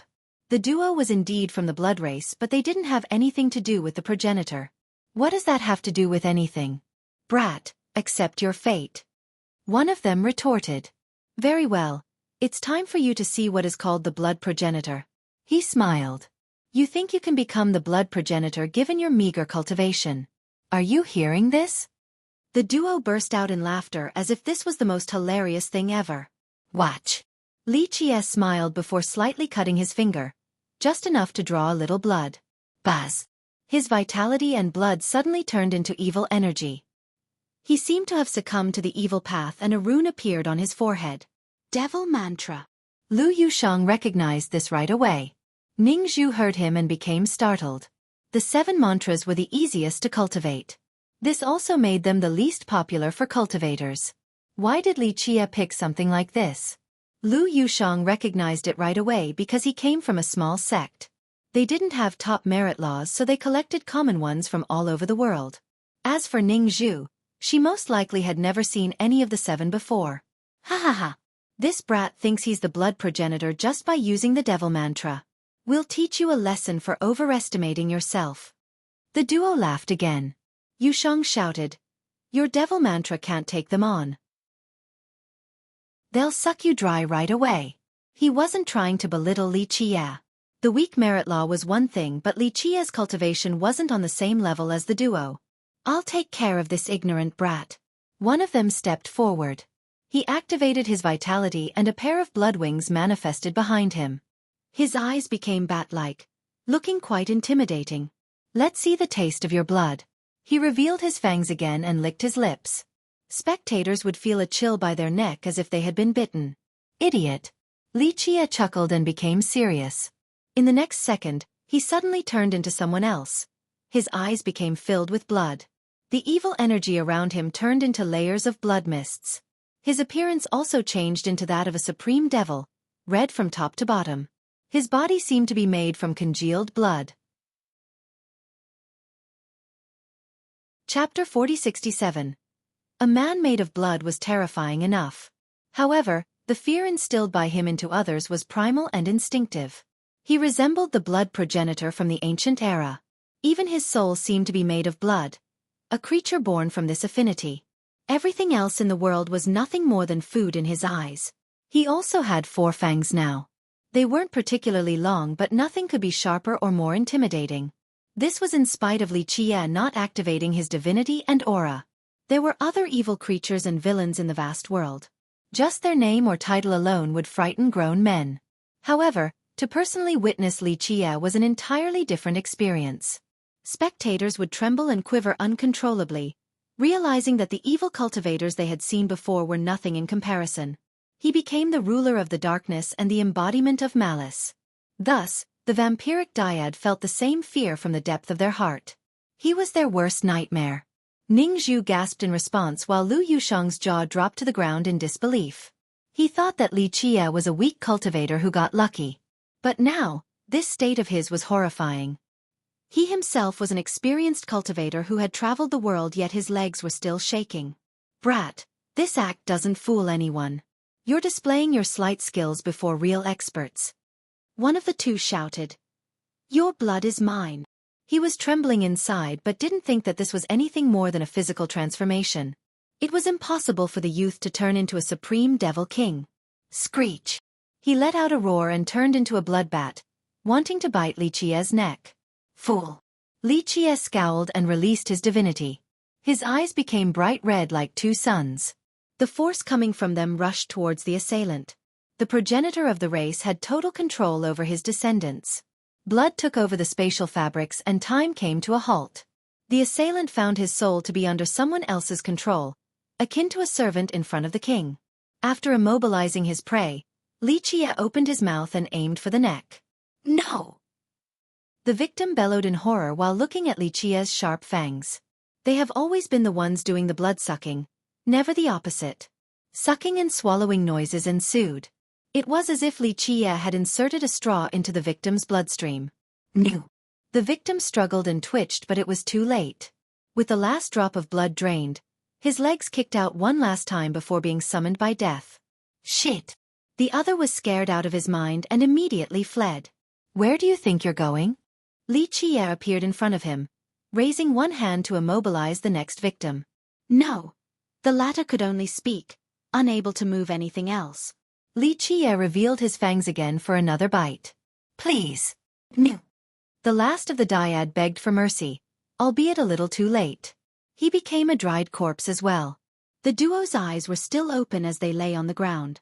They had done the same to countless victims in the past, never expecting karma to strike back.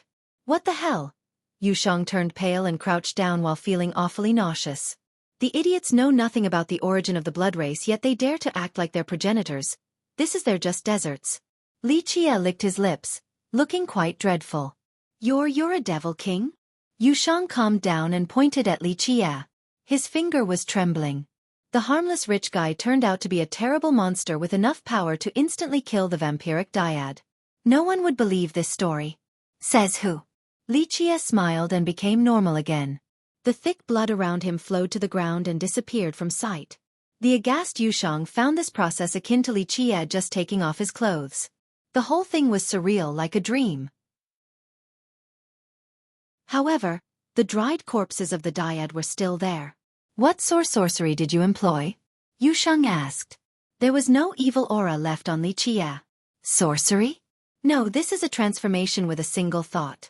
Tell me, what do you respect or fear the most? Li Qia smiled at the youth. Chapter 4068. Don't come over here.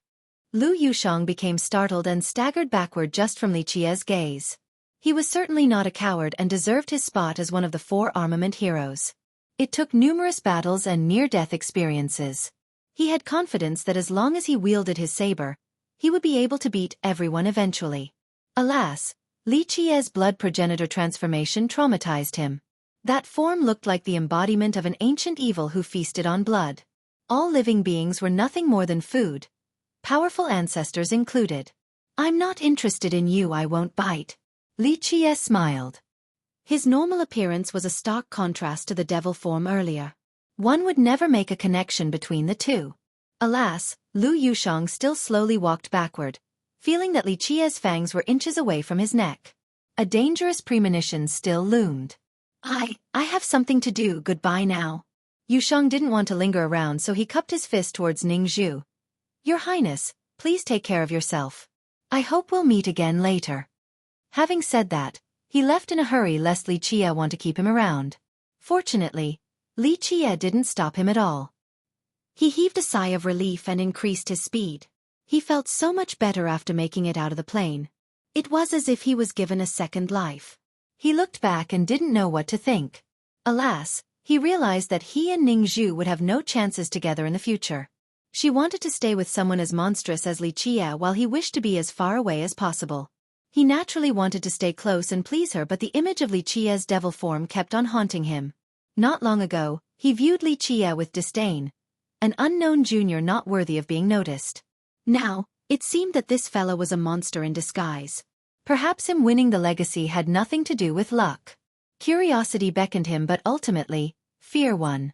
He didn't return to the plane and decided to never come anywhere close to Li Qia again. Your transformation earlier scared the hell out of Lu Yushang. Ningzhu chuckled and shook her head. That swift transformation earlier, what is it? At first, Li Qia used the devil mantra. However, the latter part had nothing to do with it. So there's something supreme in everyone's heart, he said. Could you elaborate? She asked. For example, someone you worship the most, an idol or an ancestor, perhaps an invincible Tao Lord. He replied. She pondered a bit before asking. Is it bad to have something like that? Both good and bad. Li Qia smiled. The good is obvious. To have an idol means having a clear pursuit and motivation. She nodded in agreement. What about the bad side? It will limit you and become your shackles. If you have a Tao Lord as your supreme, that will be the ceiling. You'll find it difficult to surpass this Tao Lord.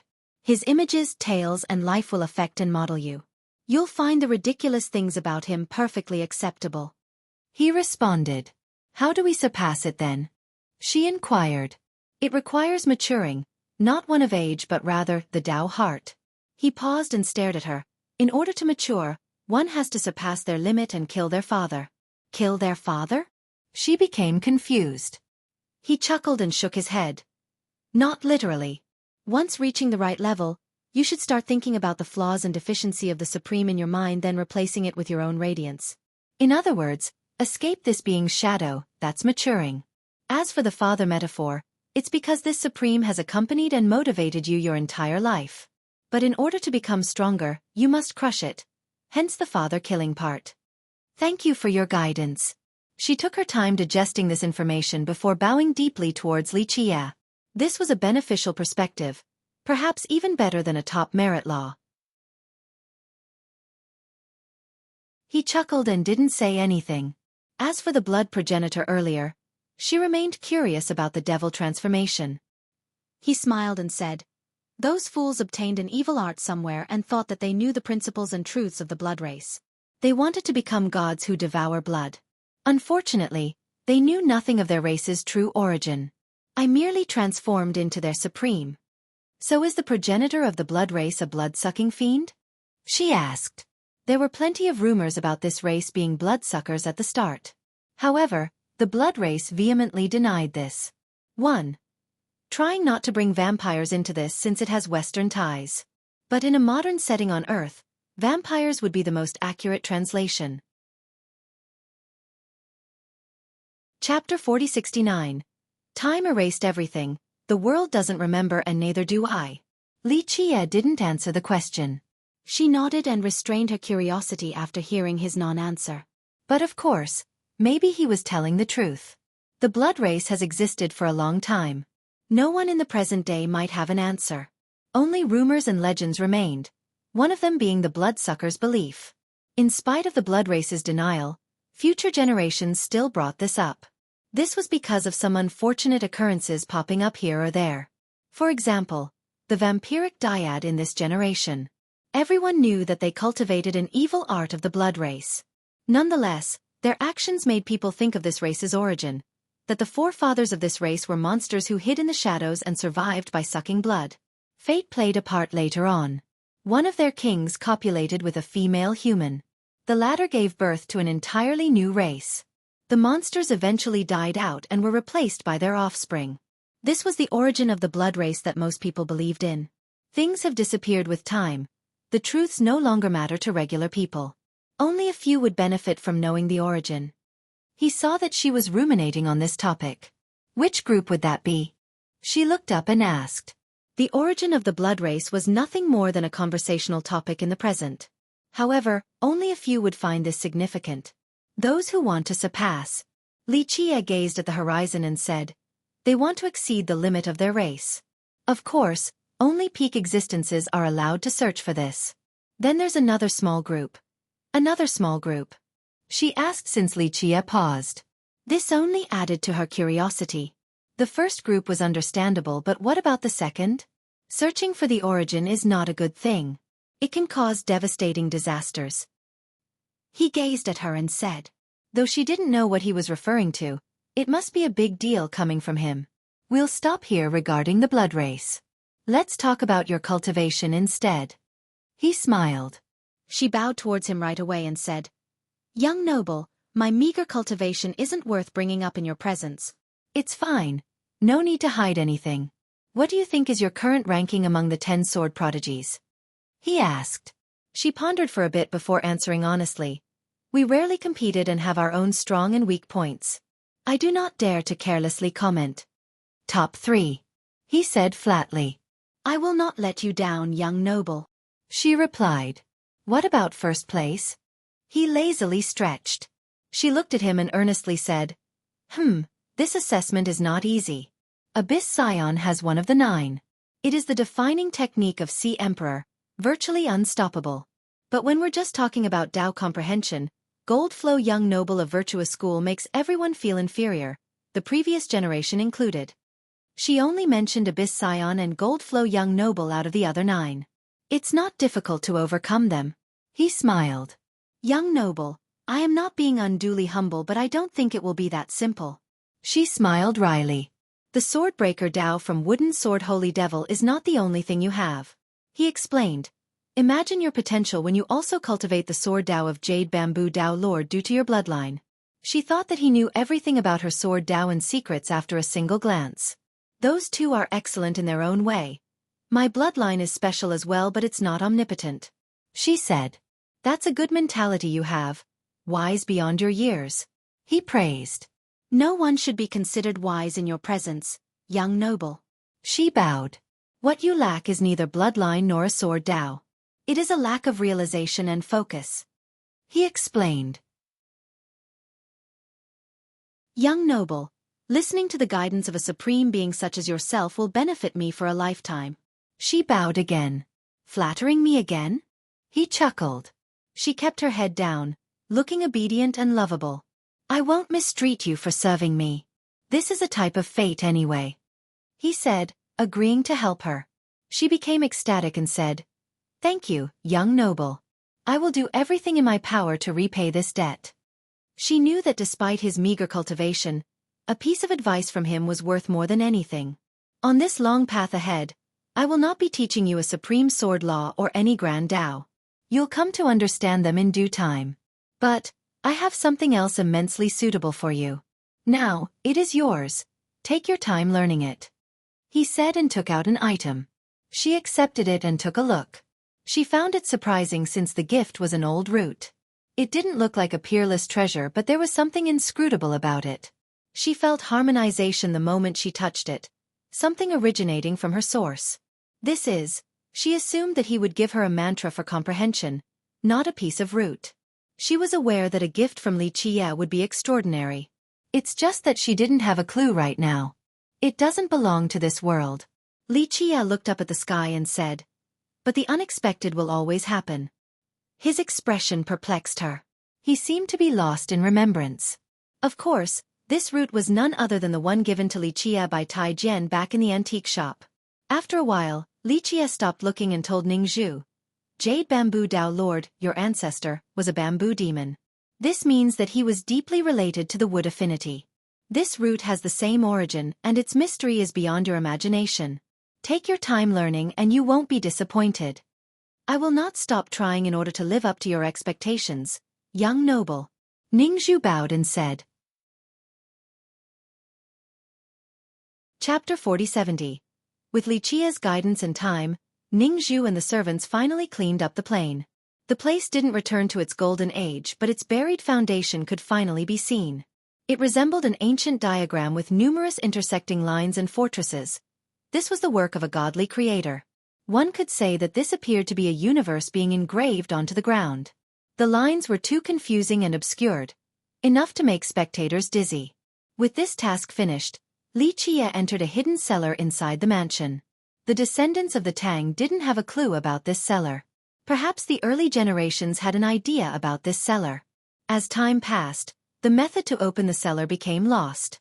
To be exact, this cellar wasn't a part of the mansion, but rather, it was a part of the entire plane. Its very existence was created by a supreme power, not from physical digging. From an architectural viewpoint, this cellar was the central hub, the very nucleus of the plane.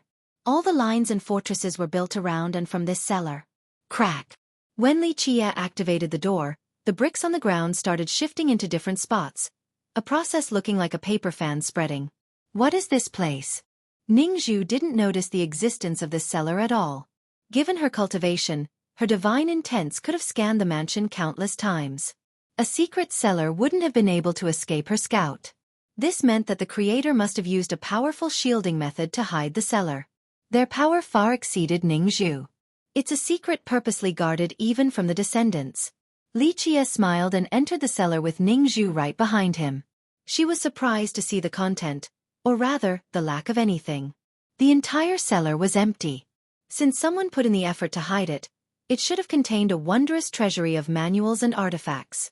This was not the case, and she didn't even spot a single coin on the ground. "There's nothing here," she said. Of course, she wasn't dumb enough to actually believe this and continued scouting the area. She eventually noticed thousands of tiny holes on the walls, ceiling, and floor. They all had the same size and a square shape, clearly purposely added. The only thing disorderly were their positions. It was tough to pinpoint a pattern. "What are they for?" she asked, unable to see the meaning behind the numerous holes. The creator must have hid a great secret here. It's just that she couldn't see it right now. To store money. Li Qie smiled. She didn't get it right away. Li Qie took out a square-shaped refined jade that was rather small in size. Chaos energy erupted right away. It exuded rays of light as if the jade contained a galaxy. The power greeting her was of the Dao Lord level. Dao Lord refined jades. Ningzhu had seen it before but was still surprised every time. Not to mention regular cultivators, these jades were special and expensive even for her and her kingdom. Click. Li Qie inserted the square jade into a hole on the wall. A perfect match. I see they're used to store refined jades. Ningzhu understood right away. Li Qie then took out a bunch of square-shaped refined jades and told her, "Insert all of them." She followed his order and couldn't wait to see the secret hidden in this cellar. By the time she nearly finished, she found that there were more than 10,000 holes. It became obvious why the Tang eventually lost access to this cellar. They stopped viewing it with importance because ultimately, they didn't have enough jades to fulfill this requirement. Many cultivators tried their entire life and still wouldn't be able to touch one Dao Lord refined jade, let alone 10,000. Only someone like Li Qie would carry so many with him at a time. As for wooden sword, this sum would be guarded in their safest treasury. Buzz. Once the last one was inserted, the refined jades in the holes became resplendent. The rays actually looked tangibly substantive and filled up the cellar from different angles. They began crossing and intertwining. Chapter 4071. Buzz. The thousands of lights combined and resulted in the phenomenon of a photon exploding. This destructive phenomenon was contained by the rays. Nevertheless, ripples and waves appeared in the cellar. An entirely new world seemed to be emerging in the center. Smaller rays of light manifested, looking like spirits playing and dancing around. This process was ephemeral but still magnificent. Runes also materialized in this world and came together to form laws. The strands of laws were then assembled into characters describing a supreme grand Tao. Pop. The final culmination was a sphere of light. All the other rays disappeared afterward. The refined jades were drained of their chaos energy as well. The jades lost their luster and became worthless rocks. Spectators would gasp audibly after seeing this. 10,000 Dao Lord refined jades could support a sect for an entire generation or a great formation for a long period. However, they were spent in the blink of an eye in this cellar. Few sects could afford to spend so much. The light sphere flashed brightly and brimmed with spirit energy. There was enough to gestate 3,000 worlds. The strands of laws within the sphere flew around like true dragons. Ningzhu thought that if one were to smash this sphere down on the ground, all of 8 desolaces would be reduced to ashes. Even the top masters would die without a grave. What is this thing? She was both amazed and horrified by its power. A key to open the secret. Li Qie smiled and reached forward. Buzz. His hand became resplendent with an oscillating Dao light. Once he got closer to the sphere, a pressure suddenly weighed down in the cellar. This weight was immeasurable. Ningzhu felt as if the entire continent was sinking. However, the light in Li Qie's hand managed to prop up the weight of the sphere and began infiltrating. This process resembled snow melting into the earth. His hand eventually reached the core of the sphere. Boom! Thus, he was immediately viewed as an invader. The living beings in the sphere looked up and saw a gigantic palm reaching for their world. In reality, this wasn't far from the case. The laws from his hand began permeating throughout the sphere, prompting retaliation. The light of the sphere became blindingly bright and pulsed uncontrollably. Ningzhu was scared out of her mind, thinking that the sphere was about to explode. This would instantly wipe out all life forms on 8 desolaces. Fortunately, Li Qie tightened his grip and captured all of the sphere's Dao laws. They struggled but couldn't get free. His own light pulsed and initiated a refinement process. The chaotic light of the sphere gradually shrank.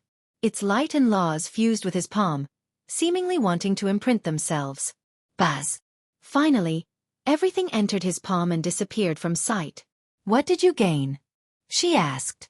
When you wield the Earth's loop, you'll also wield the world's power. He smiled. Earth's loop? I've never heard of this before. She said. It's nothing, just an ace card left behind by someone. He elaborated, then raised his bright hand. Rumble! Violent earthquakes ensued and the world started spinning. The startled princess felt something digging up from the ground. She immediately left the cellar to take a look. Sure enough, towers made out of golden stones drilled out of the ground. They were covered in mysterious runes as well. If the lines in the fortresses resembled a mesh, then the towers would be in the center of each section. The servants in Ningzhu couldn't believe it while watching the rising towers. What are they? She asked. Good stuff, of course. Li Chia smiled and used the Earth's loop again. The fortresses sent out rays through the embedded lines into the towers. All of this power eventually gathered at the top of the towers. Rumble! Beams of light then shot upward and illuminated all of Armament Mountain. I see. Ningzhu started seeing a few clues. The fortresses served as grand Dao sources capable of empowerment. The lines were used to channel this power into the top of the towers.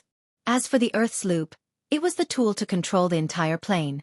Nonetheless, she didn't know the reason why the plane was set up in this manner. Chapter 4072. Others naturally noticed this phenomenon unraveling at the plane. Numerous sects sent experts there to scout. The beams were as bright as countless suns and startled everyone. This was doubly true for those in Armament Mountain. What is going on? The disciples didn't know whether this was auspicious or ominous. Recently, only bad things have been happening to their sect, the mysterious disappearances and the quaking at the ancestral peak. Thus, another big commotion left them nervous. Outsiders had no idea, but they had a tough time recently. What is this a sign of? Another murmured. Looks like it's coming from the Tang's plain. Isn't that an abandoned area? A powerful disciple activated his vision.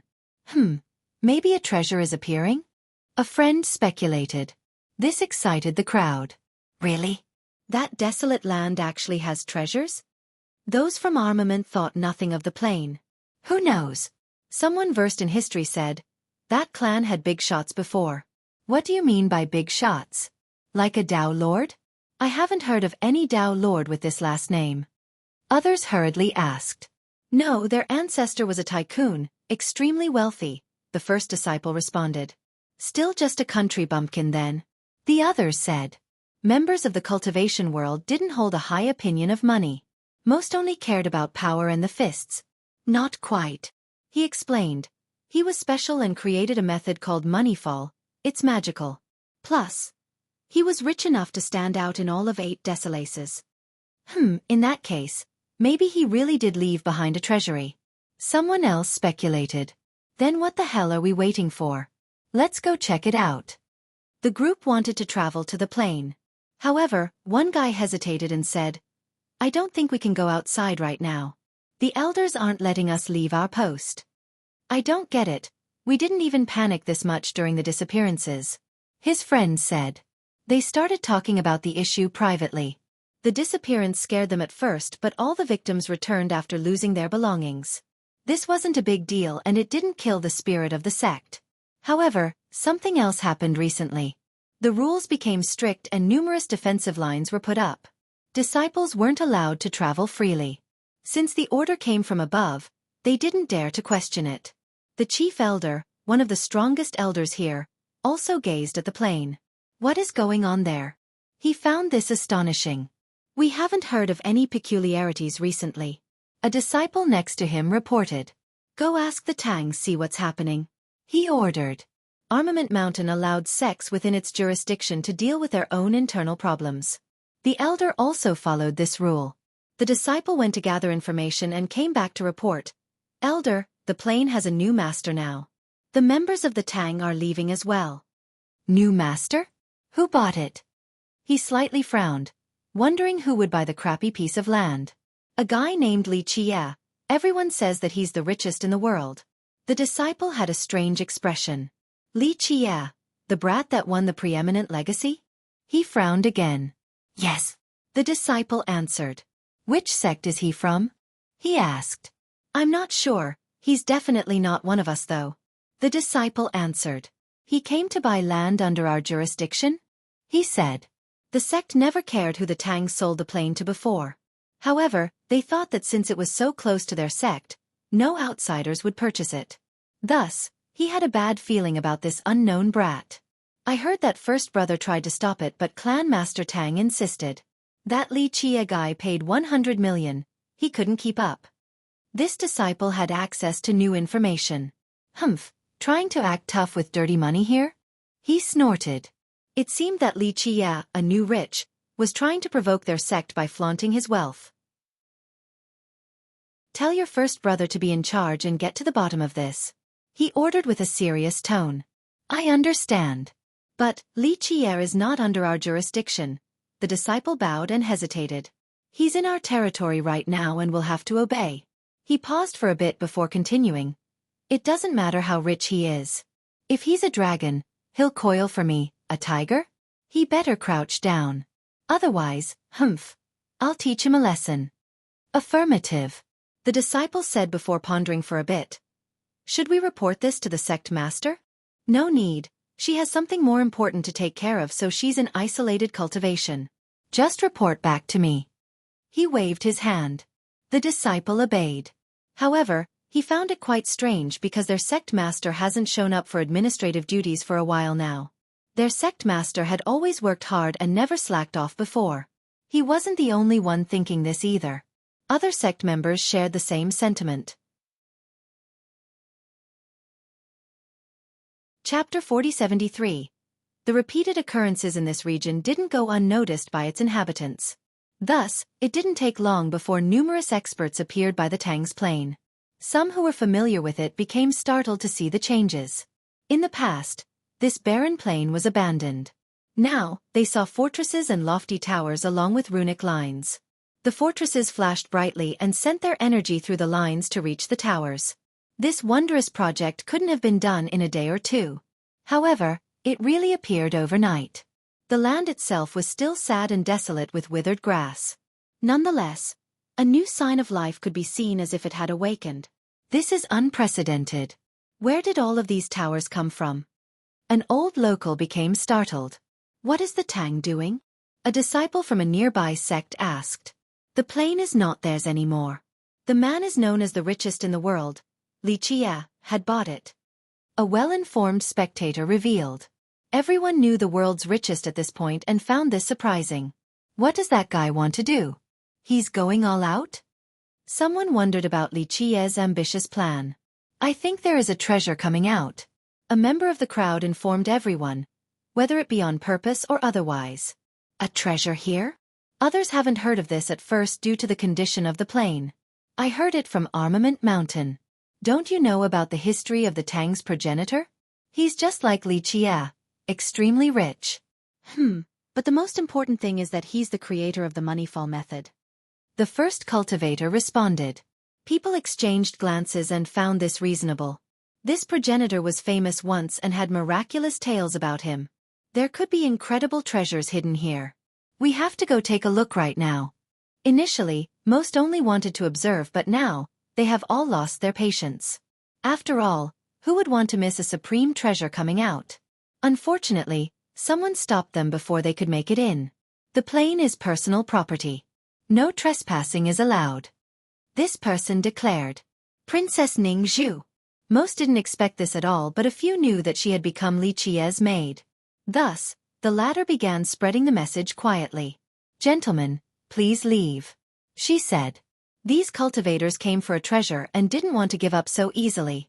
Princess, I heard that there is a treasure here, is that true? Someone tested the water. I've never heard of such a thing. She denied. This wasn't enough. Another asked. Armament Mountain said that the progenitor of the Tang left behind a treasury deep in this land. Untrue. She interrupted him. Princess, don't be so unreasonable. If there's no treasure, then it's fine for us to take a look? Another demanded. As I've said, This is personal property, so no trespassing," she asserted. I disagreed. The cultivator retorted, "The plane is still under Armament Mountain's jurisdiction, and they never said anything about not allowing entry. I don't think what you're doing is proper." Money was tempting enough, let alone a potential treasury. Though no one had seen it, the rumors have gotten out of control. They would rather believe it than otherwise. Our young noble is not under the jurisdiction of Armament Mountain. Ningzhu showed no sign of backing off. Your Highness, everyone in this region is under the jurisdiction of Armament Mountain, no exception. Are you trying to rebel? Someone loudly shouted. And if I am? I don't mind another enemy. A calm voice answered instead of Ningzhu. That's Li Qia. Many followed the direction of the voice and recognized him. The richest in the world. Others murmured while feeling jealousy. In their eyes, he was nothing more than someone who got lucky and obtained the preeminent legacy. Life wasn't fair at all. Li Qia, watch your words. A member of Armament Mountain stepped forward. Are you challenging us? We might not be the strongest but have never been afraid of anyone. The same for me. Li Qia interrupted this disciple. Why should I give Armament Mountain face? A few smiled wryly and shook their head.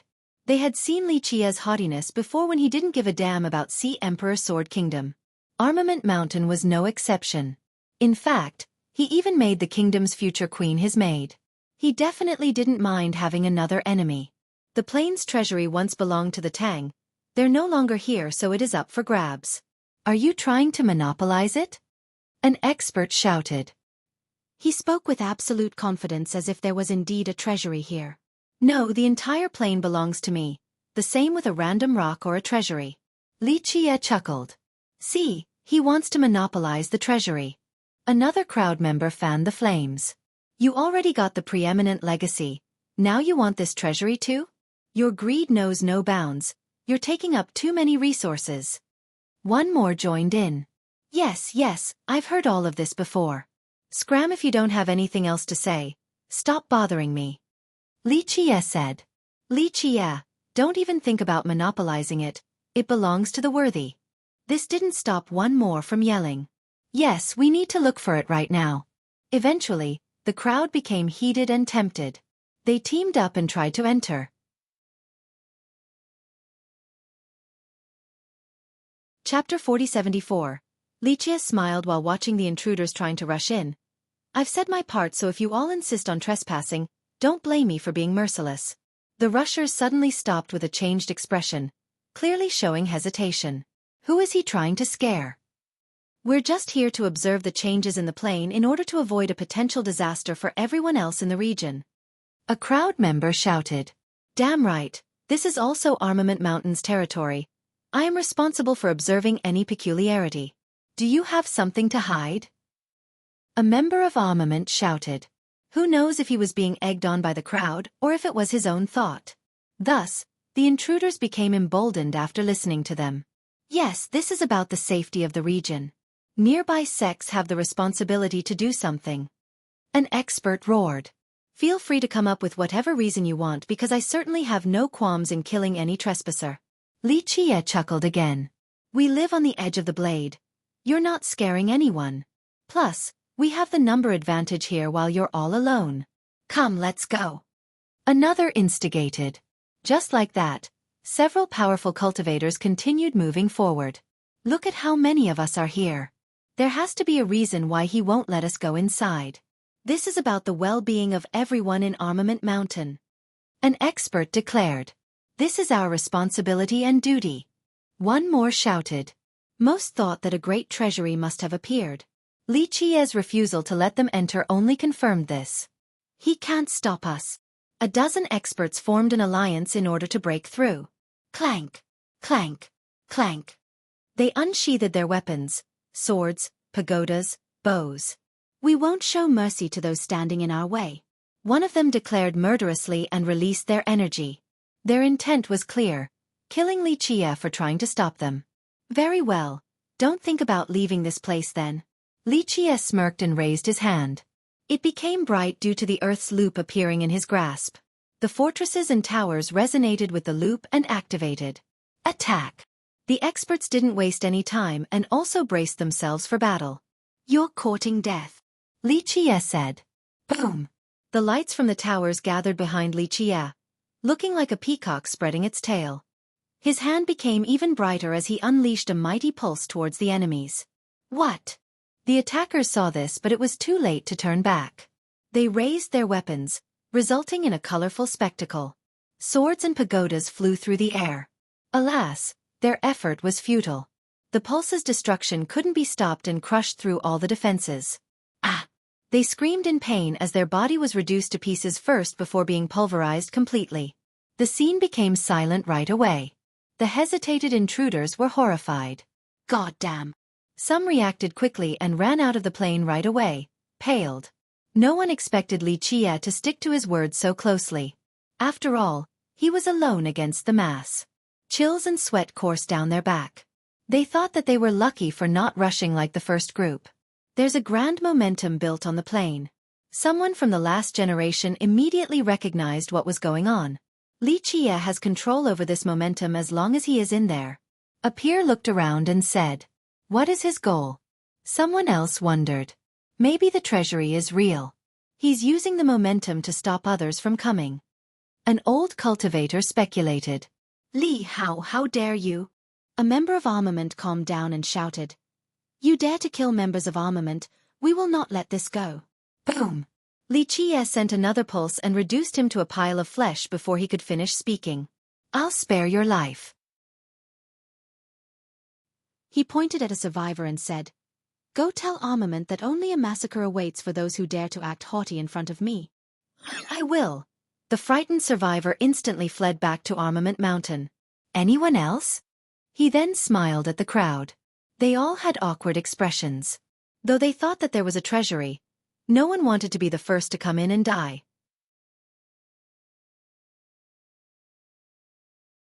Chapter 4075.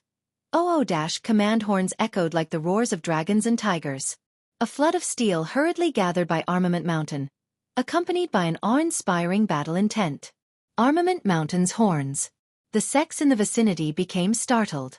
Armament Mountain seemed to be summoning its disciples. Is war starting? Sect masters and elders wondered because the horns wouldn't stop. Regardless of the reason, they all knew that a big event was happening. Nonetheless, there were no external enemies, at least to their knowledge. I heard Li Qie killed some of their members. It didn't take long before this message reached the majority. The richest guy? A sect master became surprised after receiving this news. Aren't they going overboard with this response? A different sect master murmured. Conflicts happened regularly and deaths weren't uncommon. Armament Mountain had plenty of disciples, so losing a few didn't warrant blowing the horns of war. No, Li Qie bought the Tang's plane and I think there's a treasury there. He messed with the wrong beehive. Someone gathered information quickly and found out the reason. Does he want to start a sect? A big shot wondered. The richest man in the world could certainly buy influence and manpower. This could negatively affect Armament Mountain and lessen its authority. Thus, Armament Mountain couldn't just sit idly and watch. This was before mentioning the potential treasury. Meanwhile, those right outside the plane were just as alarmed as anyone else after hearing the horns. Are they coming to fight Li Qie? Someone took a deep breath. They might be coming to take the plane back. Can't let someone else sleep in their bed. A big shot saw things clearly. Others agreed with this. First, the plane was just too close to Armament Mountain. They didn't appreciate having an outsider in charge so near to their land. Moreover, this outsider killed their members as well. Rumble! A mini dust storm formed on the horizon, the result of a horde of cavalries and carriages. Banners fluttered in the air and made spectacles tremble. Looks like Armament Mountain isn't holding back against Li Qie. This is going to be serious. A spectator standing outside the plane commented. On top of the carriages were disciples of armament. They possessed impressive chaos energy and vitality. All had a stern expression. Moreover, they didn't contain their aura at all. Thus, this flood-like wave looked eager to drown out the plane. 8-armed prince personally led this cavalry. He wore a crest and full armor. Each of his hands held a different awe-inspiring treasure. Pagoda, cauldron. The energy ring stemming from him could prop up the sky itself. Spectators couldn't help but be impressed by his awe-inspiring presence. The prince is here in person? Others found this surprising. Not just that, he's bringing all 8 treasures for the famous merit law. A great battle is inevitable. An older expert took a closer look and said, 8 treasures splitting the heaven was a top technique created by God Ape Tao Lord. The prince already had them ready before the start of the fight. He seemed hell-bent on taking down the opponent. Li Qie, come out here and surrender. The prince shouted in a domineering fashion. That's why he's one of the 4 weapon heroes. Armament Mountain will prosper once he takes over. Someone else said. No youth can compete with him right now. He'll definitely become the next sect master. Another said. The surrounding sects approved of 8-armed prince, wanting him to be the next leader of Armament Mountain. Why is there a fly buzzing so early in the morning? Li Qie lazily answered the challenge. He walked out of the courtyard, seemingly having just woken up. His eyes were still drowsy as he gazed at the situation ahead. He didn't look like he was giving a damn about the elite army led by 8-armed prince in the slightest.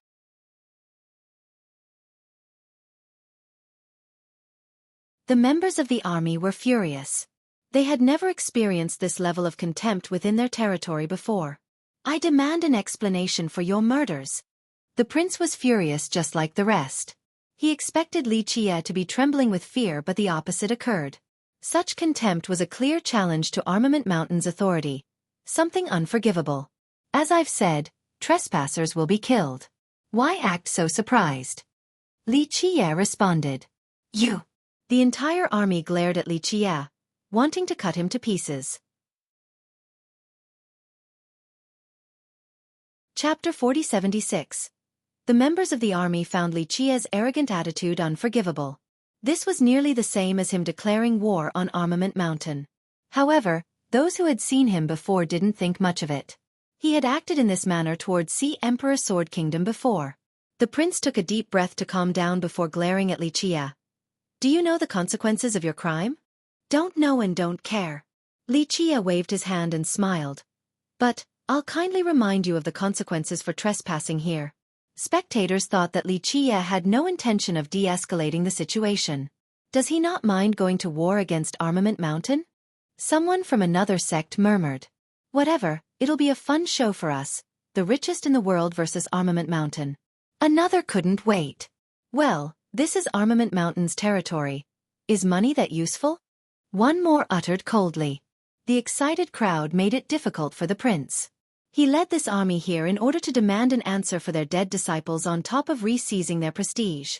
Now, Li Qie refused to give them face in public, leaving him with tough choices. If he didn't teach Li Qie a lesson, it would ruin both his and his sect's reputation. How could he lead Armament Mountain if he failed to take care of one man? Your Highness, no need to waste breath on someone like him.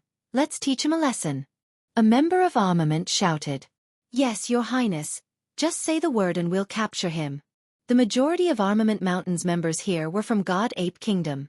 They didn't appreciate Li Qie's attitude towards their prince. The livid prince glared at Li Qie and threatened. This plane might be yours, but it is still under our jurisdiction. Therefore, we have the authority to regulate it. Your insistence on being stubborn is nothing but suicidal. The plane has nothing to do with Armament Mountain. It is mine now. All right.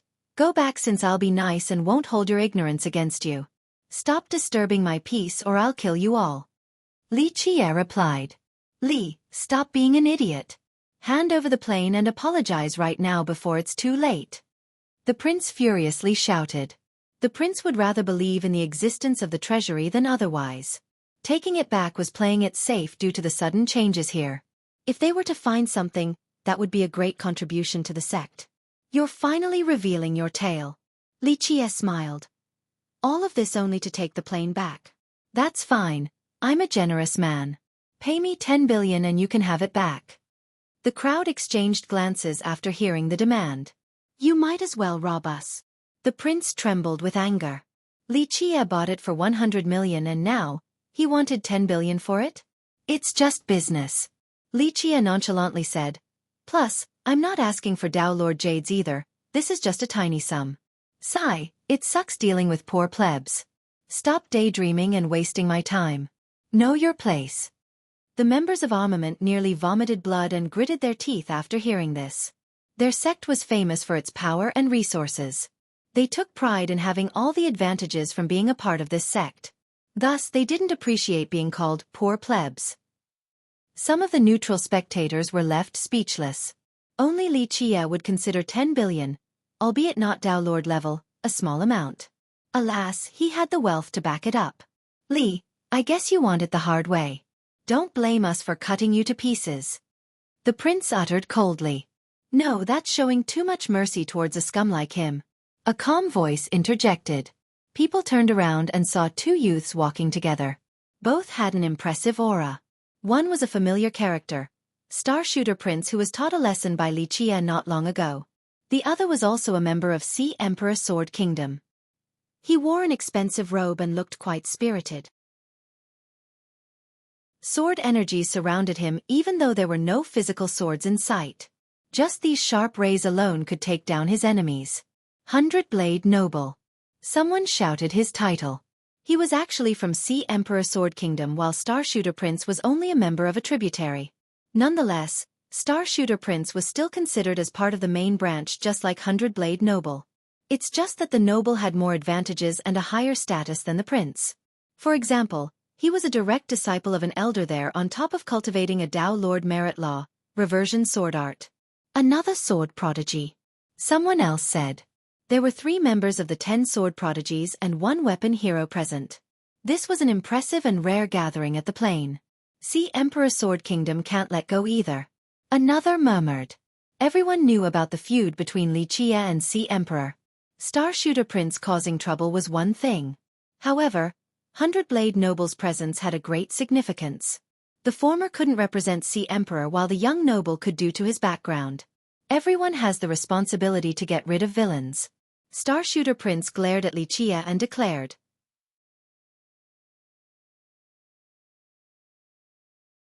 Chapter 4077. Ever since Star Shooter Prince got here, he never hid his murderous intention against Li Qie. Their feud had reached an irreconcilable level. Oh, forgetting the pain after the scar is gone? Li Qie said. Looks like the previous beating wasn't enough. Your kingdom must have some really good ointments to heal you so fast, but that's okay. I'll beat you again and see if the ointments will work a second time. Li Qie poured salt on the prince's wounds again in public. He obviously hasn't forgotten the humiliation last time, so this only added to his rage. Li, today will be your last day, he exclaimed while gritting his teeth. Not even an immortal can save you from me. Who's gonna kill me? You. Li Qie seemed amused. You'll find out soon enough. He blew on a war horn. Rumble. Another cavalry suddenly emerged on the horizon and soared over like a steel dragon. Their march issued loud explosions that intimidate the crowd. The members covered in steel were ready for blood. Star Shooter Kingdom's Royal Cavalry. Many took a deep breath after seeing this. Star Shooter Prince clearly came prepared this time around. He cupped his fist towards 8-armed Prince and said, I am here to aid you, brother. We shall get rid of this villain together. It was actually improper for another army to appear without notice in another sect's territory. However, Star Shooter Prince stated his intention, which made it acceptable. Thank you for your help. 8-armed Prince accepted. 2 separate armies waited outside the plain. A truly magnificent scene. They surrounded the area and trapped Li Qie like a turtle in a jar.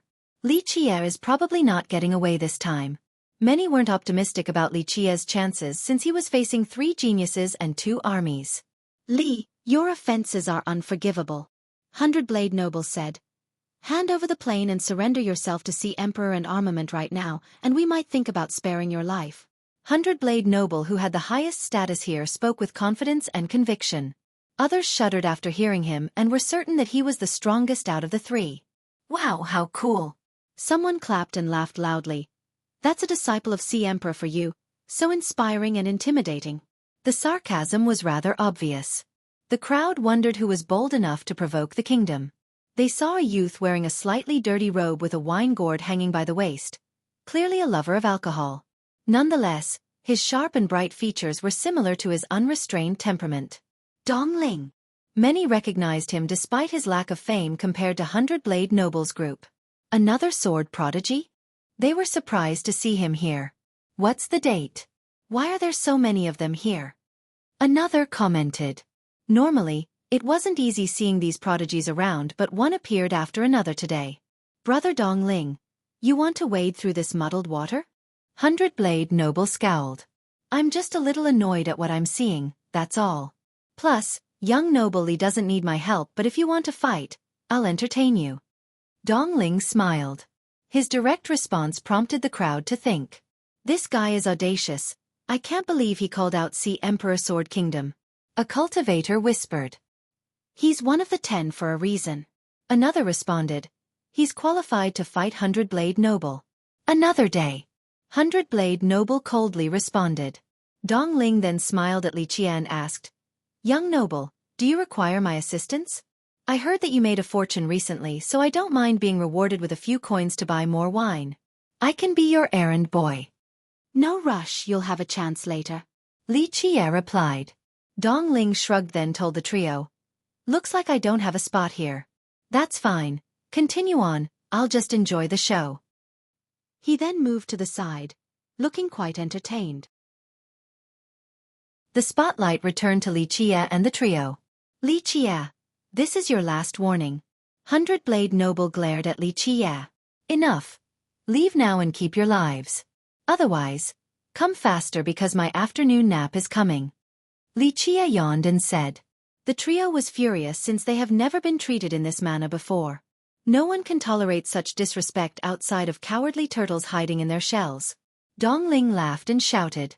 This served to further infuriate the trio, but they didn't have time to deal with him right now. Li, come out and fight us. Starshooter Prince shouted.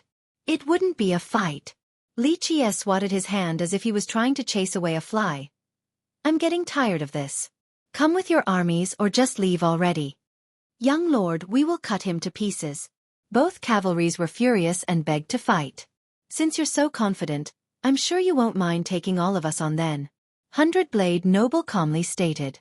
Yes, however many you want. Li Qie gestured provocatively. The trio exchanged glances before nodding. Men, get ready, we are taking back the plain. 8-Armed Prince commanded. We're starting. It's time to obliterate the enemy. Starshooter Prince shouted. Metallic clanks echoed across the region right away as members of the armies unsheathed their weapons. Chapter 4078. The atmosphere became tense and spectators watched with bated breath. 100-Blade Noble's eyes flashed menacingly as he spoke.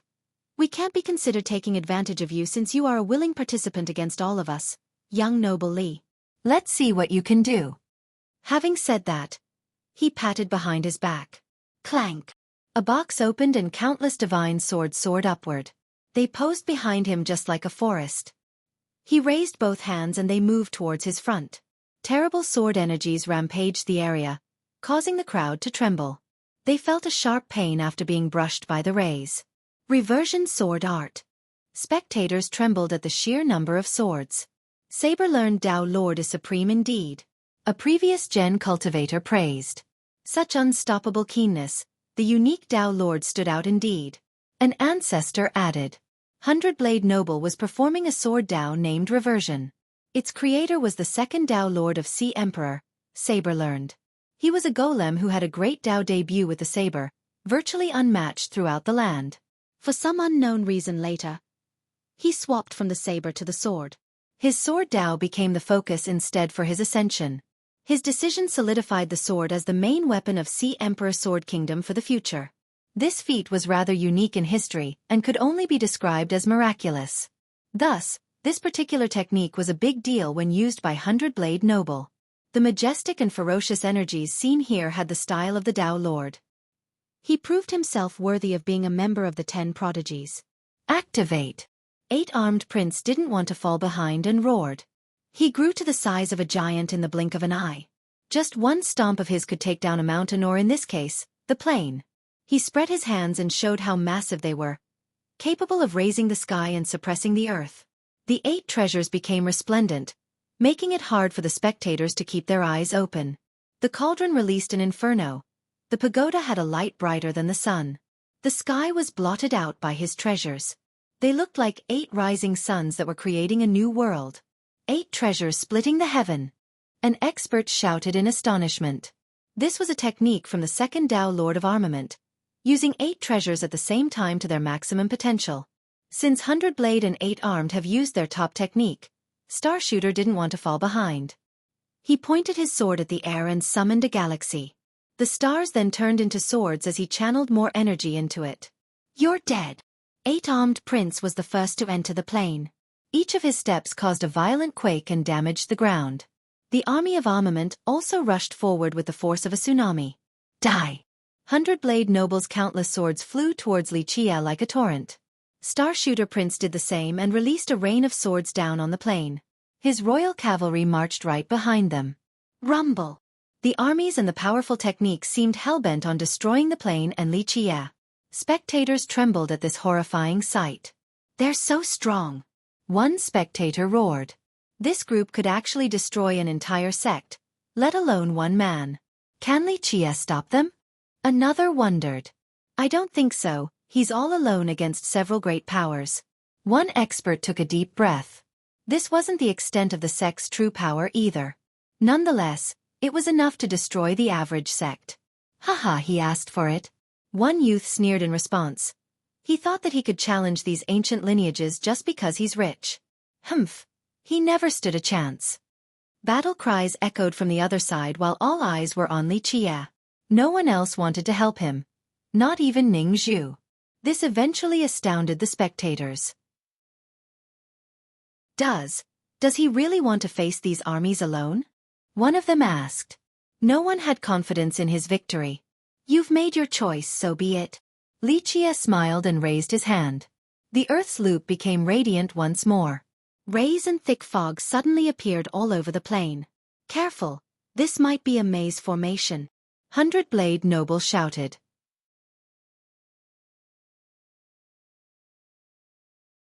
Chapter 4079. 100 Blade Noble's warning came too late. All of them have entered the plane at this point and saw the flashes and fog. They immediately knew that something was wrong and became cautious. On guard! 8 Armed Prince commanded and assumed a defensive measure. He pulled back all 8 hands around him. The various treasures poured down their affinities to form a fiery armor wrapping around him. Something's amiss. Starshooter Prince felt the same way and returned to the command position of his army. The royal cavalry roared affirmatively and the vanguard raised their shields. Not even a breeze could get through this impregnable fort. He also added an outer secondary wall consisting of divine swords. 100 Blade Noble roared and did the same thing. His celestial swords hovered around him as if he was the center of the cosmos. Poof! The plain became brighter with denser fog that enveloped both armies. They disappeared from sight. Not even the glints of their weapons could be seen. Spectators became confused right away. A bewildering technique? One spectator wondered after losing clear visibility on the plain. I don't think it's that simple. This seems to be a grand formation with a maze-like property. It's prepared beneath and would activate against all intruders. A big shot from the last generation carefully observed the fog before answering. Well, if it's just a maze formation, it shouldn't be able to stop those experts. They have the manpower to break it too. A youth remarked. Careful. They suddenly heard 100 Blade Nobles shout. Shit! 8 Armed Prince's voice resounded afterward. Splash! Splash! Splash! Next was splashing noises as if people had fallen into the water. It was strange because the sounds happened in rapid succession. The entire army seemed to have fallen into a body of water without the chance to scream and shout. The plain became silent again. What is happening there? Cultivators standing outside clamored. However, the fog still obscured their vision despite activating their heavenly gaze. Eventually, the fog slowly dispersed and they could finally see again. It's going away! Someone shouted. Alas, what they saw next made them rub their eyes in disbelief. Am I seeing things? One of them shouted. There's no one left. Everyone saw the same thing. The plain was the same as before, down to a single blade of grass. Unfortunately, the trio and their armies have vanished. How can this be? Where did that army go? An expert bellowed. Even ancestors had no clue what was going on. There were more than 100,000 men in those cavalries. There should be corpses at least. They might not be the strongest legions in Sword Continent but were still quite impressive and intimidating. Moreover, 3 geniuses led them as well. Worst of all, there were no fighting noises or screams. This made the whole thing creepier. Damn, am I drunk? Dong Ling was frightened and decided to drink another mouthful. Ning Zhu didn't expect this either. She thought that Li Qie would use the power of the Earth's loop to kill them all. Instead, he simply made them disappear via that fog. Because of this, she felt as if there was something monstrous slumbering underground. Are there any active illusory effects? One expert questioned. Ancestors and kings began using their heavenly gaze. Alas, their careful observation yielded nothing. One king shook his head. Nothing, no illusion nor concealment. This plane is the real thing. Then where did they go? A weak cultivator shuddered in fear. No one had an answer to his question. Only magic and sorcery could explain this phenomenon.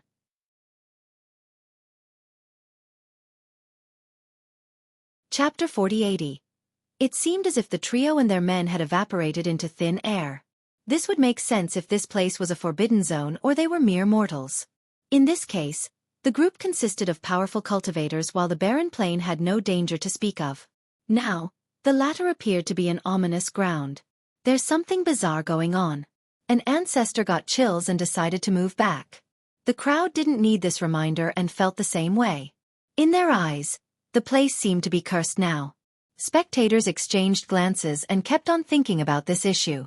If the group had died, then there should at least be some traces such as blood or ashes. Alas, not a single strand of hair could be spotted. Their rumination was suddenly interrupted by boiling noises in the plain. The ground itself seemed to be turning into water. However, the fog returned and stopped them from seeing what's happening next. It sounded like something was climbing out of a marsh along with some strange roars. All in all, they thought that things were being spat out. It's just that no vision technique could get through the fog. Do not get close to the fog. A high elder warned those standing outside. This was unnecessary because people exercised caution and didn't want to be touched by this fog. Fortunately, it never expanded beyond the border of the Tang's plain. This didn't last long just like before. It eventually dispersed fully and no one saw a monster or anything either. Look! Over there! Someone shouted and astonishment struck the crowd again. They saw the 3 geniuses and the members of the armies laying chaotically on the ground. The weirdest thing was that they have been stripped completely naked. They were far from being helpless and should have been able to resist. Alas, they looked to be fish on the chopping board for whoever or whatever did this. Even the experienced big shots have never seen anything like this before. They scratched their head but couldn't come up with an explanation. Are they still alive? Someone asked. An ancestor used his heavenly gaze and nodded. Yes, all of them are alive, they're just sleeping. So what caused this? An extremely powerful hypnotic drug? An expert asked.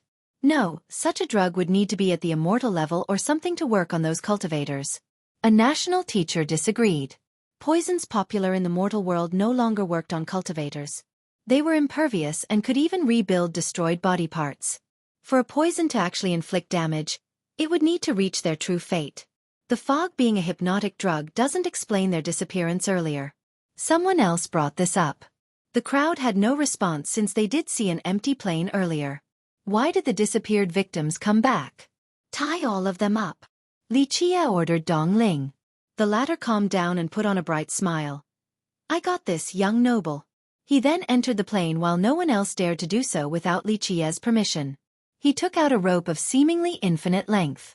It moved with incredible speed and coiled around the 3 geniuses first, then gradually across the entire field. He then tied them around the towers nearby, still maintaining impressive agility. The victims looked like countless meat skewers swaying to the winds.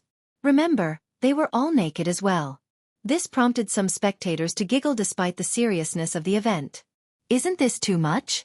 Someone asked because honor was more important than life to some. Even if they were to survive this, they would no longer have the face to see anyone. That's how the world is. Li Qie's fate might have been worse if he had been captured by them. A last-gen cultivator said. This was indeed the case. Li Qie's wealth was coveted and his previous transgressions have not been forgiven. The other party would have done anything necessary in order to force Li Qie to hand over his wealth.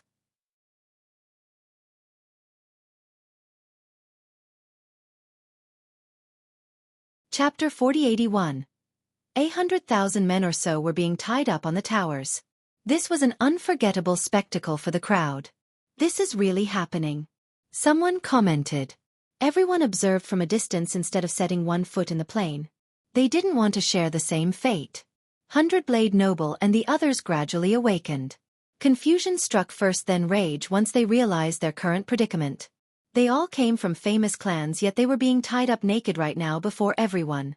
This was an unprecedented level of humiliation. They struggled in order to break free. Alas, a seal restricted their vitality and energy, so it was futile. "Li, death before dishonor. Just kill me!"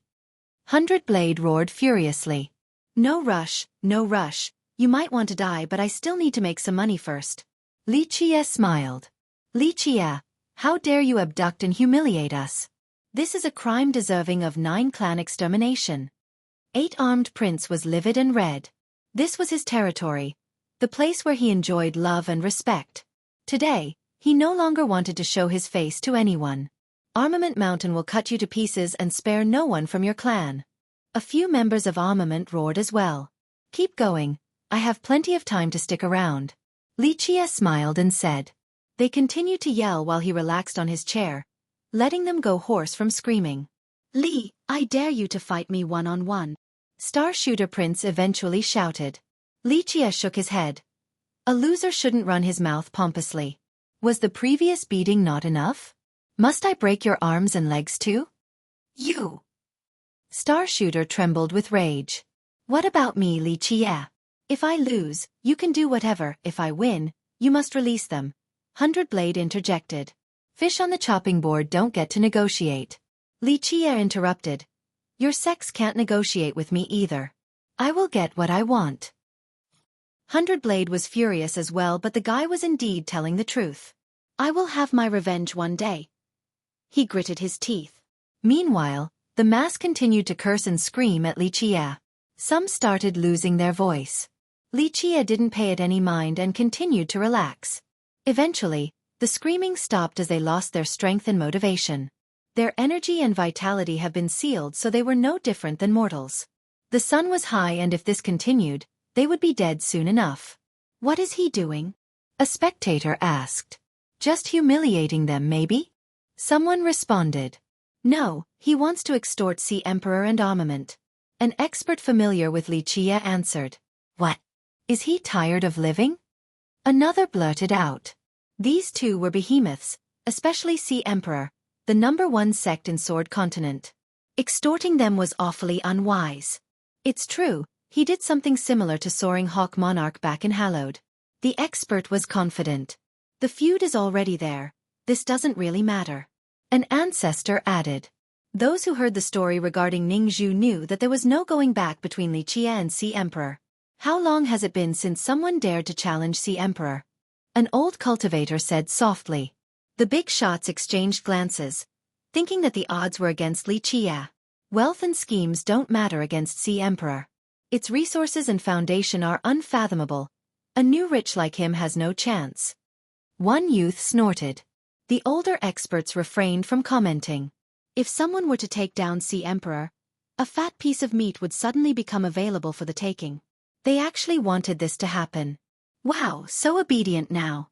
Li Jie smiled after seeing the silence from the prisoners. He then raised his finger and released 2 disciples, one from each sect. Bam!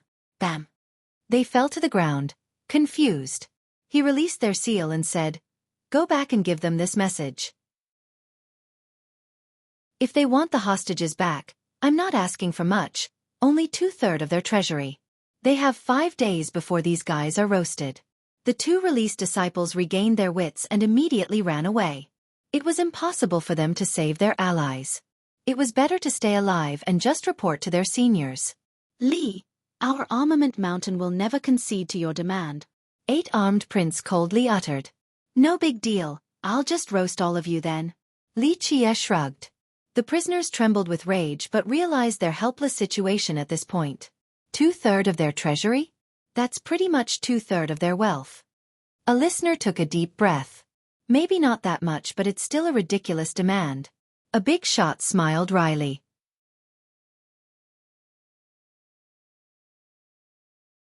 Chapter 4082. The news of Liqia's extortion astounded all listeners. Is this brat crazy and suicidal? He wants 2/3 as the ransom? One expert said. He's just different, always overbearing and haughty. Another big shot became surprised. He thinks he can do whatever he wants now that he's rich, even daring to go against armament and sea emperor. He won't last long. One more snorted. Why is he doing this?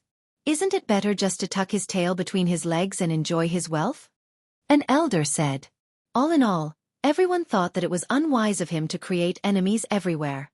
He was already set forever, never having to worry about money ever again. His best option right now should be to lay low and not garner attention from others. On the other hand, he chose to offend the worst potential enemies. How will they retaliate? Someone murmured. What else?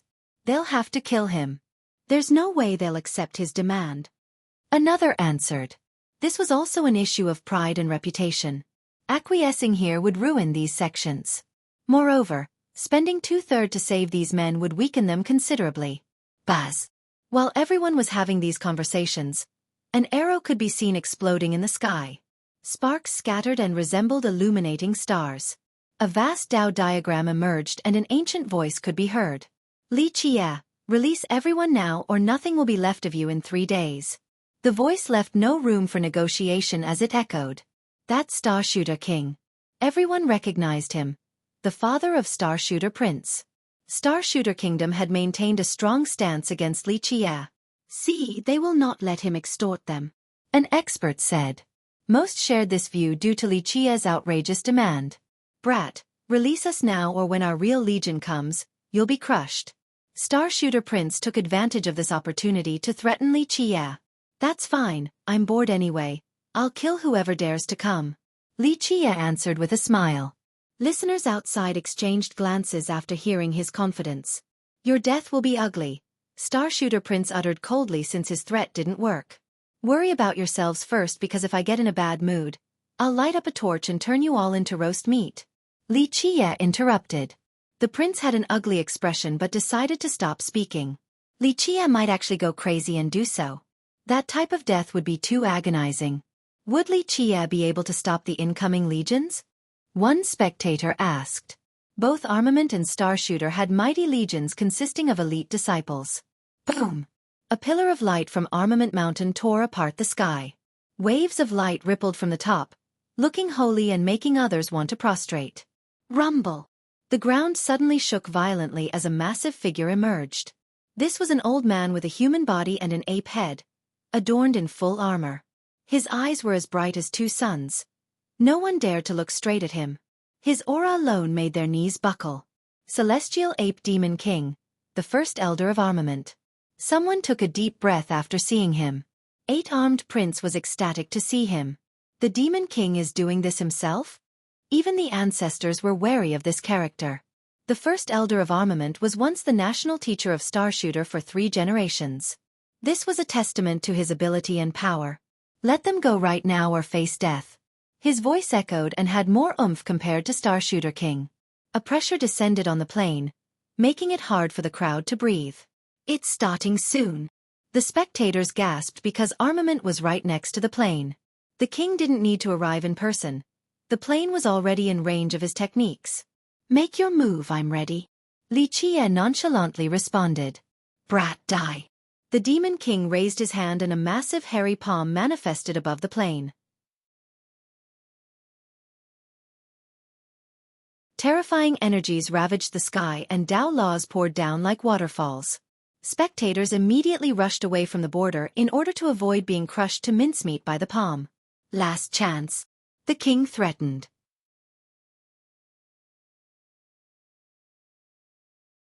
Chapter 4083. Boom. The palm continued exerting tremendous pressure on the plane. He's damn strong. One expert remarked. Yes, the Demon King is only second to the sect master at armament.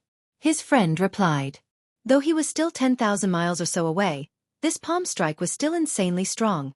Enough to crush the average sect masters and ancestors. Final warning, release them or die. Each of his words left no room for question and fully displayed his power. Of course, the palm strike by itself was more than enough. Enough, Scram. Li Chia smiled and raised his hand. The Earth's loop became resplendent and the plane resonated with it. The fortresses released energy waves that travel through the lines to reach the towers. The towers released flames akin to erupting volcanoes.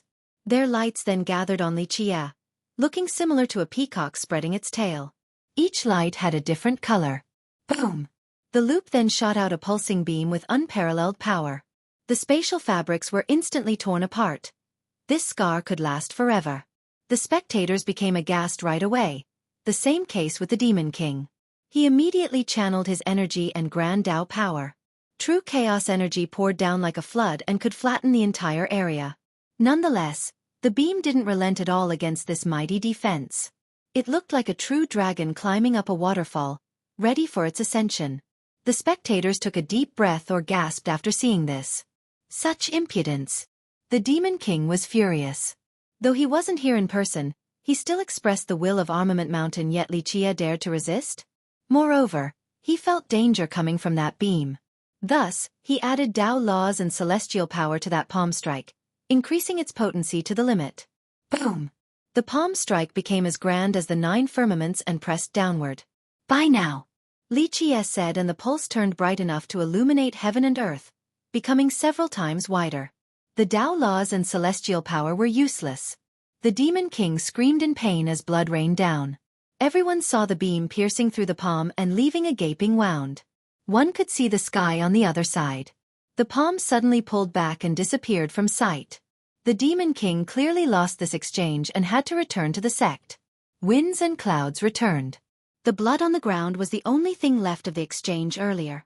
The crowd was speechless.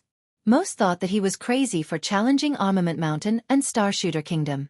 This was akin to throwing an egg at a rock. Now, he easily won the first round. Albeit, the king didn't actually come in person. What kind of grand formation is this? A clan member stared at the resplendent fortresses and towers. The crowd knew that this formation allowed Li Chia to repel the Demon King. Its power was truly astonishing. I have no idea. A formation master from that clan replied after a careful observation. I don't think it has anything to do with Armament Mountain. I don't see a connection between the two. It seemed to be a part of the plane as well, not recently created. This means that the plane had access to it for a long time now.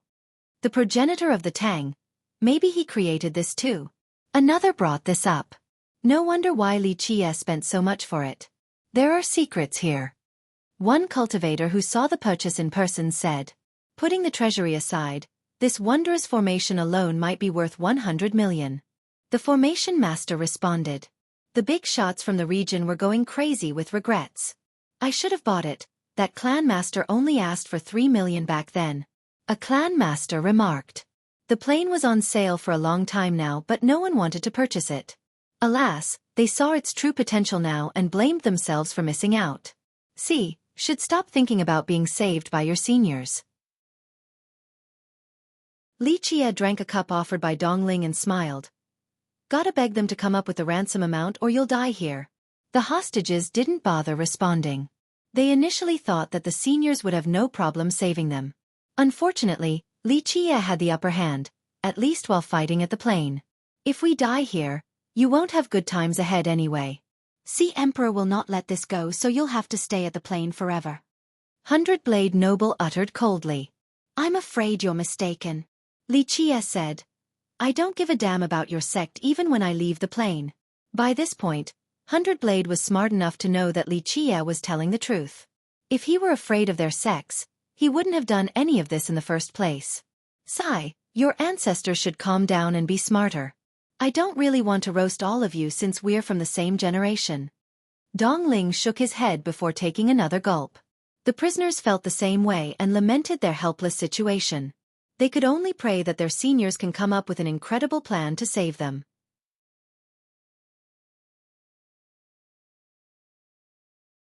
Chapter 4084. The Demon King's setback caught everyone by surprise. It became obvious that Li Chia had a considerable home court advantage despite top formation masters being unable to see through the mysteries of the plane. He seemed capable of defeating heavenly sovereigns while staying at the plane. The stage is going to get bigger. An older expert commented. Both Armament Mountain and Starshooter Kingdom couldn't concede to Li Qiye. However, he seemed capable enough to stand up for himself. Thus, a fierce battle was inevitable. Yes, this show will be brilliant. Many couldn't wait to watch. Some ancestors would prefer a bloodbath so that these two powers would be weakened. They would have more chances for the formation and the treasury in that case. Buzz, millions of arrows suddenly appeared on the horizon, looking just like meteors. What the hell? Many spectators ran away, not wanting to be turned into beehives. The river of arrows left behind long trails, looking like multicolored rays. It was actually quite beautiful to watch if people weren't too busy running away. Once they were pinned on the ground, their light became denser. This culminated in a loud explosion. Once the light dispersed, people saw a bridge connecting the plane to another area. That's in the direction of Starshooter. An ancestor gazed at the other end of the bridge and saw Starshooter Kingdom. Their legion is coming. Another expert had an easy prediction. Boom! Sure enough, loud rumbles and bright lights came from the other side just like the opening of a treasury. Of course, this was not the case. A great legion was crossing the bridge in order to arrive at the plane in a short time. It consisted of 100,000 troops or so. Each wore resplendent armors that illuminate the sky above. Most importantly, this upper radiance gathered together to form two defensive wings. It seemed as if while under their protection, the Legion could handle any offense and defeat any enemy. Sky Spirit Legion, the royal troops of the kingdom. It's their strongest. One cultivator was surprised. The progenitor of this kingdom was Starshooter Dao Lord who had a Sky Spirit bloodline. Thus, some descendants in this kingdom also shared this bloodline to a certain extent. This legion specifically picked members with this bloodline. Not all of them were from the royal branches but still had some connections. Bright spectacles accompanied this legion, making it seem like they came from above. Others couldn't help wanting to prostrate. Creak. An ancient chariot could be seen. It was embedded with treasures and Dao protections, looking impressive in both defense and offense. On top of the chariot was an old man sitting in the meditating pose. He wore a dragon robe and an imperial crest. A bow was placed above his knees. Its aura could surpass the 9 firmaments. It possessed enough force to pull the power of the world. The master of this bow should be able to slaughter all of his foes. Starshooter King. Many recognized him right away, and that Sky Spirit Starshooter, a Dao Lord bow. This bow was one of the defining treasures of their kingdom. Though Starshooter Dao Lord was also a sword user, this didn't lessen his versatility. For example, this bow was also a top weapon of his. Both the Legion and the bow? The kingdom isn't playing around, this is almost all of their elites. An expert murmured. The king himself led their top legion to battle. He seemed hellbent on taking down Li Qiye. Father! Starshooter Prince shouted with joy after seeing his father. At the very least, his father didn't abandon him. The king and the legion stopped outside the plane and saw the current state of the hostages. This was a public humiliation, a disgrace to their kingdom. These elites could only wash it away with Li Qiye's blood. Spectators were smart enough to move to the best spots for observing while maintaining safety. They also needed to be close enough to take advantage of the situation. Who will win? Someone asked. Hard to say, Li Qiye has no chance alone, but we don't know how strong this grand formation is. An old cultivator replied. This grand formation was unknown to the world, so it was tough to evaluate this battle. Do you know the consequence of insulting our people? The king glared at Li Qiye. No idea. Li Qiye nonchalantly said. Death. To which the king responded. Wow, come then, all of you, I'm itching for a warm-up. Li Qiye smiled. The crowd exchanged glances, wondering about the source of Li Qiye's confidence. The king glared at him. The atmosphere became awfully tense. Suddenly, the former's expression relaxed and became friendly. He said, Youths are always impetuous and headstrong. This is inevitable. If you let them go, I'll drop everything else. His sudden shift in attitude caught everyone off guard.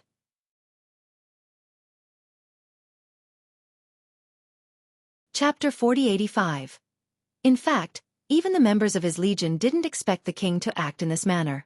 They came with aggression in mind, ready to flatten the plane. Plus, the king was also imperious at the start. No one had a clue why he decided to change his mind.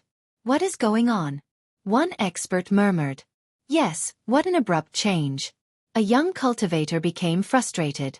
Most wanted to see a real battle, not a negotiation. It's about winning without having to fight. A clan master said. Others agreed with this notion. The king personally led his legion in order to show the power of his kingdom. This was to let Li Qie and everyone else know about their destructive potential, that they could unleash retribution upon anyone daring to hurt their members. Thus, the king's change in attitude allowed Li Qie a way to give up after seeing the potential future ahead. Star Shooter using everything it has to defeat a junior. This type of victory wouldn't be considered glorious at all.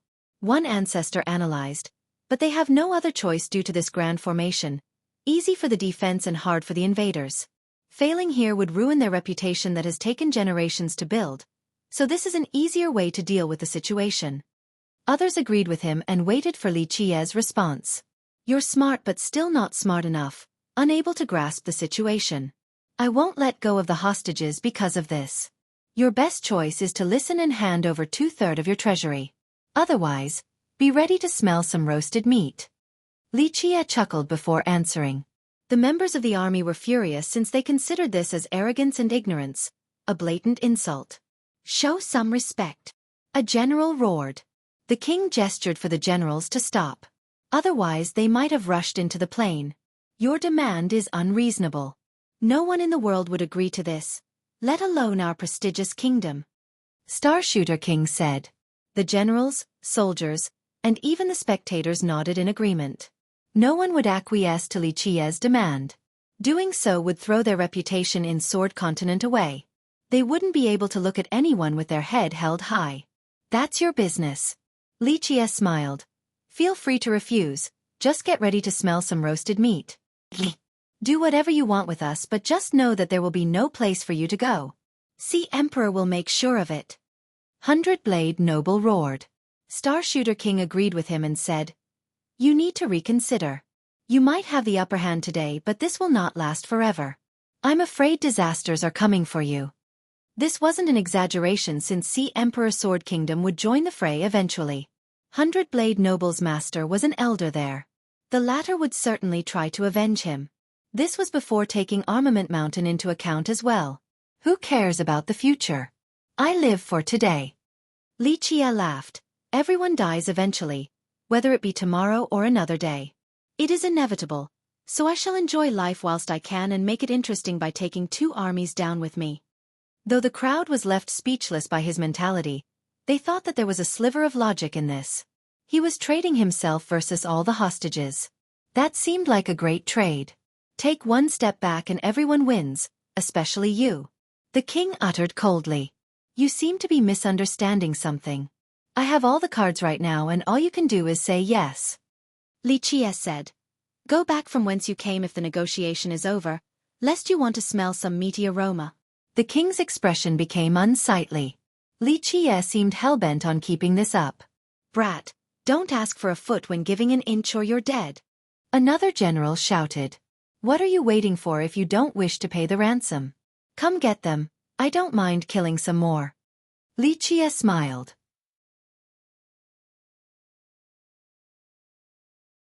I have shown all the mercy I can, but you chose the gates of hell instead of heaven's door. The king glared at him. I got it, come, let's see how long you can last. Li Qie interrupted him. Fury spewed out of the king's eyes. His legion roared and readied their weapons and shields. Boom! This heated atmosphere was certainly interrupted by the creaking of a heavy gate opening. Rumble! Next came violent quakes and dust storms everywhere. Everyone saw the Legion of Armament Mountain rushing forward with the force of a tsunami. Its momentum assaulted the plain first. It consisted of various demons, large serpents with a human upper half.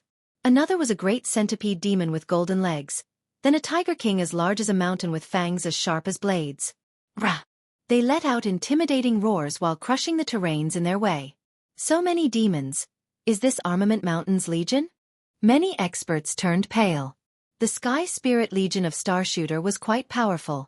However, it lacked ferocity in comparison. 80,000 beast demons. This is a great legion in Armament Mountain. It is under the control of their first elder. A high elder from another clan revealed.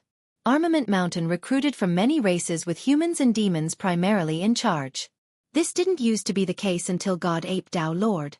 They started recruiting more demons and God Ape Kingdom became a top branch, not inferior to the main branch in the slightest. Chapter 4086. The Beast Legion instilled fear into the spectators. However, this was only the strongest legion under the first elder. It wasn't the strongest in Armament Mountain. This was a testament to this sect's power. Though Armament Mountain only had 2 Dao Lords, it still withstood the test of time. There must be reasons for this and they couldn't be underestimated. Boom! The sky turned dark and people saw the bottom of a foot first. It stomped the border of the plain in a shocking fashion. This great demon appeared before everyone. Sure, the plain was right next to Armament Mountain. However, it was still thousands and thousands of miles away. Nonetheless, this demon only needed 1 step to reach this place. His head touched the sky and couldn't be seen by the naked eyes. He was an ape with furs as long as waterfalls. Dao halos circled around him. It was as if his body was a power source capable of creating new Dao and worlds. Just one wave of his hand could annihilate a region. Celestial Ape Demon King. People shuddered while staring at him. He was currently serving as the first elder of armament and used to be the national teacher of God Ape Kingdom for 3 consecutive generations. There was a chance that he could be as strong as Starshooter King, or at least extremely close. Nonetheless, his appearance struck the crowd harder.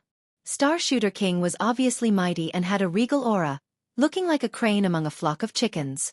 On the other hand, the demon simply had a monstrous body. His breathing alone let out gales and tornadoes. Because of this, weaker cultivators falsely assumed that he was stronger than the king. All in all, this alliance against Li Qie became quite impressive. Not to mention a single cultivator, even a sect would be terrified.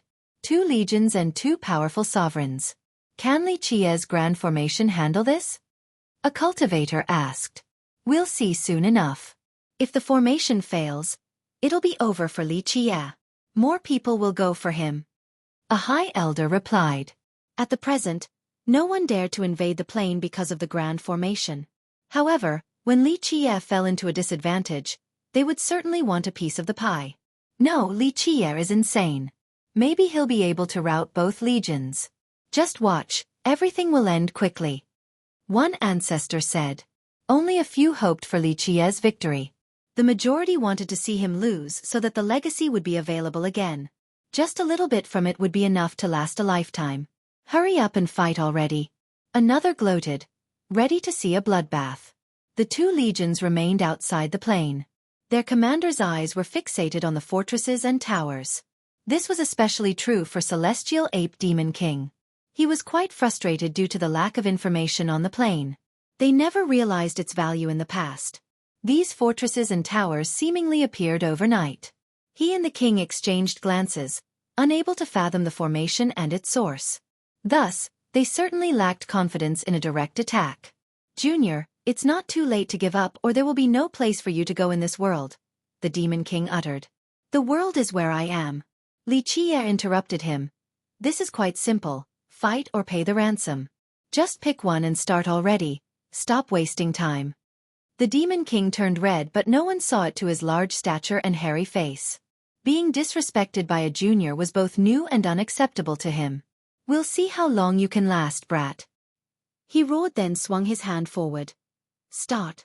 2 battalions of the demon army started marching. However, they didn't directly enter the plain but rather moved around its border. At first, spectators thought that this was a surrounding maneuver to trap Li Qie. However, this wasn't the case since they only stood still. This no longer became a surprise pincer. The king's command seemed to be weakening his formation, making it easier for Li Qie to win. People couldn't understand his choice. Buzz.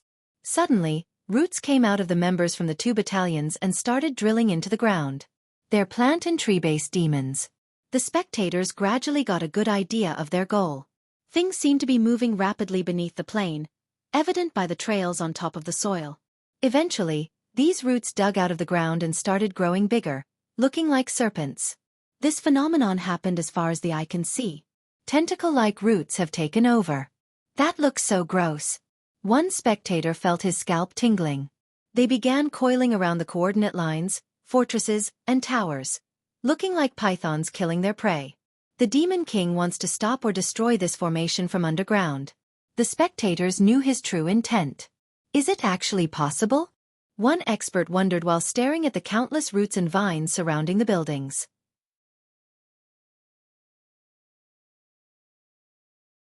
Chapter 4087. Activate. The plant demons scattered around the border released their vitality and grand Dao power in order to destroy the supreme formation. Unfortunately, they found that their effort was useless, unable to shake or damage the buildings in the slightest. They're immovable. Are they a part of the plane now? One expert was surprised to see the roots failing. Yes, it's a perfect fusion. They will not be separated unless something is strong enough to obliterate the entire plane. However, destruction is impossible without taking care of the formation first. A formation master shook his head. So there's no way. A cultivator nearby didn't buy it. Of course there's a way, you just need someone far stronger than this formation and use absolute strength to beat it. The ancestor replied. Listeners exchanged glances, aware that very few in Sword Continent could be stronger than this supreme formation. The impending failure infuriated and frightened Celestial Ape Demon King. He didn't expect them to fail utterly. Stop wasting energy. Lichia smiled and flipped his hand. The Earth's loop became bright and the buildings resonated with it. Rays of light came out of them and acted like divine swords. The disciples on the border didn't feel anything at first. Alas, it was too late once they noticed. Boom! The roots and plants suddenly exploded. This sent the original users flying and vomiting blood. With this, the spectators had a better idea of how hard it was to beat this formation. This is gonna be bloody. Lichia has all the advantages at the moment, they have to pay a heavy price. One older expert said. If this is all you can do, then just pack up and leave. It's truly suicidal. Lichia smiled. Starshooter King and Celestial Ape Demon King had an ugly expression. The latter looked worse because he had lost twice so far. This was extremely humiliating for a famous character like himself. They stared at each other and nodded in unison. To formation! Both shouted. To formation! The members of their legions roared thunderously. It felt as if the world was shaking from the intensity of their voice. Clank! Clank! The glints of weapons illuminated the region. Both legions gave off the impression that they could break anything. Spectators trembled, thinking that they were mere ants in comparison. Nonetheless, fear didn't diminish their excitement for the battle. They're about to launch the offense. One expert said. There's no other way outside of a direct attack. They don't want to pay the ransom. A clan elder nodded. Everyone knew that Lichia's asking price was ridiculous and no sex would accept it. Clank! A sword hymn suddenly forced their weapons to resonate back and interrupted the tense atmosphere. A divine sword descended, seemingly piercing their heart deep. Some felt a sharp pain and had to cry out. It pinned onto the ground first, then its master landed subsequently. The two have reached a state of oneness. The landing resulted in a huge pit with mud flying everywhere. This was quite a flashy entrance. The newcomer slowly stood up and revealed himself to be a rather skinny middle-aged man. He wore a black robe with his hair draping down freely. His expression and gaze were cold and devoid of any ripple. He was exactly like the blade in his hand, a tool for murder, black as ink from top to bottom. Its cold gleam inflicted pain to the spectators. The legendary state of oneness with the sword was in full display in this case. Eighth! An ancestor bellowed after seeing him. Even the imperious Celestial Ape Demon King and Starshooter King became alarmed. Eighth of Sword God's sacred ground. This title struck fear into the listeners regardless of whether they had met him before. Ninth. The middle-aged man uttered emotionlessly. Ninth. He has finished the ninth sword then. The big shots understood the significance of this title. Ninth. Why is he here? People stopped calling him Eighth right away. I thought he had disappeared, a youth shuddered. Yes, after slaying 7 sect masters in a row. An older cultivator said. I thought he died from injuries from that last battle. Here he is now, with the 9th sword finished. One ancestor said. So this is a member of Sword God's sacred ground. Someone else brought this up. In the contemporary, several sects reigned supreme. See Emperor Sword Kingdom as the strongest, Sword Temple with its unfathomable foundation, virtuous school for its popularity. However, anyone from these sects, including their successor, would become afraid after hearing about the sacred ground. This sect was rather unique due to its lack of disciples. Only 3 or so. This number could even go down to 1. Chapter 4088. The lack of disciples didn't affect the sect's prestige in the slightest. In fact, it was notorious across 8 desolaces. See Emperor Sword Kingdom commanded respect but the sacred ground instilled fear. The most fitting character to describe the sacred ground was Kill. This was an ancient lineage that might be older than anything in Sword Continent. It wasn't an assassin guild but operated in a similar manner. Rumor has it that it has been around since the last epoch but historians couldn't pinpoint a particular era. This was rather impressive given its few members. Some sources talked about its monstrous progenitor, an immortal emperor, that his title was used to stop children from crying at night. Of course, most exploits and tales of this sect have disappeared from the river of time. It also hasn't produced a Tao Lord yet during the new epoch but this didn't make it less intimidating. Their progenitor created an unstoppable sword art consisting of 13 variations.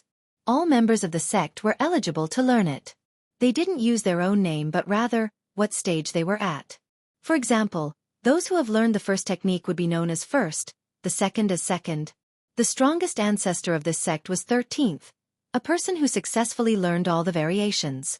He fought against the Tao Lord of his generation, Bone Tao Lord. This battle ended in mutual destruction and shocked the world. This played a large part in the sacred ground's notoriety. Bone Tao Lord was exceptional and mighty, using bones as the main Tao. However, 13th still managed to kill him. This should be a sign of the sword technique's destructive potential. Later on, some believed that Bone Tao Lord was someone who could come back to life. This remained a mystery but it didn't affect 13th's fame. The current successor of the sacred ground was the man ahead. He used to be known as 8th and disappeared after killing numerous sect masters. Most thought that he was already dead, either in the last battle or from the grievous injuries. Today, he showed up again and had become 9th, meaning that he had reached the next step. 9th's eyes swept across the field. Some couldn't handle his gaze and staggered backward. They felt an unbearable murderous intent. It was as if he was looking at dead corpses even though they were clearly alive and well. I have come to fight Sect Master Shi. He glared at the Demon King. The Demon King had met stronger cultivators than 9th before. However, there was something truly dreadful about this swordsman. The Sect Master is in isolated cultivation. Please pick another time. He took a deep breath and responded. He wants to fight Sect Master Shi. His goals are the 6 kings and 6 Sect Masters. People understood why he was here. How many will he kill this time? Even the big shots felt fear. The members of the sacred ground had similar characteristics and personalities, merciless and solitary. Their blades must taste blood once unsheathed. This must have something to do with their chosen sword technique. The only thing that mattered to them was to prove their Tao through killing. Of course, this didn't mean that they were mass murderers.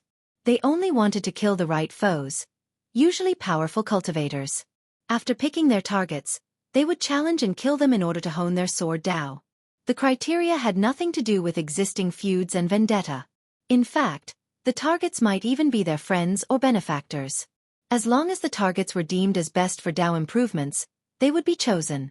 Some considered them as assassins and even offered sky-high prices. They never agreed since money didn't matter. Today, 9th was here to fight Xueqi, his chosen target. This wasn't surprising because ordinary masters were no longer worthy. Only top fighters could help him become stronger, such as the 6 kings and 6 sect masters. The next on the list would be the 5 ancestors.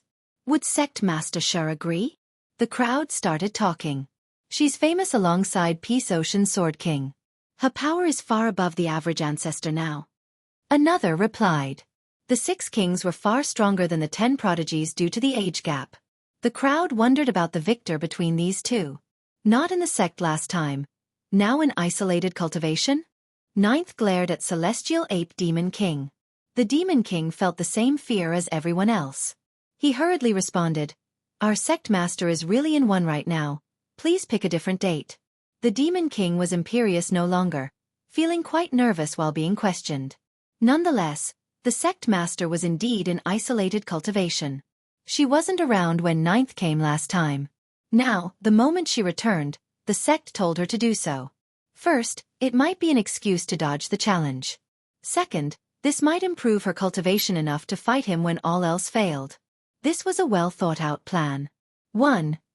Yi Ti. Chapter 4089. Everyone knew that Ninth's sword would need to taste blood. Thus, this battle would end with someone dead. They didn't know whether Xueqi was hiding from Ninth or just buying time to recuperate. Today, Ninth ignored the Demon King's suggestion. Though there was no hint of emotion in his voice, he clearly left no room for negotiation. He was the embodiment of the sword, always ready to pierce someone's heart. Thus, it was difficult to refuse him. The listeners took a deep breath after hearing his determination to fight. This is a chaotic period and our sect is busy dealing with a scourge. The Demon King could hold back no longer and barked back. Sir, leave and return another day. Starshooter King joined in as well. No need to be in such a hurry. Armament Mountain won't go anywhere, so your fight will happen eventually. We are occupied right now. Ninth didn't need to be told and still understood the situation. Buddha will come out once I kill a few monks. He uttered coldly. What is your intention? The Demon King's expression darkened. He felt something ominous incoming. Make your move. Ninth glared at the Legion of Armament Mountain, then bluntly stated. Not to mention the Demon King. Even the neutral spectators knew what was about to happen. Alas, no one dared to stand up to this monster. I'm afraid you'll be disappointed if you want to fight us. Our official business is not finished, so we won't fight you just because of face. The Demon King said. We have to save our disciples first. Please stand aside. Starshooter King interjected. So be it. Ninth replied, then raised his sword. Clank. Everyone became afraid of this cultivator gathering energy. They thought that he was about to attack the legions. Both Celestial Ape Demon King and Starshooter King grabbed their weapon and were ready to fight this mighty enemy. Whoosh! However, Ninth's targets weren't the duo. His slash swept through the plane, seemingly flattening it. The ropes tying up the three geniuses and their allies were severed from this single slash. Its precision astounded the crowd. Strangely enough, Xueqi didn't bother trying to stop it and only watched. Bam! Bam! Bam! The captives fell to the ground from the towers. No one expected Ninth to save them. This swordsman was always alone and only cared about the sword. Saving people was not part of his modus operandi. Meanwhile, people were still surprised at Xueqi's inaction. Run! The captives were ecstatic and didn't expect a stranger to save them instead of the seniors. They immediately got up and started running away from the plane. Thank you, sir, for this kind favor. Both Celestial Ape Demon King and Starshooter King expressed their gratitude. I'm not saving them. Ninth turned around to look at the fleeing captives and said, Be ready to block my slash. The runners, the kings, and even the spectators were caught off guard by this. Clank! A sword hymn and a sharp aura engulfed the area. Shit! Both the kings bellowed. On guard now. The incoming aura horrified the fleeing captives. They immediately gathered energy and vitality, resulting in loud explosions. Ninth finally made his move and raised his sword, leaving after images along the way. Thousands of ethereal swords appeared around him. People sensed something formless and emotionless. Murder was the only thing driving this technique. First variation, compassionless. An ancestor recognized the first move. The swords then flew out with the speed of light, ready to unleash fatalities. Ah! Ah! Waves of screams resounded. The majority of the captives couldn't block or dodge in time, so the ethereal swords pierced their chest. The three geniuses also felt death coming for them. Hundredblade raised his hand and swords rained down to create a barrier. Starshooter Prince relied on his movement technique, becoming as fast as a shooting star in order to dodge the flying swords. Eight-armed Prince roared and decided to meet the swords head-on with 8 palm strikes. Stop! Both kings roared thunderously and made their move as well, choosing to attack Ninth. The members of the legions also summoned their weapons and did the same. However, the attack was just too fast. Both dodging and blocking simply didn't work. Ah! The three geniuses suffered the same fate as their men. Their eyes remained wide open and were filled with unwillingness and despair, not expecting to die after seeing a glimpse of hope.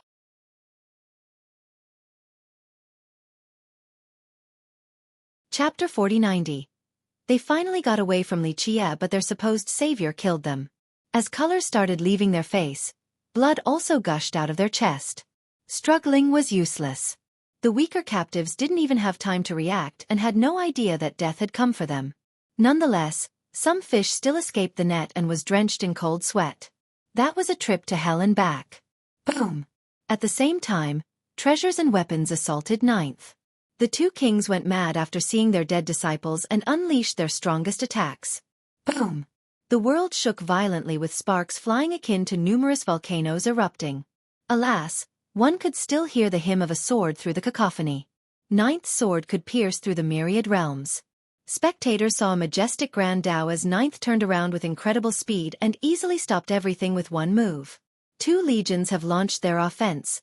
This was devastating enough to destroy the region. However, Ninth's horizontal slash served as an unbreakable barrier. Clank! He shifted from defense into offense.